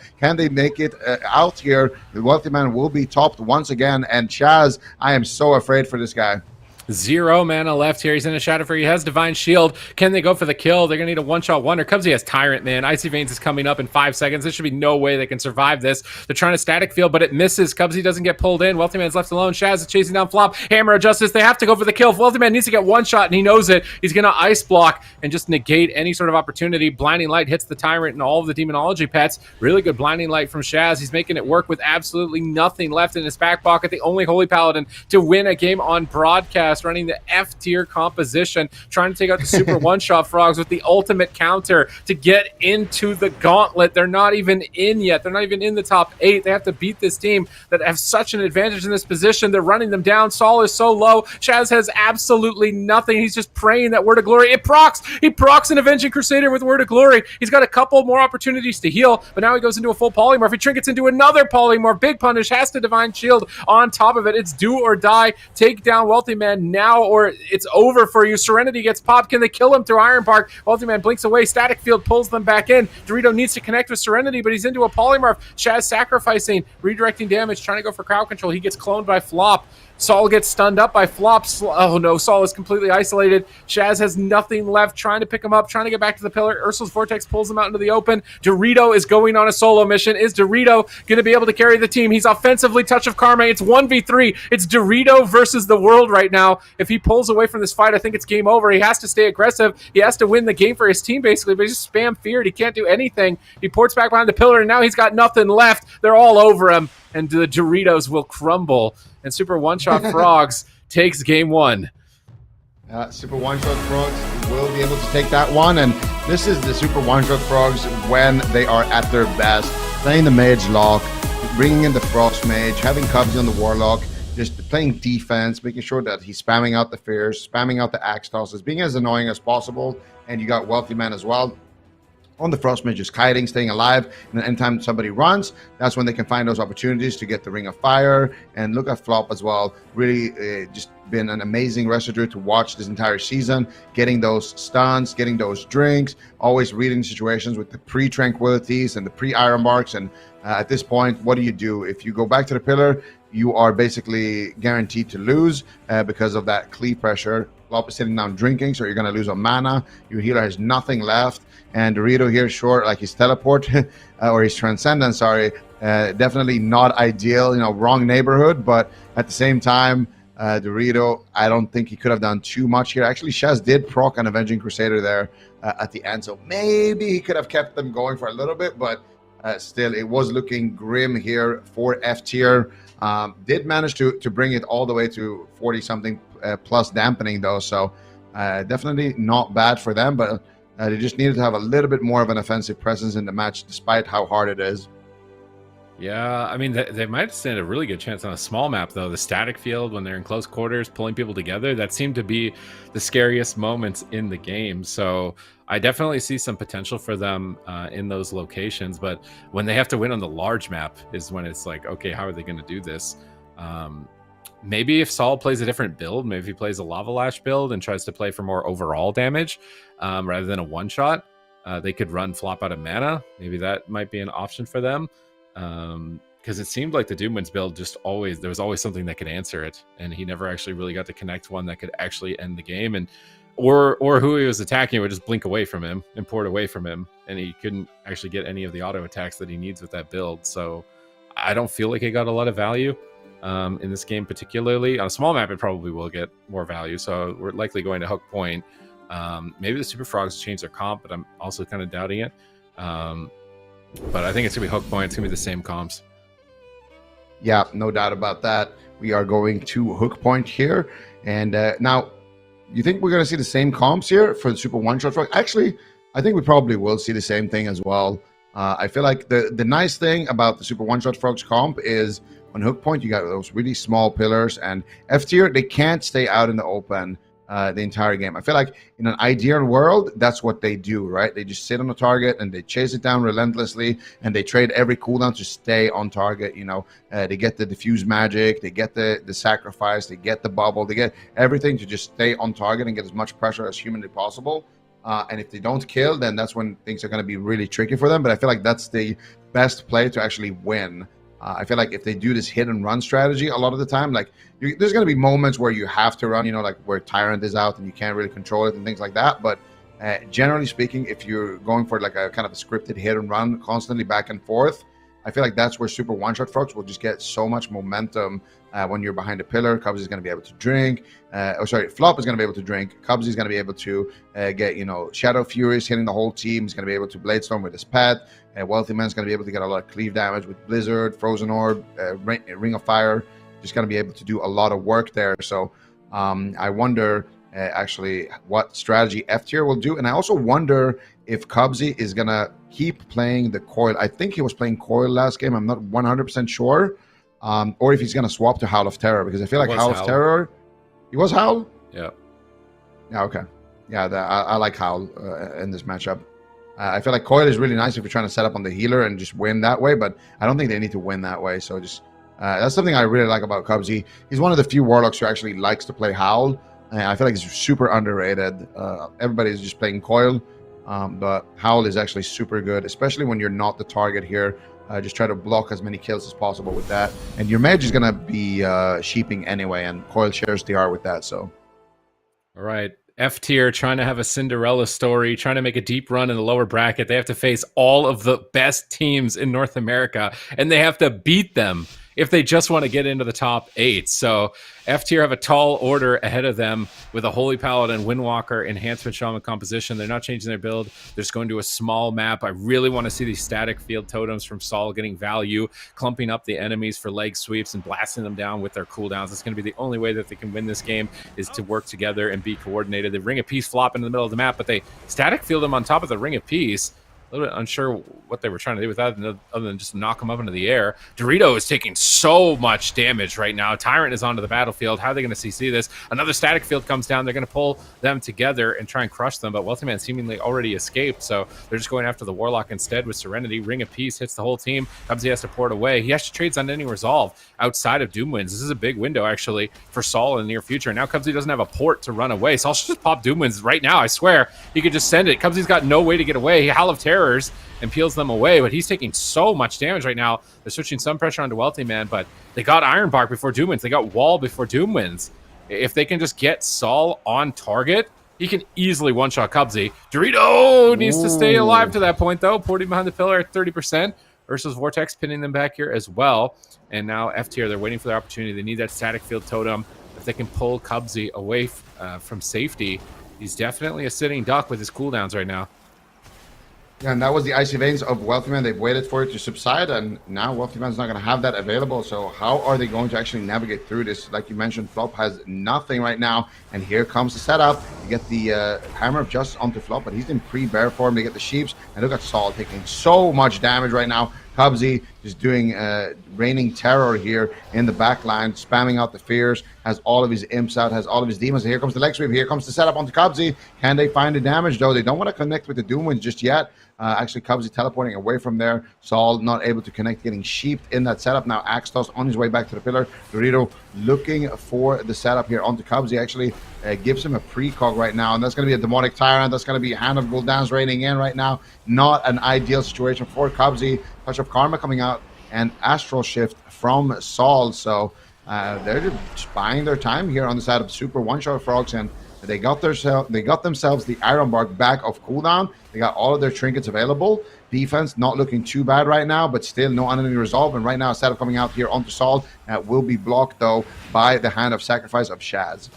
All right, let's see if they can stay on target. They get Dark Pack. Doomwind's still available. Serenity is coming up. Cubsy just gated. He's got no gate either. Oh my god, he's just popping Doomwinds anyways onto Wealthy Man. They wait this long and they pop Doomwinds on Wealthy Man? I don't know if I like this. They're trying to swap back onto Cubsy with the remaining seconds of it. Can they finish him here? He's already Ironbark preemptively. And I think that Cubsy should be stable through this. He could port at any moment, I think, if he absolutely needs to. Saul's getting polymorphed. He can't connect. And I don't like the Doomwinds build for this matchup. I feel like there's too much mobility. It's so easy for them to escape it. If it's just running a Lava Lash build, his damage would just be, like, he'd be doing way more damage right here at this point in the match. Maybe Flop would be out of mana. They're trying to switch. They get an Ascendance proc. They're trying to go for the kill on the Wealthy Man. It's blocked, though. And now Dorito is so low on health. Chaz is into another polymorph, into a full clone from Flop, and Dorito is on the run. Saul is on the run. Vortex stun, pinning him in the middle of the map. Flop gets sheared on his next clone, but it's so much damage. Is Chaz able to deal with it? He's feared half duration. Saul's trying to get back behind the pillar. Chaz is doing what he can to heal with the Avenging Crusader. His attacks turn into heals for his team, and he actually manages to keep his team alive in this position. They're trying to get aggressive onto Wealthy Man. They cannot afford to lose. If they lose on Hook Point, the series may as well be as good as over at that point. They cannot lose here. The mana is fortunately still even. Their defenses are coming up. Dorito gets cloned low, though, on his Karma. He decides to trinket and get aggressive. Leg sweep, static field, pulls Wealthy Man in. Chaz is staying at the pillar to line of sight CC. Double Sunder. Trying to boost up the damage a bit, trying to reconnect onto Cubsy, but Cubsy's defensives are coming up here, unless they can force them out of nowhere. Oh, Flop Shadow melded the Blinding Light there. That is really hard to do with that spell. And now Shaz is into a full polymer. Oh no, and Flop is completely open. Ring of Peace knocking the demons away. They're going to root them with an Earth Grab Totem and line of sight at the fence line. Shaz is like, let me get back to my team, guys. Blessing of Freedom gets back behind the fence with Dorito. Saul gets stunned now in the middle of the map, just trying to make a push through this. This is the gauntlet before the gauntlet for F tier. Yeah, F tier trying to make it work here with their comp, but it's not looking too good right now. Saul dropping low, but look at the miracle swap onto Flop. He's going to trinket and trade out that trinket. That's a huge defense out of the way. And Wealthy Man now getting swapped. He's going to ice block there as well. Danger time here. Super one-shot Frogs. Definitely in a lot of trouble. Cubsy now as well, having to use the Unending Resolve. Where's all this pressure coming from? Is when the Tiger coming through, and they have the Doomwinds available here on Saul. They're maybe not done yet. Full Fear connects here onto Shaz. Double Ring of Frost. Super one-shot Frogs here available, able to slow down the game for just a second here, and Saul not looking too comfortable right now in the matchup here, down to 50% HP, slowly but surely burning down, and Chaz right now has the Avenging Crusader, needs to manage to pick him up there. I think he's going to be able to top him there, and he will break out of his Static Field actually gets imported there by Cubsy, so nice port there. They're going to force them to go after Wealthy Man. Flop sat down for a little bit of a drink there, but now Flop, oh, he's in big trouble here. Is he going to be able to stay alive here? I'm not sure. Doomwinds is available here. Can they connect with it? You do have another stun here, a leg sweep maybe. Don't have it. It was just 1 second away before they would have that leg sweep. Really nice push, though, from F tier here. Now Wealthy Man getting absolutely crushed here. The Doomwinds doing a lot of work with Wealthy Man greeting the ice block, and actually it pays off. And now Demonic Tyrant coming out for Cubsy. Here's a stun onto Saul. Cubsy, though, dangerously low. Leg sweep connects, and they do it. Touch of Death coming through, and F tier managed to tie us up 1-1 apiece. All right, Dorito bites back in game number 2, 1-1, but they still need to win on a big map, and it was looking dicey for them here, even on their best map. So, boy, is there something they can change? I don't feel like they have any other options. There's no way they want to bring a warrior in, I think, for this type of matchup. So they're going to have to win on a big map. At some point in this series, they will have to win on a big map. There was one swing moment here in the replay that we'll see where they just suddenly got everything. I think it was before this. They got a block, then they swapped, they got a trinket, then they swapped, then they got an unending resolve, and it was like anyone that they looked at, it was just dead. Here they tried to switch to flop, but Saul couldn't get there in time. If he was there, he was dead. Doomwinds would have killed him there 100% if he was actually able to get there. But he's like, okay, then I'll just hit the mage. He's close by. Tab over to Wealthy Man. Just he's dead out of nowhere. Blinks at 10%. And they're like, okay, mage is too far away. Whatever. Warlock's over here, I guess. Go on to the Warlock.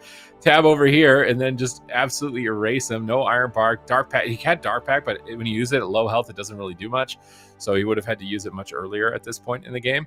And they just catch him. So F tier moving all over the map here, pulling off a win against the Super One-Shot Frogs.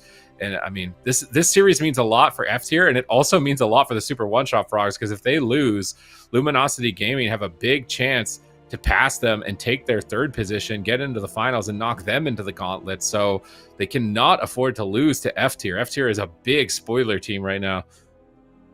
Yeah, F tier is the dark horse of the tournament right now, and F tier, they need a top 3 finish. So if F tier can make a top 3 finish happen, they will actually qualify for the gauntlet. But at the same time, like you mentioned, Luminosity Gaming right now, they are excited about seeing F tier win this game. They are so happy about that. And if F tier can win the swing match, then all of a sudden, this Luminosity Gaming, all of a sudden, are going to be looking a lot better for top 3 qualification, because they need something like this to happen if they're going to be guaranteed in that top 3 position and avoid that gauntlet. So F tier definitely, could be breaking some hearts. They could also be creating some new fans here, bringing out these kind of oddball compositions. But we are going to the Empyrean domain, and something tells me that F tier, they're going to have a tough time kind of navigating through this terrain here.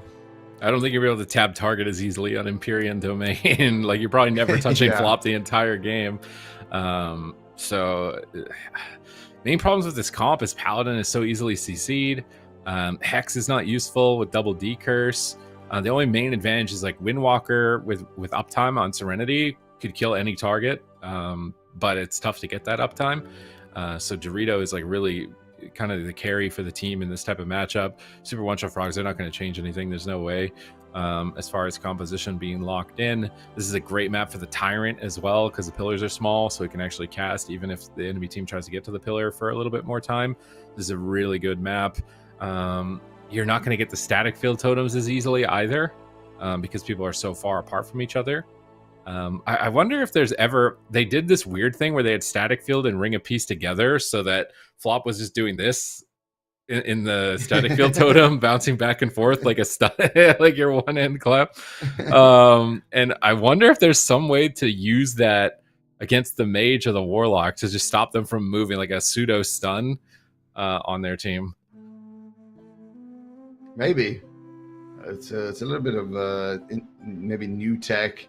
I'm not sure how impactful it is, but it is about those small things. Like if F tier can find ways to actually force those cooldowns and then connect with their stuns, that's the name of the game for them. It's all about that uptime. It's all about actually getting on their targets, and especially when they have their cooldowns up, get as much as possible. They can't just trade one cooldown for their offensive cooldowns. They need to swap around. They need to get a setup onto flop and cubs at the same time, force out multiple trinkets, force out shield walls, force out bark skins, things like that all together, and then after that make a push. And I feel like the setup that I really liked was that one that we saw in the replay onto flop, where Dorito just caught him with a paralyze, and then Chaz was there with a hammer of justice. I feel like setups like that really could net them kills onto flop, especially on this map where it's going to be hard for them to navigate. So if they can ever get flop's trinket, I definitely want to see them try to set up out of a paralyze and just try to hope that they have enough damage to take him down through Barkskin, because something like that is going to be what it takes here for them to actually manage to turn it around on this large map here. This is the worst situation for F tier. If they can win here, I'm a believer. I think they could do anything. This is going to be their hardest map of the series. Maybe even the hardest map of the tournament, even if they win this series moving forward. This matchup is so rough for them. They're trying to stay on target. They're trying to run Cubsy down. Flop is paralyzed. Cubsy's on the run. They're swapping to Flop. They catch him in a leg sweep. Is he going to drop? Trinket Tranquility. He gets Ring of Peace on his Tranquility. You can get knocked up on that immunity and maybe get one shot. Flop manages to escape, but it already cost his Trinket. This is like best case scenario for F tier. Static Field Totem pins two targets together. They blast wave them away and try and stagger their reconnection, but Earth Grab Totem is pinning them. Howl of Terror hits the whole team. Blinding Light. Are they going to go and Flop out of the Blinding Light? Do they have a stun for him? Doesn't look like it, so he's going to be able to survive for now. They're just going after Cubsy. Paralyzed on Flop. Cubsy actually taking a lot of damage. Demonic Gateway trying to escape, and F tier making the situation that was supposed to be overwhelmingly difficult for them actually look pretty good. All of a sudden, F tier, the dark horse of the tournament, looks like they might have a chance here to actually get it done. Cubsy taking a lot of damage right now. Spear and Strike connects. Big damage connects. Wealthy Man needs to get aggressive right now on that Frost Mage, getting some Frost Bombs, getting some Sheeps onto Shaz. Flop looking to, like he's positioning for a Cyclone here onto Shaz, and he will be able to find it. Dorito finally pushed out of the midfield, and now they're making that push here onto Cubsy. Once again, paralyzed onto him, and they are connecting here with the damage, but nice Howl of Terror coming through, and Shaz is there to dispel it. Full sheep though onto Sol, no dispel for that one. Wealthy Man playing good defense so far for his Warlock, and now they're going to swap to Wealthy Man. He alter times all of that damage. Wealthy Man is just such a king on this mage. Nice blast wave there as well, doing such a great job here on the Frost Mage, but they are going to get some uptime here. Wealthy Man, what is he going to do right now? Looks like they are going to be able to force Dorito back to the pillar, and they have that window where Flop has no trinket, but that's slowly becoming the only line of play that they can do. I want to see a paralyze onto Flop. If they catch him out of form, just send it all in onto Flop and see what they can do. But right now, they are taking massive damage. Flop knows it too, and he's sitting in stealth, just buying time, outranging here, making sure that he doesn't die before that cooldown is back. Oh, big swap to Shaz here. His entire team is getting destroyed. Avenging Crusader comes up. He needs to heal up. Maybe there's some demons he can attack. There's a pet behind the pillar. He's attacking that demon behind the pillar. Heals his team back to full. Now they're trying to connect and run through the Frost Mage gauntlet of Wealthy Man. So many Novas and snares preventing them from getting to their target, Cubsy, which I think is who they want to go after. Maybe flopping another swap. I'll have to see in a second here. Big damage onto Wealthy Man. Massive pressure out of nowhere. They get an ice block out of nowhere. He's going to be on hypothermia. They have Doom Winds. They have Serenity. If they can get on Wealthy Man right here, he's just a dead man walking here. So I'll just press the Doom Winds at any moment here. Just CC Flop. They've got a kill window for the next couple of seconds. Wealthy Man knows it. He blinks away. He procs Ascendance. They're going in for the kill. Can F tier do it? In the worst case scenario, they paralyze the Trinket on Flop, but Ironbark has already connected. That's Ironbark with no Doom Winds and no Serenity. That's basically all the defensive. They're switching back to Cubsy for a moment, but if they can get back on it. Wealthy Man blinked on top of them. Wealthy Man just blinked on top of them. If they swap to Wealthy Man here, I swear it's a KO, but they're still going after Cubsy. Maybe it doesn't matter. He's just dead. He's a touch of death range. Dorito almost connects. Big heals coming out from Flop. There's a lot on the line for Super One-Shot Frogs. They cannot afford to lose this game here. They may lose their top 3 position. Flop has to Tranquility. Cooldown after cooldown being forced on the side of Super One-Shot Frogs. Dark Pack now forced as well. Double Shadow Fury trying to turn it around, but they're looking stable with Sacrifice up for Shaz. They're getting uptime. They still have Serenity. They still have Doom Winds. And Flop has no Trinket. They could switch to him if he's in a good spot at any moment. There comes the swap. They all in onto Flop. Is he ready? Howl of Terror comes in from Cubsy, but they don't care. They Trinket out. They're going for the kill. Touch of death range. Flop gates away at 10% and escapes it. Oh my god, the root on the roll.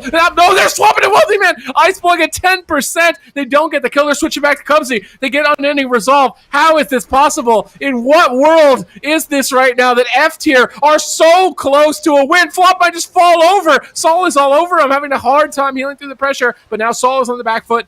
Astral Shift as he losing crowd control. Wealthy Man could just die. They're just all exploding. I cannot believe this. I don't think Super One-Shot Frogs can believe this.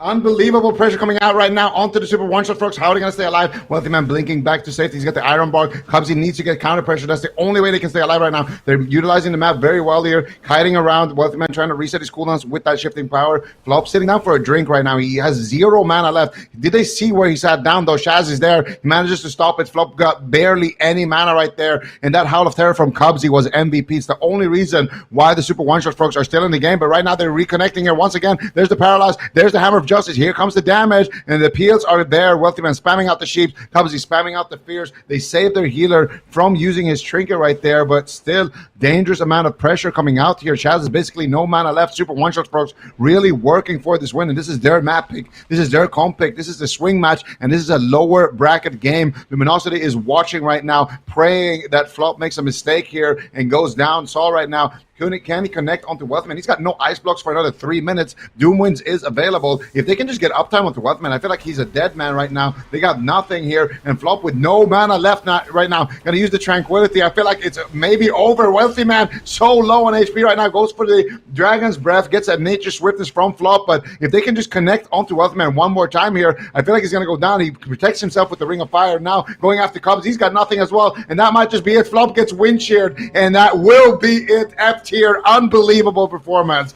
Will win game number 3. Oh my god, they lost their best map. F tier is actually doing it with a Holy Paladin and a Windwalker Monk. They got through Lost and LIHUE easily. They're getting now into the Super Frogs. It was looking grim after game 1, but after that game, I'm starting to think anything is possible for this team. This is absolutely insane, the pressure that they're getting. They oomed the Druid. I thought there's no way the Paladin doesn't oom before the Druid. They oomed the Druid. They swapped to the Druid. They're killing anything that comes in their path. They're just running them over like a bulldozer. And they're trying to make their deep run. They're trying to get into that top 8. They've only got 1 cup left to do it. They need to win this next game to make it to Championship Sunday. And then they have to face the really, really, really big dogs if they make it to that point. And they could potentially knock the Super One-Shot Frogs out of the top 3. Because if Luminosity Gaming make it past their series and Super One-Shot Frogs lose here, I think it either means they're tied or that Luminosity is into the top 3. This is such a crazy circumstance. There's no way a team comes into the last cup with a Holy Paladin on the meta where it's like Omega Lol Holy Paladin and just wrecks their way into the top 8 right before the Holy Paladin patch rework. There's no way. There's no way this is happening. Unreal. This is you know what this reminds me of? This reminds me of last season when the bots came in at the very, very last cup playing this, super weird comp that no one was playing with the tank monk and winning against all the best teams, beating Echo, current Echo, and beating all of the best European teams and almost making that dream run happen. They needed, I think, a top 2 and they finished 3rd. F tier right now. Definitely looking S tier, honestly. I mean, they are beating the Super One-Shot Frogs, Mage Warlock here on Empyrean Domain. This is just unbelievable. Just one more win, Sid. And also, they have the swing match advantage now. So even if they lose the next game, they could take it to Dalaran, they could take it to Ruins, they could take it to a lot of different locations where their comp is going to be doing a lot better into the Super One-Shot Frog. So if they can pull this off, not only might they actually get their spot in the gauntlet, but they might also gatekeep the Super One-Shot Frogs here in the tournament. So either way, even if they win this and lose later and maybe don't make the gauntlet, they might have already done the damage here. They might have already gate-kept the Super One-Shot Frogs if Luminosity randomly rises up to the occasion. NA is really just all up in the air. There's so many great games happening right now. There's so many things that can happen because of this team just coming in here and just causing complete chaos to the bracket. Oh my god. One team to rule them all, the Holy Paladin, F tier. We're going to Enigma, a really big map for the Super One-Shot Frogs. Do they change comp? Do they panic?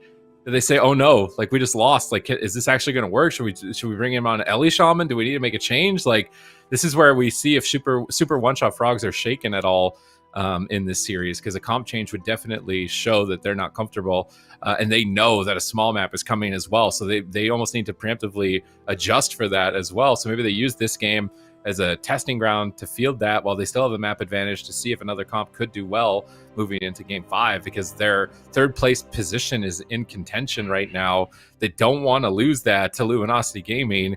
But this is a matchup that they probably don't play, you know, almost ever. Nobody's queuing into Holy Paladin. Somebody's queuing into Holy Paladin Windwalker Enhance maybe more than once in a season. So trying to figure out the best strat or the best comp here at the last second with your third place position on the line is going to be really stressful. They're taking their full time here on the clock. F tier are not taking any time. They're just immediately, all right, send it. This is our comp.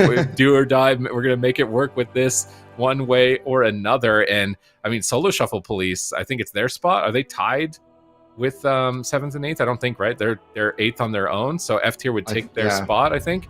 But I don't know how far. Oh my God, what is this comp coming up for the Super One-Shot Frog? Now they're living up to their name. You know, before they were the Super Dampen Frogs. This is the Super One-Shot Frog. This is the Super One-Shot Frogs comp. If I've ever seen One-Shot meets One-Shot right now, right here. The Unstoppable Force versus the Unstoppable Force. These are like the ranged versions of Enhancement and Windwalker with Arcane and Devastation Evoker. And oh my God. This is a firework game. This is a firework game right now from Super One-Shot Frogs. This has to be the highest burst possible in the game from both teams. I can't name a higher burst lobby than these two teams with these classes against each other right now.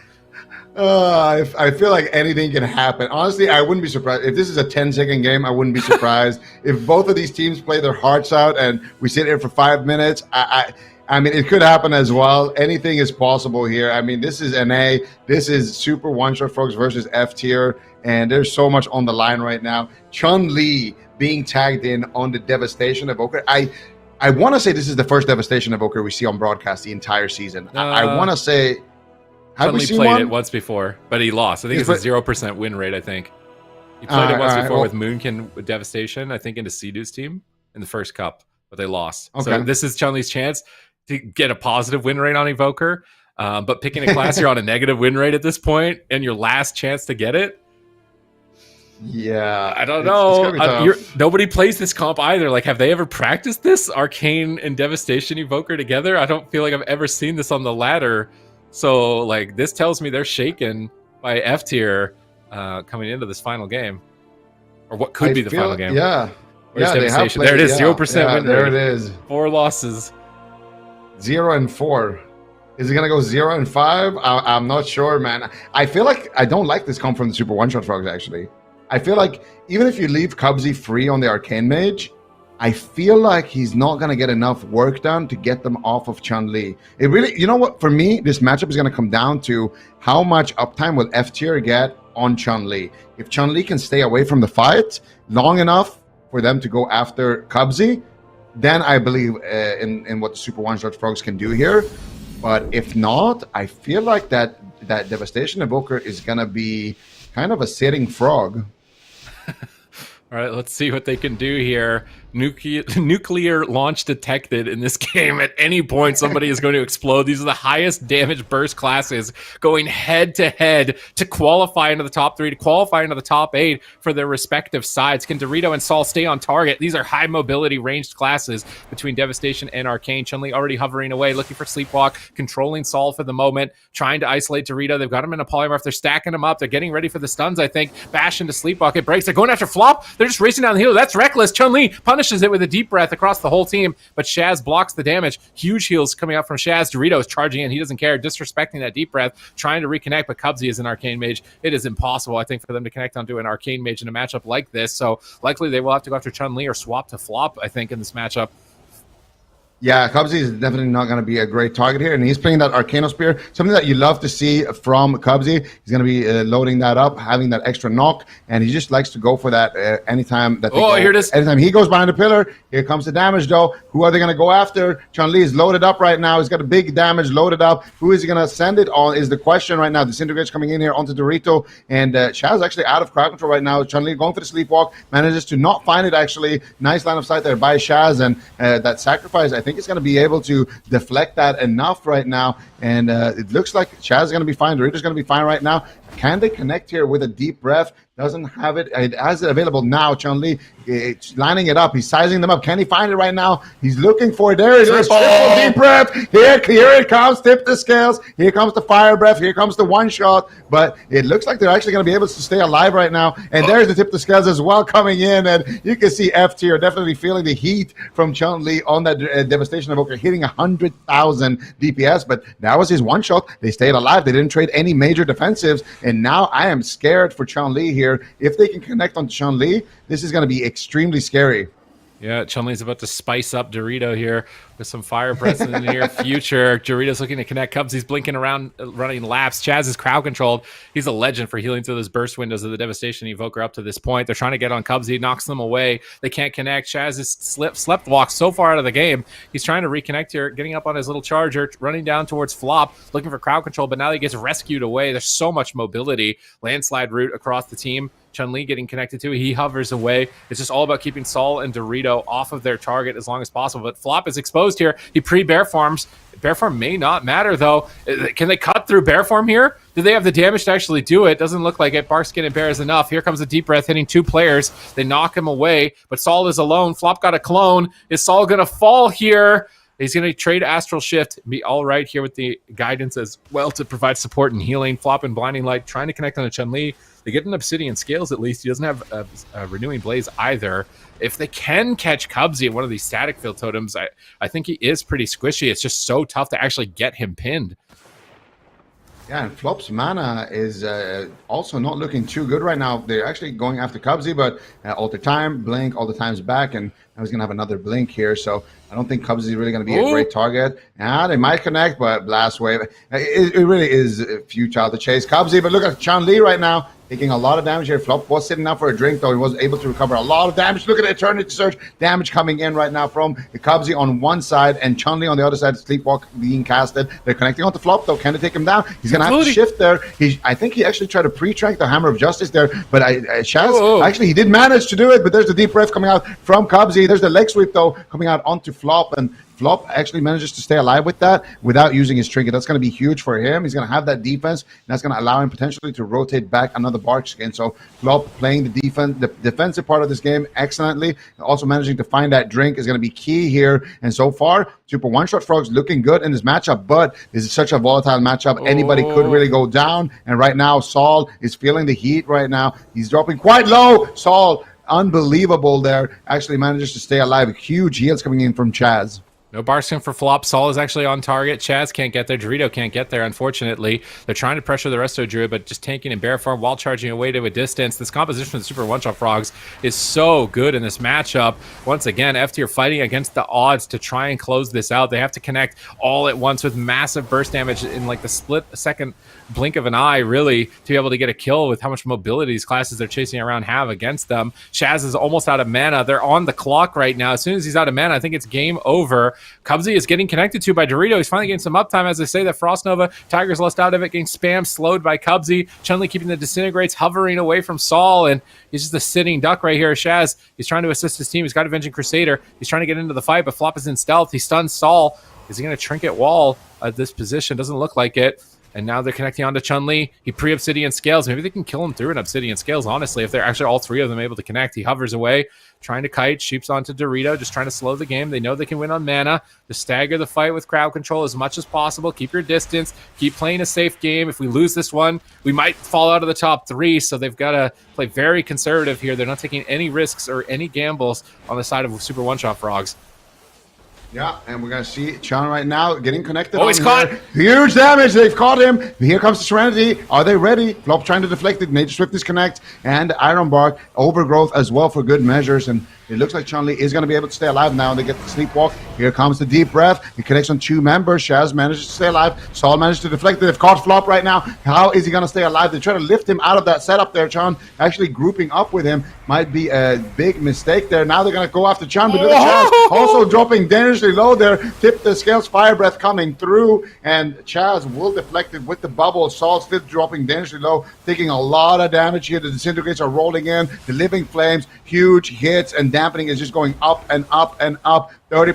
Chaz with no mana left. I think the super one-shot frogs have basically ran the clock on this one. I'm not sure how they're going to be able to stay alive here on F tier, but I do know better than to count them out. They're going for it. There's nothing left. Can they kill Chun-Li in time? Knockback is immune. Sol is moving forward, trying to purge the innervate, trying to stay on target. Can they kill Chun-Li? It's do or die right now for them. They've run out of steam. Shaz is in a sleepwalk. Chun-Li's on the run, trying to escape from Sol and Dorito, but they've actually pulled him to a pillar. They can use this pillar to line of sight. Another sleepwalk being casted by Chun-Li. Disintegrates channeled onto Sol. No astral shift. They need to stall for 15 more seconds. Chun-Li's deep breath only hitting Shaz in that position. Eternity Surge goes off. Big burst damage onto Dorito. Shaz tries to stabilize him. Shaz, our Lord Holy Paladin, trying to make something happen here with absolutely nothing left for his team. They've got one last chance. Serenity is coming off cooldown. Doomwinds is coming off cooldown. There is one last chance, but they have to kill them through every single cooldown. Do they have the damage to kill them through every single cooldown? Can they even get to their target before it's a problem? Shaz is completely out of mana. Fire breaths are flying through. Chaz's line of sight, and he's trying to drink. Saul walls.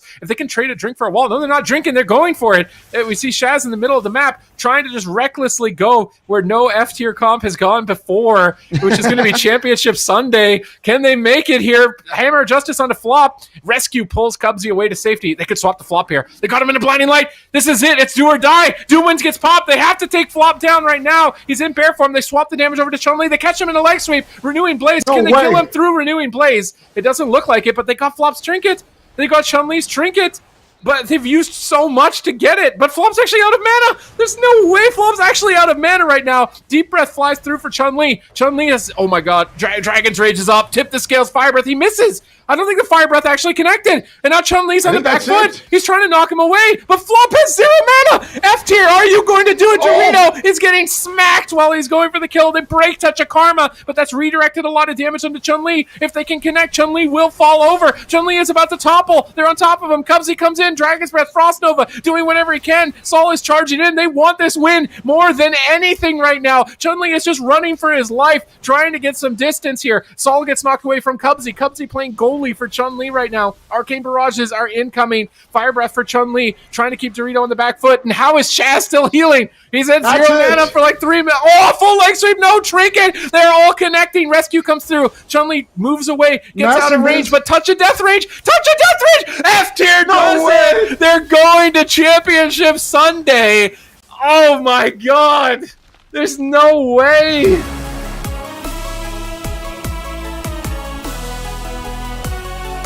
There's no way, bro. There's no way. Wait, did we lose Zico, or is he just as surprised as I am? I don't know. I'm not even sure if broadcast can hear me. Oh, did he rip his headset out after what just happened? There's no way this has happened. There's no way F tier beat the Super One-Shot Frogs, the Lords of the Wizard, Lord Voldemort themselves of the Wizards. They actually beat them on the big maps with the ultimate counter picks. They actually beat the ultimate counter picks with a Holy Paladin.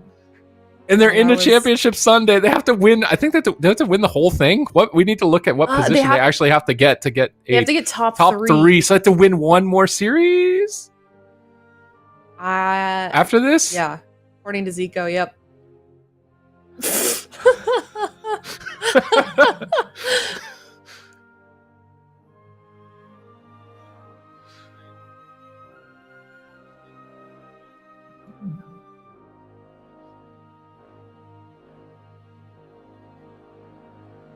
Oh, all right. So unfortunately, we're having some tech issues because Zico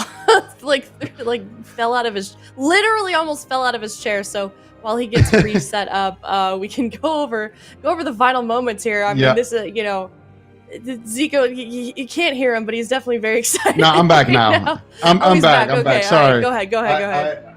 I almost knocked out my my audio setup because I jumped out of my chair. I got so excited when they actually got that kill. That was absolutely insane. Chaz is an absolute legend on the Holy Paladin. We saw it there on the replay, but Dorito actually dropped to 1% HP right before they got the kill. During that push, he dropped to 1% HP, and then he managed to survive, and he managed to actually keep pushing and find that kill. Healing on a Holy Paladin against this comp to like 50% dampening is just unbelievable. And F tier comp, man, what a team.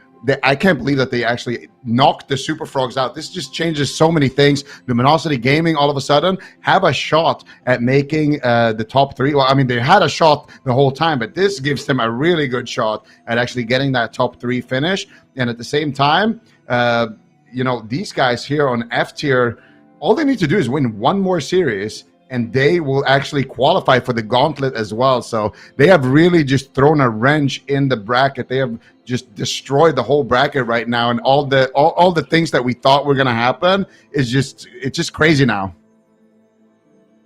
Yeah, that kind of blew everything wide open. I don't know if anyone really expected F tier to have this incredible of a day. I mean, you know, we know that they certainly had a shot, but I'm sure that they have defied everyone's expectations. I mean, super one-shot Frogs, incredible team that they just beat. Lost in LIHUE, also an incredible team. So they've beaten 2 powerhouses already today. We're gonna hope that we see them continue that streak tomorrow for Championship Sunday. But I mean, we've been saying it, you know, you sign up for Cup 4, you have a chance to make it into top 8, and F tier is definitely proving that today. Here is where we currently stand with the standings. Like we said, if they want to make top 8, they got to get at least top 3 this weekend. And the more I see this team play Super T's, the more I'm convinced that they can pull it off.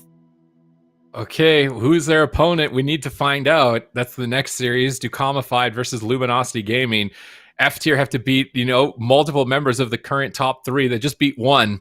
Their next opponent, you know, either one of these is terrifying teams to be able to have to face for your 8th spot position. And if you're Solo Shuffle Police, you're shaking in your boots right now. I thought they probably thought they were through. Like, how is F tier still alive right now? They got a Holy Paladin, man. Holy Paladin, Windwalker, Enhanced. They made it through Lost in LIHUE easily, 3-0. Now they walk through the Super One-Shot Frogs' gauntlet on all of their map picks through every single possible wizard composition and managed to stay alive, make it through onto broadcast for Sunday. And now they just need one more win, Dukamified or Luminosity Gaming.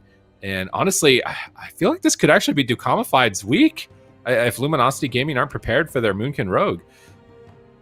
Yeah, perhaps Dukamified, Luminosity. That's going to be determining who F tier will play against. So yeah, we will see whose week it actually ends up being. And also, real quick, I was looking at the offline games, the whole bracket for F tier, and they got sent down in only their 2nd round of the tournament against No Answer. So that was the team that beat them and actually sent them down to the lower bracket. So they definitely had a pretty long run to get here so far. So we'll see if it continues on Championship Sunday, and we'll see who they will be playing against. That's going to be the upcoming game here, Dukamified versus Luminosity.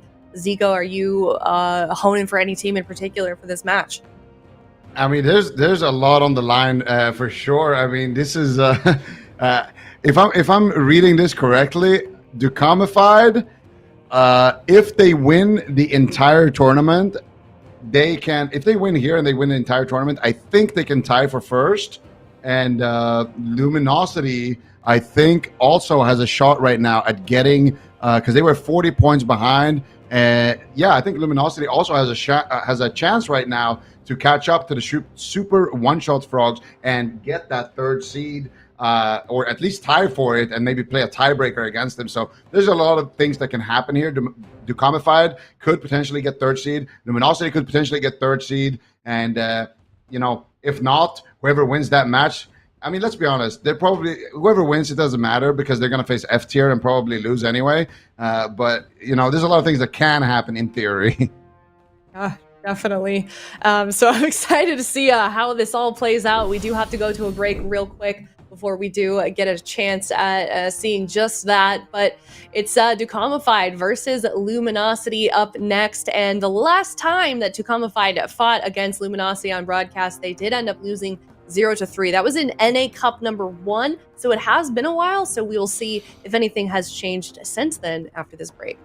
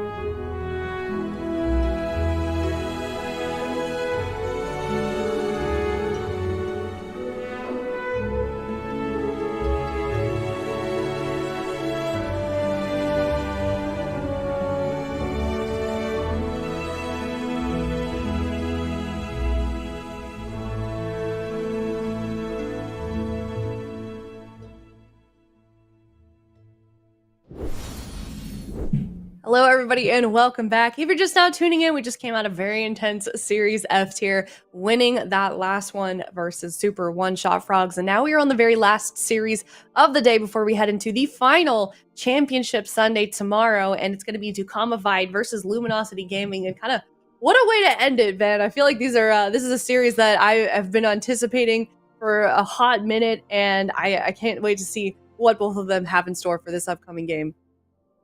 Yeah, it's interesting. I feel like it's going to be a bit of a rogue showdown, and Luminosity Gaming has showed they have been struggling into the subtlety rogue a little bit. It seems like their answer is potentially going to be that Arms Warrior. So maybe we do see Luminosity Gaming and Drake bring out the Arms Warrior Shadow Priest Shaman to try to match what DUKAMIFIED is doing. But I feel like DUKAMIFIED right now, they're playing kind of that meta setup, what is that subtlety rogue, balanced rogue. We've seen it have great success in the North American region. So I think that's likely what I'm anticipating for a blind pick, but either one of these teams are capable of running lots of different compositions, lots of different setups. So I'm curious to see what they can do. I feel like for Luminosity Gaming, they got to show up here. Like obviously this is the final cup. We're going to be going into the finals and the gauntlet, a few weeks after this, but I feel like for Luminosity Gaming, I don't want to say they've fallen off a bit because they had such a crazy reign in North America for years and years and years, but I feel like Maybe they need to find their footing a little bit. They have. Yeah, by anyone's standards at this point, I mean, you always expect them to be in the finals. If they're not getting top 2, it's like that was a horrible week for them. Even if they get second, that's like, oh my God, that was a bad week for Luminosity Gaming. But I feel like they've struggled to find their footing just a little bit. I don't know if it's a motivation thing. I don't know if it's, just a few bad weeks. But I feel like picking up some wins here in this final cup would definitely give them a lot of confidence going into that finals. Yep, it most certainly would. Luminosity, they're going to need 4th to tie Super One-Shot Frogs. 3rd or better, overtake them in qualifying for the AWC Finals. Let's see what they can do here. It's game number 1, last series of the day, and it's DUKAMIFIED versus Luminosity Gaming. All right, well, we got a Ret Paladin now. Holy Paladin got its first win on broadcast. Is Ret Paladin going to get its first win on broadcast with Drake playing that class, Prev playing Shadow Priest? This is a really weird composition. Shadow Priest, Ret almost never playing together ever in the history of the game, and Luminosity Gaming are banking their possible 3rd place position on this composition to be an answer for the Boomkin Rogue that DUKAMIFIED have decided to lead with. Stun, interfere from Prev. He gets in range, avoids that Thunderstorm. Calvish already trinketing. A very early trinket from him could be something that they punish. Drake is still not popped the Avenging Wrath. Kidney Shot finds Drake. Incarnation hits 2 targets. Prev gets kicked on Shadow. Massive damage incoming. They're going to clone Drake low. They swap over to Prev in the cheap shot. Cheap shot onto Brain, setting Nick up to go for a clone. Is he going to get the clone? He doesn't get the clone. Brain gets back behind the pillar. Healing Tide is down, but they forced a dispersion anyways, so the damage has been done. Yeah, definitely. Nick getting blasted a little bit right now as they are on target. Drake getting really aggressive here. Gets dismantled. The Calvis trying to shut it down. This is a huge push here by Luminosity Gaming. Brain repositioning to the middle of the map. Wants to try to assist Drake with wind shears. He manages to find 1. Drake doing a great job line of sighting the 2nd. Do they have a grounding tome? No, they fix the interrupt. Looks like a cycle. Actually, it gets grounded. Nicely done there. Finally, that will land, and that will shut Drake down for the time being. Nick will get topped off. And now it's going to be up to DUKAMIFIED to try to get some counter pressure rolling here if they can. All right, 3rd place is on the line for Luminosity Gaming. They need this composition to work. They have good pressure right now. Nick down at half, trying to get back behind the pillar. Calvish rotting as well. Healing Tide totem comes down for Kearney. Drake pulls over to kill that, but he moves the Healing Tide away. Prev is killing it now. Shadow or Death will finish it, and Calvish is stunned. No trinket. Very low on health. Has Cloak available. He's being really greedy right now. Super greedy, Calvish. Cloak of Shadows comes through, and now he should be all right, but Nick doesn't look all right. He's getting destroyed. He's not bark skinning throughout all of that. I can't believe he has not bark skin at this point. I'm almost wondering maybe if his frame isn't working properly. Fakes the shear. He gets the precognition, looking for a clone. Brain grounds 1 clone. Line of sight. He doesn't line of sight it. Full clone connects. Drake could be in trouble. Nick is still on the back foot. Big heals coming in from Kearney, trying to keep Nick stable right now to go for the kill during that clone, but they can't. They're going to clone Drake. Try and keep damage going on to Prev, but Dispersion is coming off cooldown. Mana in favor of DUKAMIFIED at this point. I think the Wound Poison is going to be a big deal here for their side in terms of pushing an edge in the late game. Yeah, definitely right now. These Cyclones are just devastating coming in from Nick, and every time he can fake cast and interrupt, we'll get control of the match, doing some pressure here onto Drake. A lot of damage. He might just go down. I mean, that was crazy. Reading it out with the Divine Shield at 1% health. That was a close call. Now getting aggressive here onto Calvish. He's got the evasion up, trying to avoid some incoming damage. If he has to trade out the Banish too, that would be a bit devastating in this situation. Crowd control initiated. They managed to get the Hammer of Justice on Kearney, and Calvish is just going to vanish out of there. Now, once again, in combat, Lightning Lasso coming in from Brain, but a huge heal connects there by Kearney, topping him off during that stun. But Calvish is slowly burning through these defensive cooldowns. There's not too many left. At the same time, Luminosity Gaming is getting a lot of pressure here on Nick, and this composition seems to be working quite well for the side of Luminosity Gaming in this match so far. They got Calvish's trinket. That's a win condition. Kearney needs to be ready. Calvish is just dying. Drake is finishing him right now. Massive pressure. Kearney gets a huge nature swiftness, but he's dying through it. Drake is just absolutely smashing Calvish at the moment on that Retribution Paladin. Prev's in the midfield trading with Nick. Having a 1v1, Calvish steps away to Kearney, but they're stacked up for cleave from the Rep Paladin. Dots are ticking, Siphons out. Calvish is on the run, trying to line of sight. 14 seconds to that Cloak of Shadows. Healing Tide Totem is down. Drake is moving in, Prev's moving in. They killed the Healing Tide Totem off, I believe. And now Kearney's going to have a tough time healing. No Ascendance for 20 seconds. Nick pops Heart of the Wild, and he's going to look to try and recover his teammates. And has he really not pressed Barkskin a single time in almost 4 minutes of this match? There's no way. Kearney, what's going on with Kearney's health? He's just dying to nothing in that stun, and Silence behind the pillar is dying to 2 dots. Calvish is getting rotted as well. He blinds Prev defensively and trying to get control of his pressure to buy time for Kearney to recover here, because Kearney is so far behind. He's getting healing surges out, but he is really struggling. He's got Ascendance. He might need to pop it here. His whole team is just dying. He's really being greedy right now on the side of Dukamified. Is he going to trade Ascendance? Ascendance gets popped. Cloak of Shadows as well on top of it. They're swapping to Nick. He's interrupted. Can't Barkskin for a moment. He still hasn't at this point. He's going to need to check his keybind, I feel like, on the Barkskin if he ends up not using it a single time. Yeah, Nick once again looking for control here. And this is a great static field totem there by Kearney, just getting a little bit of room to breathe for Nick, who is still trying to get that damage rolling. His Incarnation's available in just 30 seconds. That's going to be a huge hit of damage. And at that point, I mean, Drake doesn't really have many cooldowns. It's really going to be up to Prev and Brain to save him. They've taken a huge hit here in the middle, sitting this full Hammer of Justice Fear on Kearney. Great setup here by Luminosity Gaming, getting the stuns, getting the crowd control. Nick's on the run. Calvish shuts it down just a little bit with some counter stuns here onto Prev, but Nick is just absolutely getting destroyed. Barkskin, Spirit Link Totem trade out, but all 3 members of Dukamified are just dead. Kearney, how are you going to heal through this? Nick is just getting destroyed. Prev is just going crazy on the Shadow Priest. Calvish is going to get dropped. Drake's all over the place. That was an absolutely insane amount of pressure coming in from Luminosity Gaming at the end of that one. All right, well, Rep Paladin got its first win on broadcast against, debatably the best comp in the game. Shadow Priest, Rep Paladin, Resto Shaman. Is this just the day of the F-tier comps or something? I don't know. Comp just breaking out. F-tier makes it to Championship Sunday with Windwalker enhanced. No one's playing that. Is Shadow Priest, Rep Paladin about to make it to Championship Sunday? I mean, let's go. This is some good foreshadowing possibly for their team, because they needed an answer. This comp has just been their bane, been their kryptonite, just had no answer for it, and they were absolutely destroying Dukamified. They had so much pressure on them throughout the entire game, and both teams were incredibly greedy. Like, this Cloak at 1% was super greedy. Nick not bark skinny when he's at 1% was super greedy. And then Drake, I think, bubbled at 1% in this game. Is this the bubble? Yeah, he did. He was literally like -% at one point. Right here, he used a damage goal, a Crusader Strike. He chose a Crusader Strike over a bubble on that global. Almost died right there. Would have lost the opportunity to win the game. But then look at the damage right after that. Just Spirit Link, okay, it saved you for a moment. This means that your whole team is dead. So have fun, Kearney, healing through this. And Calvish is like, oh, guys, I'm over here. I'm left behind. Please help me. Trying to get back to the pillar. And he just can't get to his team. He tries to go for a gouge. He tries to make some hero plays with the cheat death, but Drake kills him there. Oh my god, this comp is showing potential. I wondered maybe Dukamified if they play a different healer, though. Like maybe a Holy Priest. If that would be any better for them. Yeah. What do you think about Crusade? Crusade is something that all the Rep Paladins are playing now. Whenever I play them in solo shuffle, it's such a strong, cool. It just lasts such a long time. It's just like this constant threat that Rep Paladins have when they're able to actually pull the trigger with it and get aggressive in the match. Like, it feels like it's just such a momentum swing where you can really keep the enemy team on the back foot for such a long time. So getting really good value in the game, but there was close calls either way. Luminosity Gaming obviously won that one, but there was moments where Dukamified almost managed to pull it off. I mean, they're getting Drake low, so they're definitely not out of it definitely not out of it yet. And I wonder if they were anticipating this composition, or if there's something else that they could run here. Possibly. I mean, that looked good. I wouldn't change it personally.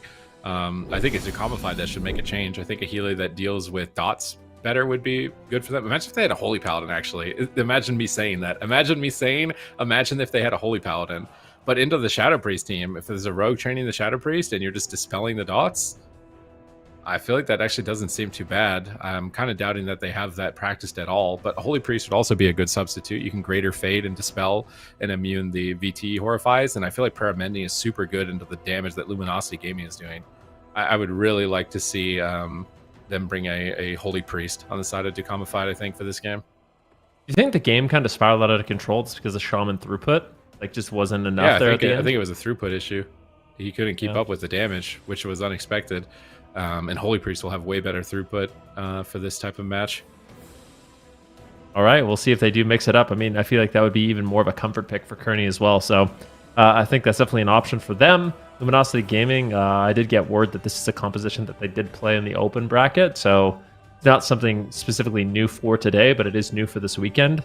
And Drake on the Rep Paladin, that's actually what this team won the North American AWC Season 1 in Dragonflight with. It was Prev on the Warlock, the Demonology Warlock, Brain on the Shaman, as well as Drake on the Rep Paladin. So kind of defaulting back to that composition that they won with last year, except it's going to be, or last season, and it's going to be Prev on the Shadow Priest to kind of mix it up, which is obviously something he plays a lot. And one thing that's really interesting to me about this team is Prev in particular. What do you think about Prev not playing Moonkin? Like, does that trip you out at all? It's the Moonkin patch. Everybody's talking about how great Cyclone is. Look how nobody can do anything. And the guy that mains Moonkin at the highest level of play for the longest time hasn't played it a single time. That is weird, right? I mean, it's possible he hasn't practiced it in that long of a time, because how long has Moonkin not been good? I feel like he's been a Shadow Priest more than a Moonkin for the past 3 years. And Moonkin plays a lot differently in terms of doing damage than maybe the past time that he actually played it. I would honestly wonder, like, when was the last time he actually had a large, a good amount of games Prev's on a wash Moonkin? I mean, maybe it's possible. I don't know how much he practices it. Like, he's put so much time into Shadow Priest. He's doing double everybody else's damage on Shadow Priest. Like, feels like he's put a tremendous amount of time into that class specifically. So it may also just not be great for his team unless Drake gets a subtlety rogue going. I don't think Boomkin Ret, for example, would be that great in a matchup like this. You can see the talents on the AWC companion app. Once again, shout out to Wowhead for all the tooltips provided for this. So if you're ever wondering what builds players are running, you can check that out. And you can copy it if you want for your own play on the ladder, or maybe they're doing something unique, like Trill running this one dance build, winning last cup, now in the upper bracket for Championship Sunday. So there's always something. Someone's being sneaky. Blizzo running Death Wish in last week's cup.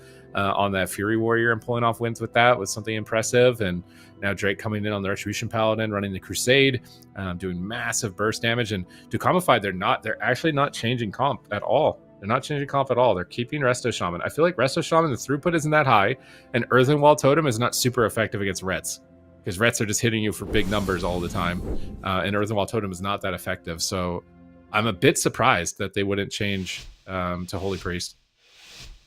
Yeah, me too, but their decision is made, and we'll see what Dukamified can get done. Luminosity Gaming looking really good with the Shadow Priest Ret, and it's an interesting composition because they play it very similar to how they would if Drake was an assassination rogue. Basically, it's like Drake is just this a juggernaut that's running in, just getting damage on everyone. They're kind of triple killing the entire team. When Prev's able to get crowd control, they're getting the Hammer of Justice, similar to Kidney Shot. So stylistically, this makes a lot of sense, at least for me, seeing Luminosity Gaming kind of bust this out, because it is a playstyle that they've had for a very long time, and it's worked well for them. All right, they've already got clone from Calvish. Drake's into a clone, or sorry, Trinket from Calvish. Clone over onto Drake. Prev the target at the moment, but he's in Earthen Wall. He should be all right. Keeping pressure on to Nick. Actually, dots on Kearney. Like, Kearney is literally just dying to 2 dots most of these games so far, and his throughput is really struggling. He's trying to keep healing surges going, possibly Ancestral Guidance and Ascendance here to match the Crusade of Drake. I think that's a fair cooldown pairing, but Calvish is getting baited really far away from his team. He's so low, and Drake's going to get pulled away on the Kidney Shot. Is Calvish going to overextend right now and go for the push with no Trinket? If they get cross stuns here, Calvish could explode. They do crowd control Drake, though, on the remaining seconds of that Crusade, removing a lot of burst. Calvish moves in to kill the Healing Tide Totem. They clone Drake, low health again, trying to set him up for a Kidney Shot off of Diminishing Return. Calvish, Fan of Knives, getting combo points. Dismantle onto Drake, getting ready for a stun. Nick gets dispelled into the Hammer of Justice, looking for a clone, gets it onto Prev. They've isolated Drake. They could go for a Kidney, but here comes massive pressure. They cheap shot Drake on his cooldowns. He's not able to connect damage. He's quite low, but it looks like he may have pre-sanctuaried some crowd control there. And Brain is just completely free. Now Drake getting another Crusade up, looking to ramp up for a lot of damage. Nick is on the run, very low. Big heal comes through for Kearney, but now a huge crack of damage on a Calvish. Drake's on top of him. He gets pulled away with the static field. Nick fakes the interrupt, gets a clone, and pauses the damage for Kearney to get a moment of reprieve. But even in this moment of reprieve, isn't able to really get Calvish back to full health. Yeah, it's really a struggle. I mean, you talked about Prev on that Shadow Priest, just such a menace. Whenever he's in the back line, firing all those shadowy spells, Mindflay Insanity channeling out right now, you have pressure in multiple points, and it has been a nightmare for Kearney to actually heal in this matchup. Drake moving forward once again. Crusade is available. Is he going to pop it? He's got the cooldowns ready to go. A big setup here on the Kearney, and they take him down. It's just pressure on all three members. The damages. Look at the damage meters right now. I mean, damage meters don't tell the whole story, but look at Prev just popping off, doing the same damage as Nick and Calvish combined. No wonder Kearney's just burning through his mana so quickly. Yeah, I mean, it's probably one of the reasons he's stuck to the Shadow Priest. He's just an absolute menace on it. And right now, Nick is just constantly running away, and Drake is just running them over. Full blind on the Kearney. Calvish has to cloak. Hammer of Justice to follow up. Nick may have to pop Heart of the Wild here and try and assist his team because Calvish is getting smacked. 10% remaining health here in game number 2. They don't want to be put on a match point already and lose their map pick. It would be absolutely atrocious for them. They're behind on mana, behind on pressure, behind on cooldowns. Can Calvish find a window of opportunity? He gets feared. He can't get any damage out. Nick gets into Eclipse. He's got Star Surges built up. He's ready to go whenever. Calvish just needs to ship the stuns. Who are they going to attack here? They're pulling Drake behind the pillar. Incarnation, big pressure behind the pillar. Static Field is down as well to try and prevent Drake's retreat as he's pinned, but Calvish is actually the one dying. Calvish is actually the one dying right now during their own push. Drake bubbles nonetheless, though, and Trinket, so that is a big overlap. Divine Shield and Bubble, but potentially they just kill Nick. Maybe it doesn't even matter. Big kill comes through from Kearney right before that stun. Nature Swiftness tops Nick. Now they're swapping back to Calvish, potentially off the back of this fear. Drake line of sighting, lightning lasso, but Drake gets cloned. He can't get any damage on Cal. Oh man, if he could have connected on that stun right there, that would have been big. It probably would have been a Spiritling, honestly, forced from the side of DUKAMIFIED. But now that they got Bubble and Trinket from Drake, there's a win condition to kill the Ret Paladin. He's stunned in a smoke bomb, but Nick isn't getting any damage. There's a Star Surge. He gets gripped away from the bomb. He's very low. Brain's just immediately going to drop the Spiritling Totem and respect it. Now Calvish is overextended. Another huge heal comes in from Kearney just in time. Yeah, Drake's going to have to play it safe. The full blind's out onto Brain. He doesn't want to Trinket just yet. Windshear on the Cyclone.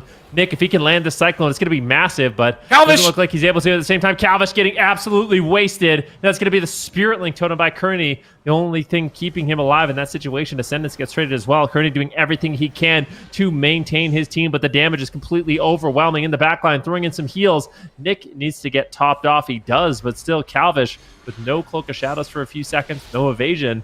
A little bit of an open target here. He's going to keep pushing forward. Drake's baiting him. He still has the Crusade up. It's a lot of damage onto Calvish. I don't know if he's going to be able to survive. He goes for stuns onto Drake. Drake easily shrugs that off, and now it's Calvish who gets stunned, and he gets caught. Oh no, Calvish, can they take him down? The cheat death. The heals from Nick. I can't believe he's alive. Nick just saved Calvish right there with the Heart of the Wild regrowth, but now Kearney's entire team is dead. His whole team is dead. He's got NS in 1 second. Oh, he manages to heal up his teammates, but now he is low. They could swap to Kearney. Mind Flays are channeled. He's trying to get away from the Ret Paladin. He's got max distance, but now Calvish is left behind. Void Volley connects. Kearney is fully dotted. Nick is fully dotted. Everybody is dotted the entire game when it's Prev. What am I even saying right now? Look at the damage meter. He's absolutely owning. Calvish is getting run down. They cannot afford to lose their map pick. Calvish shadow steps away. Brain could drink. If they really want to take this moment, he could just sit down, drink, reset. Kearney dispels dots, trying to get some pressure going. Calvish moves in. He denies the drink, but he actually has to Trinket the stun.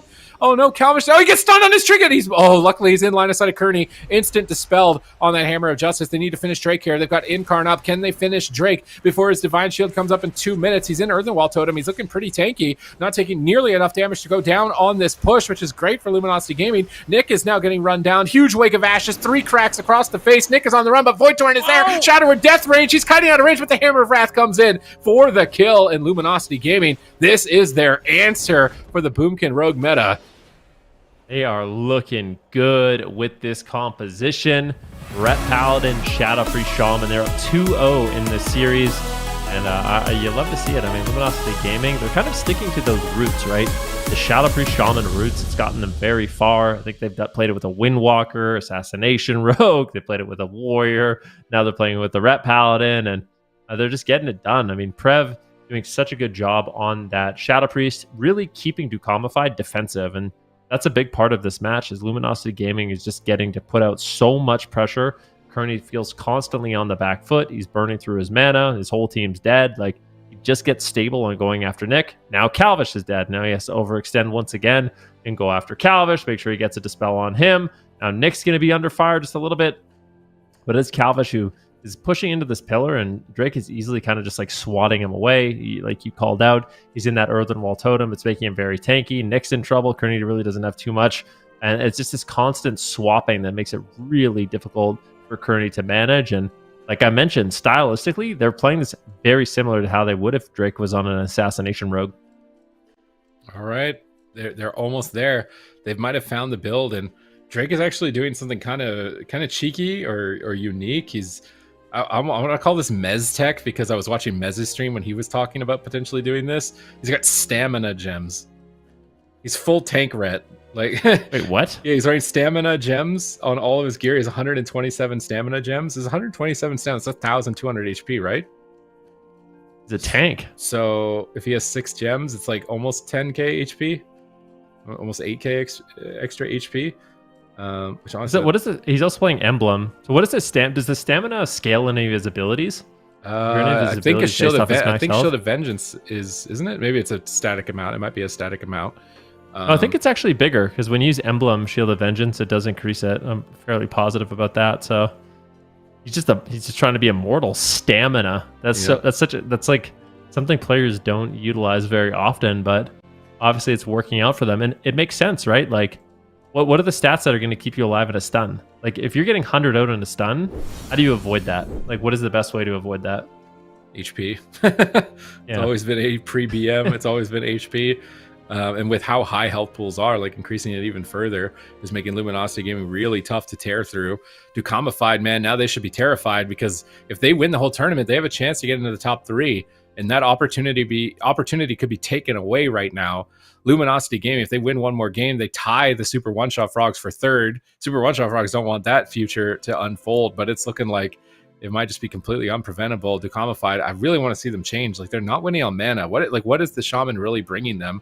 Kearney's never in range to sheer Prev. There's not really any like lockdown going on to him. So like, what's the point of the Shaman? If you're losing on mana, what's the point of the Shaman? If you bring in a Holy Priest, you get cross CC. So you can isolate a target and actually get CC and burst down a target. You get more throughput. I feel like it would be better for the matchup for them to make that adjustment. They only have one more game, so it's either they just send it again and say maybe Drake got lucky. I don't know. I feel like DUKAMIFIED more or less got lucky in that last game and still lost. Or they have to make a change.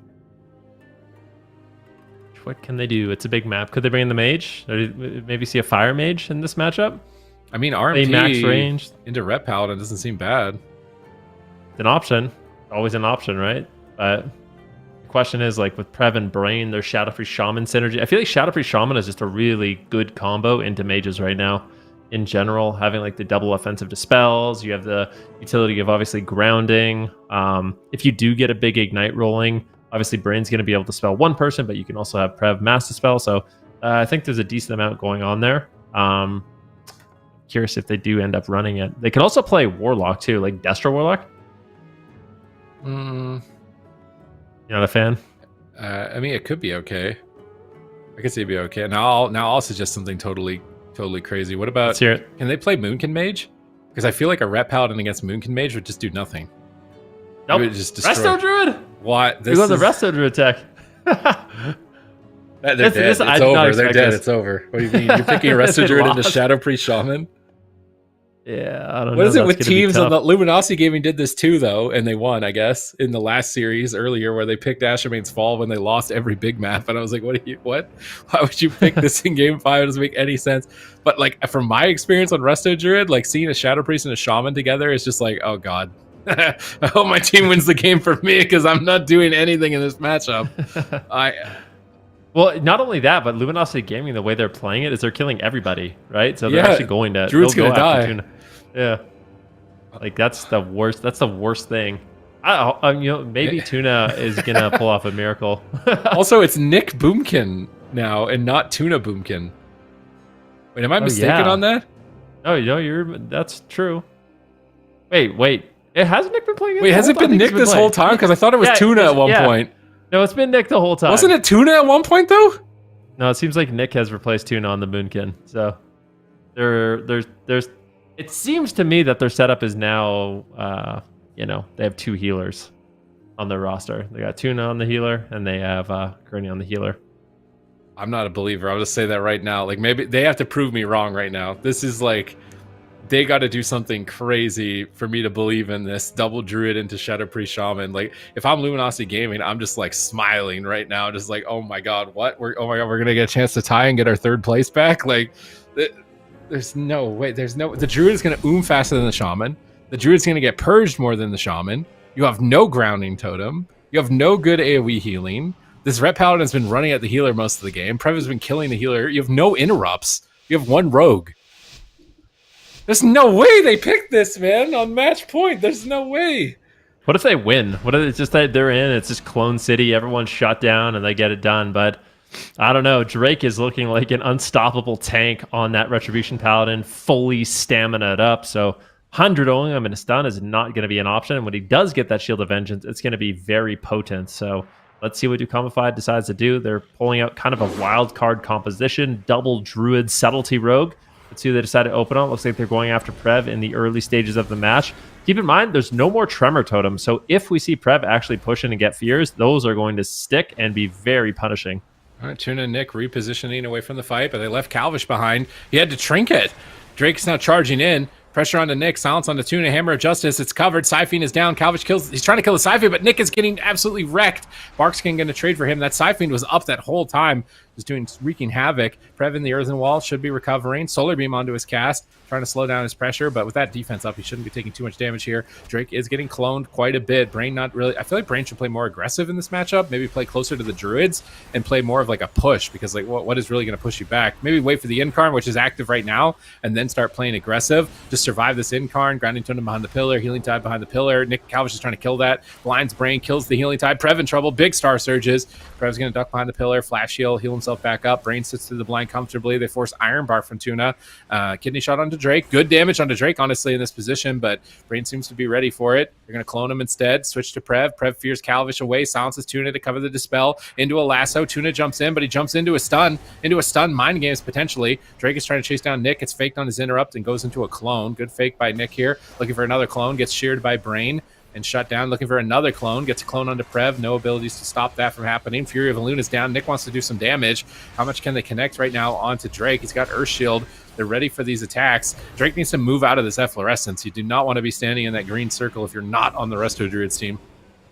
Yeah, Prev now taking a little bit of damage as Drake is getting controlled. And that's the one nice thing about this double Druid setup is if Drake does run into the open for too long, he is going to be met with Cyclone and met with High Wind. So a little bit of a control aspect there, but is it going to be enough? And if Calvish overextends, is he just going to get attacked like we're seeing right now? Prev is just doing work on the Shadow Priest once again, moving forward, looking for VT dots on everybody, but it gets interrupted. Great job there by Nick to slow it down and just reduce some of that incoming damage with the interrupt from the Solar Beam onto Prev. And now triple crowd control, engage Cyclone onto Drake, into a Cyclone, stuns on Prev. And it looks like they are going to be trying to test Prev a little bit more in this match. I think maybe they've realized that Drake is just so tanky in this matchup that they actually have to try to punish Prev here. All right, Tuna's just drinking. Maybe the Druid drinks is the way that they could win this. He's maintaining his mana with Brain, but if they ever punish a drink and run somebody down, it could be game over for them in this match point, so it's a pretty risky gamble. Lasso on Calvish, pinning him. Drake's all over him. Siphene is down.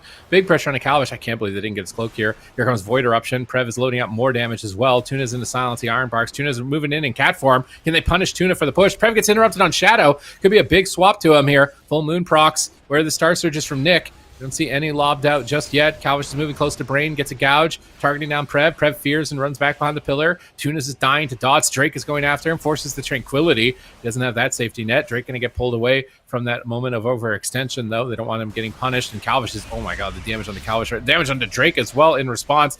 Calvish using the Crimson Vial gets topped off with the Cenarian Ward. Calvish is going to be really tanky here with Cenarian Ward. They need to switch off of this. They're trying to go after Nick, but he's quite far away. Drake's going to get Cyclone. They can't switch to him in this position. Tuna using that Innervate to get Efflorescence down for free is a really good timing. Efflorescence is really good. It's likely running Verdancy, so he's getting a lot of extra healing from that Efflorescence green circle on the ground. If Nick can stay inside of it, as well as Calvish, it'll be a really good way to counter the dots if they can both stay inside the circle as long as possible.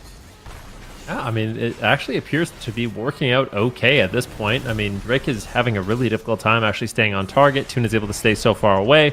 Prev isn't able to triple dot really all that well. And now Drake is finally taking a ton of damage. Cyclone here onto Brain, interrupt onto Prev. Drake is forced to use that Shield of Vengeance, but that is a scary shield to explode. Nick's just going to be hightailing it out of there, trying to get away, doing the best he can, but they got a lasso right now onto Calvish. Can they get his trinket? Can they get the cloak? Can they get the evasion? Let's see. Big damage incoming. Tuna gets caught into the silence. He will just trinket and throw out the Iron Bark immediately to stabilize Calvish, but getting the trinket out of the way is a big win, and now Nick's just dead. I mean, Prev is just on a solo mission trying to take down Nick, who is going to be using the efflorescence, like you mentioned, to just get that free healing. As long as he can stand there, it's going to mitigate a lot of that damage over time effect that Prev actually has. Calvish right now is caught into a fear on the other side of the map. If Drake can actually get there, they might be able to punish Calvish, but it doesn't look like that's the plan. They're just going all in here on Nick. A swap to Tuna is no Tranquility. Used it earlier. He's going to use Barkskin, but now Calvish gets swapped to. He has to evasion. Tuna gets swapped back to. They're both just dying. It's match point for them. They want to qualify into the top 3. They have to win the entire tournament, and any opportunities may be dashed away from Luminosity Gaming. Luminosity Gaming, if they win this, they tie for 3rd. They need this win if they want to reestablish their rightful place at the top of the North American ladders that they held for so long. Is this the comeback? Calvish trinket cloaks. It's so low. Tuna's running out of options. He's in the silence. Nick is taking so much damage from Prev right now. He's just regrowth after regrowth with Heart of the Wild, trying to recover. Tuna dispelling dots, trying to stay ahead, but Drake is connecting. If Drake connects, Nick's going to get wrecked. He dismantles him. Brain is drinking. Calvish is trying to punish with the sap. He gets a blind instead. Big damage Void Torrent onto Nick. He's down below half, but Drake is in trouble as well. Pre-Shield of Vengeance, anticipating the stun. They switch back to Prev instead. Blasting him, looking to force Dispersion. He greater fades, immuning that Star Surge, and now the entire team is pulling away from the engagement. If they want to, they could set up Brain for a drink. Maybe just bait Calvish behind the pillar. Maybe he's got a static field into a lasso. If they could clutch that behind the pillar, Calvish would get 100 0'd so easily here in this position, but maybe Brain isn't even running the static field for this type of matchup. Nick is just taking so much damage from dots. They have to wait for the Heart of the Wild. Here's Incarnation. They have to survive the Incarnation. Their line of sighting Solar Beam hits the whole team. Vortex pulls them back into it. They're trying to reorient themselves, but he gets a clone with no trinket. Prev's kicked! Prev's kicked! Their last chance to get a kill. They proc a Spore Cloak, though. A huge Absorb comes up. They Cyclone him low health. Drake gets swapped to. Calvish is rooted. Can't connect at the moment. Drake is trying to run down Nick and try and close out the game, but he can't connect. He's going to get cloned as well. Brain is actually running out of mana. He's stunned with no trinket. This could be Dispersion, and honestly, DUKAMIFIED are in a position where they could win if they can just stabilize and win on mana. Yep, Nick's getting attacked right now. Forced to run away once again. This Hammer of Justice could be devastating, but Calvish looking to get the pressure rolling. Gets stuns here on Drake. Brain's mana is not looking good, and DUKAMIFIED have that as a lead, going deep into dampening, but this is the crusade from Drake. This is where he can get aggressive. He's going to be building that up over time. He's got about 30 seconds to get that damage rolling, really pop off here. Look at Prev, though. Just bombing in some flash heals, trying to keep himself alive. Calvish on the run. Realizes he may have overextended here. Gets caught into a lasso. Can they take him down? Looks like Drake just wants to keep Tuna and Nick at bay and not really come back and fully commit to that setup here onto Calvish. And now Calvish just throwing stuns on Drake. These melee just trying to shut down these ranged DPS the best they can and just allow their casters to really pop off. But this is so scary. Drake is forced to use the Divine Shield. This large map is working out nicely. DUKAMIFIED, all of a sudden, this composition is looking like it's working out beautifully for them. Drake has really no defensive cooldowns. He's stuck in the middle of the map. Prev luckily has that Void Shift. They do have Spirit Link Totem, so they need to try to help Drake because he's in a lot of trouble. He's gouged. He can't link. He needs to trinket Link, I think. They're so low at this point. Drake is trying to counter-aggress. Link comes in on the blind. He has to trinket the blind anyways. Prev is nothing. Void Shift is going to be useless. Everybody is dead at this point. How can they stay alive? Drake is cloned. I don't think they can. Cheap shot. Prev trinkets out. He fears Calvish desperately, but can't stay alive. Prev will fall, and DUKAMIFIED pull off a win with the Resto Druid swap, just dragging the game on and on and on and on, and just drinking, resetting, and getting to a point where the tankiness that Drake has built up would not be enough to stay alive. Whew. I mean, DUKAMIFIED, they definitely proved us wrong. We were sitting here saying, you know what, they gotta prove, like, we think they're gonna lose, basically, and it's up to them to prove us wrong, and they definitely did in this one. They were able to just keep enough distance. So the big thing in this game was Tuna was able to basically just outrange Prev. They couldn't actually get the triple dots, and I wonder if that is kind of Luminosity Gaming playing a little bit too passive in this matchup. Like, is there any way that they could have just tried to push the pace a little bit more, actually run on top of Tuna? Because I feel like he just had way too much space. And at this point in dampening, I feel like it's better for Tuna than it really is Brain. I mean, Drake unfortunately, on the rep palette. And one of the things you don't have is that Mortal Strike effect. So not going to be as difficult for Tuna to heal through the pressure in comparison to the wound poison that Brain has to deal with. But this is where you can see the pressure rolling on basically everyone. Eventually, Prev is the one that falls. But I can't help but feel like if this game had gone on like another 30 seconds, Luminosity Gaming might have been able to snowball it. And you could bet we're going to be going to a small map. So my question is Luminosity Gaming going to continue with this Rep Paladin if they play double Druid? Or are we going to see the Assassination Rogue into the double Druid? Like, what are they going to do as a change? Because I think one thing's certain, we are definitely going to Hook Point. Yep, Hook Point going to be the map here, and Super One-Shot Frogs are praying that Dukamified can win this, but maybe not win the whole thing, because then they would be, contesting their spot possibly.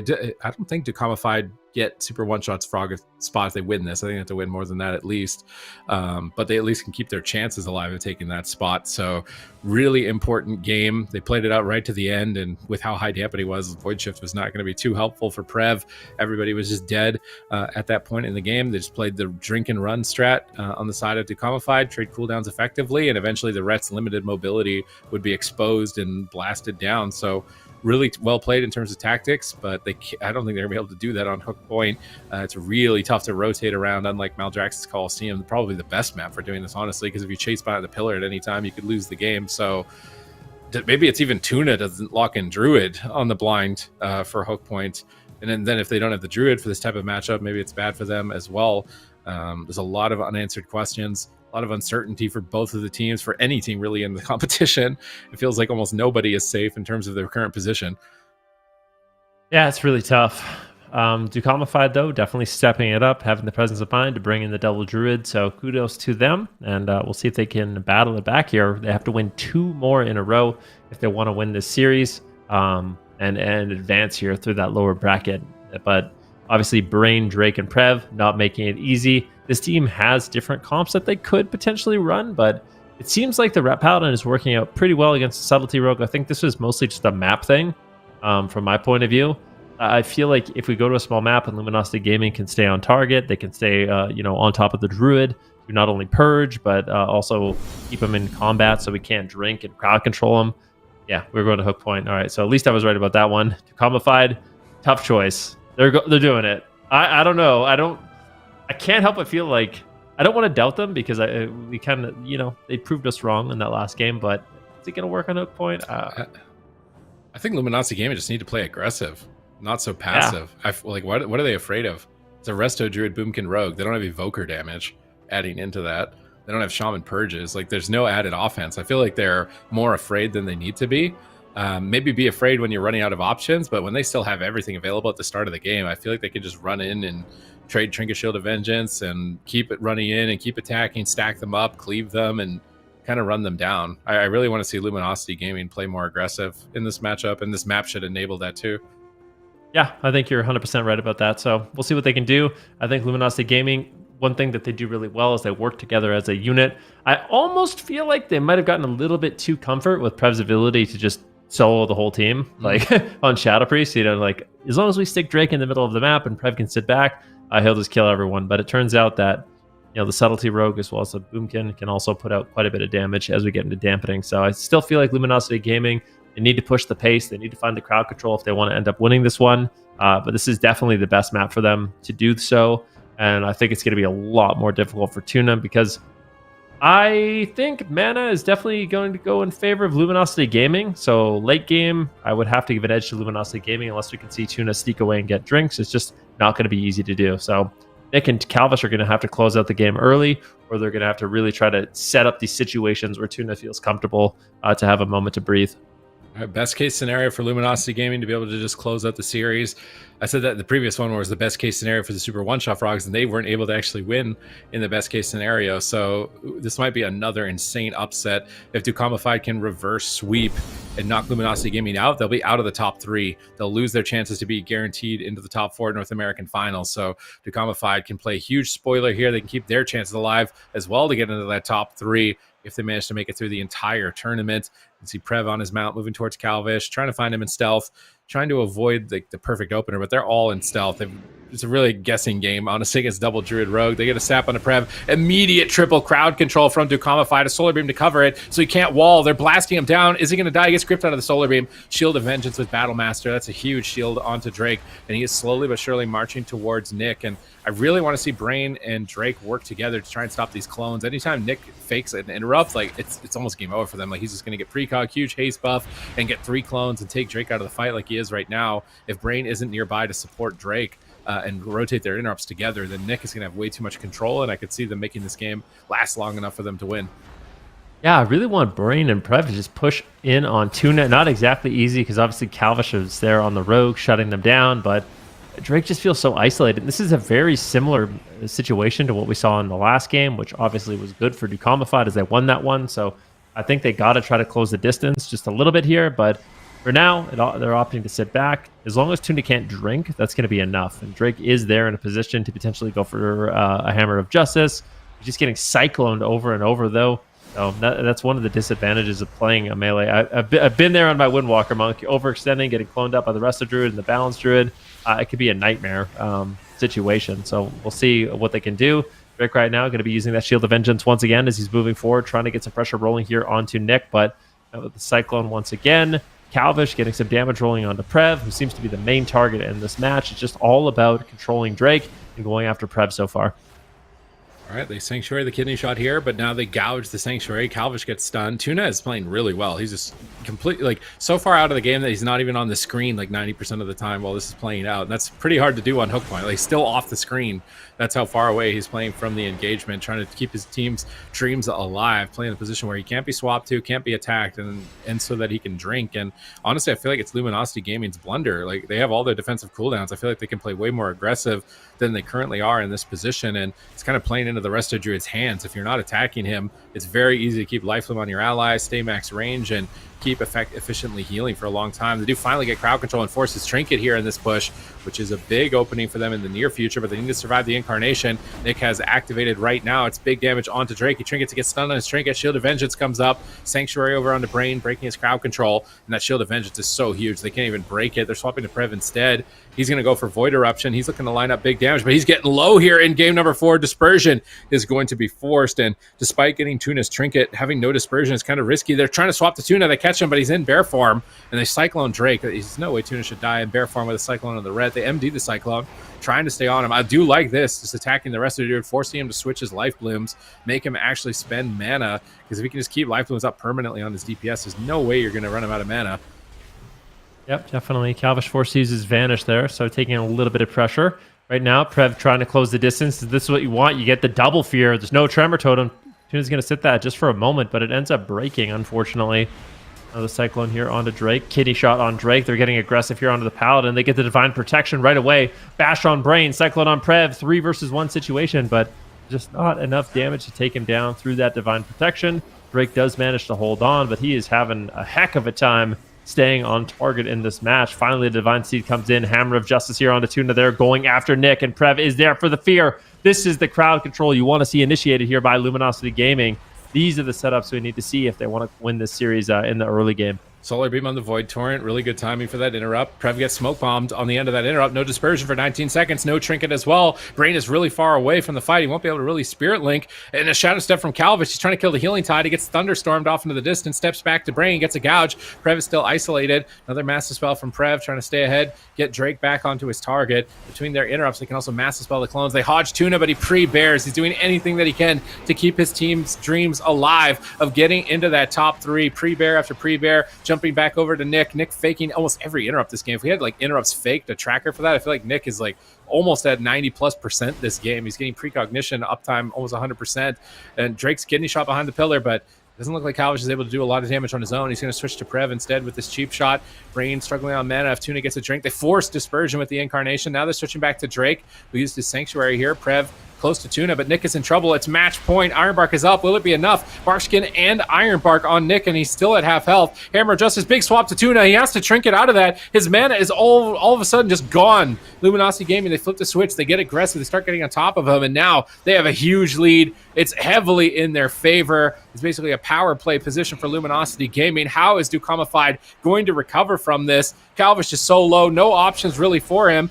Tuna gets a huge heal, but now he's in a stun. He could just fall over. Prev's on top of him. Drake is moving in. It's match point. Luminosity Gaming, they want that tie. They want that third place position. They want to steal it away from the Super One-Shot Frogs. A swap on to Calvish. Massive lightning lasso from Brain. He's so low. He steps away at such critically low health. Defensive shadowy duel, but Drake is still AoE and he's still targeting him down. Calvish is still just dead. Silence onto the healer. Nick could fall over. This could be a double kill for Luminosity Gaming. I think that they've done it. They're so close to it. They blind desperately defensively onto Prev. They clone Drake. They kidney shot Drake. They're doing whatever they can to stop damage. They bash Prev. Drake trinkets out. Tuna's trying to drink. Is Tuna actually going to get this drink off? Right now, he's behind the fence line. I don't think he's going to be able to. Dismantle onto Drake. He's chasing Tuna behind there, but he's in stealth. They don't know where Tuna is. Tuna could be drinking for all they know. If Tuna can get mana here, there could be a chance. Ooh, unfortunately, that gets shut down. Brain is there in position. Calvish still on the run. It's been a very scary situation for him, having to play defensive for so long. And here's the lightning lasso. This could be easily the game. Cheat death procs. Do they have the damage to follow it up? Hammer of Justice drops. He gets knocked out of the smoke bomb, but it gets crushed. I actually thought he was going to live. I thought the Iron Bar connected, and he might be able to live as a 1 second on that Cloak of Shadows. But even if Calvish lived there, they were out of mana, and this is exactly what I thought. Luminosity Gaming, they play it safe in the opener, but once they start getting a lead, once Tuna's mana is not looking good, they just go for it all in, trading up the defensive cooldowns to continue the pressure and not allow Tuna to recover. That was a beautiful game there by Luminosity Gaming, and this composition for them is looking good. Oh, man. All right. Are there other Boomkin rogues shaking in their boots at all here? I mean, they forced them to switch Tuna in off of Resto Shaman, like Seadu's team, Golden Guardians. These guys have been relying on Boomkin Rogue this week quite heavily, and possibly Luminosity Gaming have an answer for it with this Retribution Paladin Shadow Priest. This does mean that F tier have to beat Luminosity Gaming to get into the gauntlet, to get into the top 8. Maybe they could do it, though, man. I swear, if Prev's only a Shadow Priest, Holy Paladin to Shadow Priest? Maybe this isn't actually the worst option for them in terms of the available teams they could get. That'd be the best. Potentially, yeah. Those are some serious questions, Sid, and we unfortunately are gonna have to wait a little bit to find out. But what an incredible series, Luminosity, just bringing out that Red Shadow Priest. Very well done. Dukamified put up a very strong fight as well, but unfortunately that is the end of the road for them, and we will be seeing them move on to Championship Sunday. But no, I mean, I am curious. You know, that's the first time we've seen them play it on the broadcast. That is the comp, like Elliot was saying earlier, that they were playing against Team Liquid. Team Liquid barely won that series also, so it makes you question, Sid, how much damage this comp can do, especially in the hands of Luminosity. I mean, it could be a real threat. It's definitely going to be important for them. And honestly, Luminosity Gaming, their goal is just get top 3 so that they can get the Paladin rework. Like, they just want Brain back on Paladin as soon as possible. So if they can win this series against F tier, they're guaranteed top 3. And then they can start worrying about preparing for the next meta. But F tier is such a wild card team, man. And I swear they have a comp that if they're relying on Prev, and he's kind of like a main focus point on Shadow Priest, that we saw what happened to Lost in LIHUE, who had a Shadow Priest. It just did not look good at all for them. So does Luminosity Gaming have an answer? Maybe this is the series we see Prev come back on Boomkin, actually. I feel like Boomkin wouldn't be that bad for a matchup like this. It would be nice to see him back on it. It's considered it was like his main spec, the staple spec. It's been so long since we've been able to see it, but yeah, this F tier is such a wild card, man. I think they won the hearts of a lot of the chat, maybe the entirety of the chat. Get some Fs in chat for F tier. If they won you over with Shaz on that Holy Paladin, Dorito on the Windwalker, and Saul on the Enhancement Shaman, the only team playing that, coming in on the last cup, trying to play spoiler, trying to make their dreams happen and get into the top 8 for the gauntlet, for the finals. They're 1 series away. Yeah, earlier chat was spamming that. I don't know the exact copy pasta. It was like, if Shaz has 1 fan, I'm one of them. If Shaz has 10 fans, I'm one of them. So I think you're definitely right, Subtees. I think they've got themselves a little bit of a fan base here. So definitely excited to see what they are capable of. This is going to be the ultimate test as well of facing off against Luminosity Gaming. That would be a tremendous victory for them. I mean, they should be proud of themselves nonetheless for making it this far, and I can only hope that we continue to see this team soar. But here is where we currently stand with the standings for North America. LIHUE currently in first, 380 Golden Guardians with 360 points. Super One-Shot Frogs tied with Luminosity for 260. But I mean, this is some stiff competition for sure. There's going to be definitely a couple, maybe two tiebreakers on Championship Sunday. We'll have to wait for our admins to confirm exactly what's going to be going on. But yeah, it's going to be interesting. So I mean, overall, Ven, are you kind of happy with how things have gone for North America this weekend so far?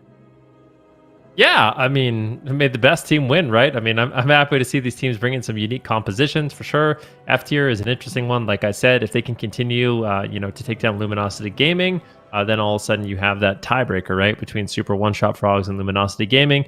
Luminosity Gaming beats F tier, then they move themselves into that third place position, and also that's safe for Shuffle Police. So Shuffle Police right now is really hoping that F tier loses their next series, and Luminosity Gaming obviously wants to beat the Super One-Shot Frogs as well to advance into that guaranteed top 3. So still lots of crazy things can happen here in North America. I feel like today was definitely a bunch of surprises. We saw the Arcane Mage, we saw Devastation Evoker, we're seeing Rep Paladins, Holy Paladins, Windwalker Monks, Enhancement Shamans. This has been like the most diverse of the cups so far, I feel like. Yeah, yesterday we saw some interesting things too coming from the EU region, like a Frosty K. A lot of new comps coming out of that zone also. Speaking of which, here's the standings right now. Quite a different story. The top 3 has pretty much been solidified for some time. Echo very solidly in that 4th place, over 100 points differential between Admirals Esports as well. And then Agents in that 3rd place right now. We will be seeing, there's 2 teams right now tied for 8th, the Fiends and Caster Meta. So that's really kind of where the competition lies. And we're definitely going to be tuning in for those ones tomorrow. Nice Beam versus the Agents will be the first up series. So we're starting off the day for Europe in an elimination round. And then we've got that Echo versus Admirals Esports series as well, Super Tees. Yeah, this region is just all about who can power up to be able to beat Echo, who's going to be their biggest threat, because right now it's just a clear cut above everybody else in the region. And some teams have taken games off of them, past couple of weeks, but never consistently actually able to beat them in a series. Bamboozle with their Demon Hunter Shadow Priest is actually looking like maybe a promising team with that 1 win they got against them in their series in the upper bracket. Curious if Admirals Esports adapts any new compositions for their series in that upper side. Yep. I am curious as well. Definitely excited to see if maybe Admirals Esports can take this one. Echo, they've been on a winning streak for so long here. So, maybe they carry that all the way through to the grand finals for themselves. We'll have to see. And that will all be coming to a head tomorrow for both Europe and North America. We'll, of course, be starting off the day with Europe. We'll have that tiebreaker after the European finals, and then we'll go ahead into those North American series. So that is going to be it for us today. Thank you so much, everyone, for tuning in. We'll see you here tomorrow. Same time, same place, twitch.tv/Warcraft. We're all also over there on YouTube. Follow us on Twitter for a lot of updates, a lot of information on the individual teams as well at WoW Esports. And we'll see everyone tomorrow at 10 a.m. Pacific or 7 p.m. CEST.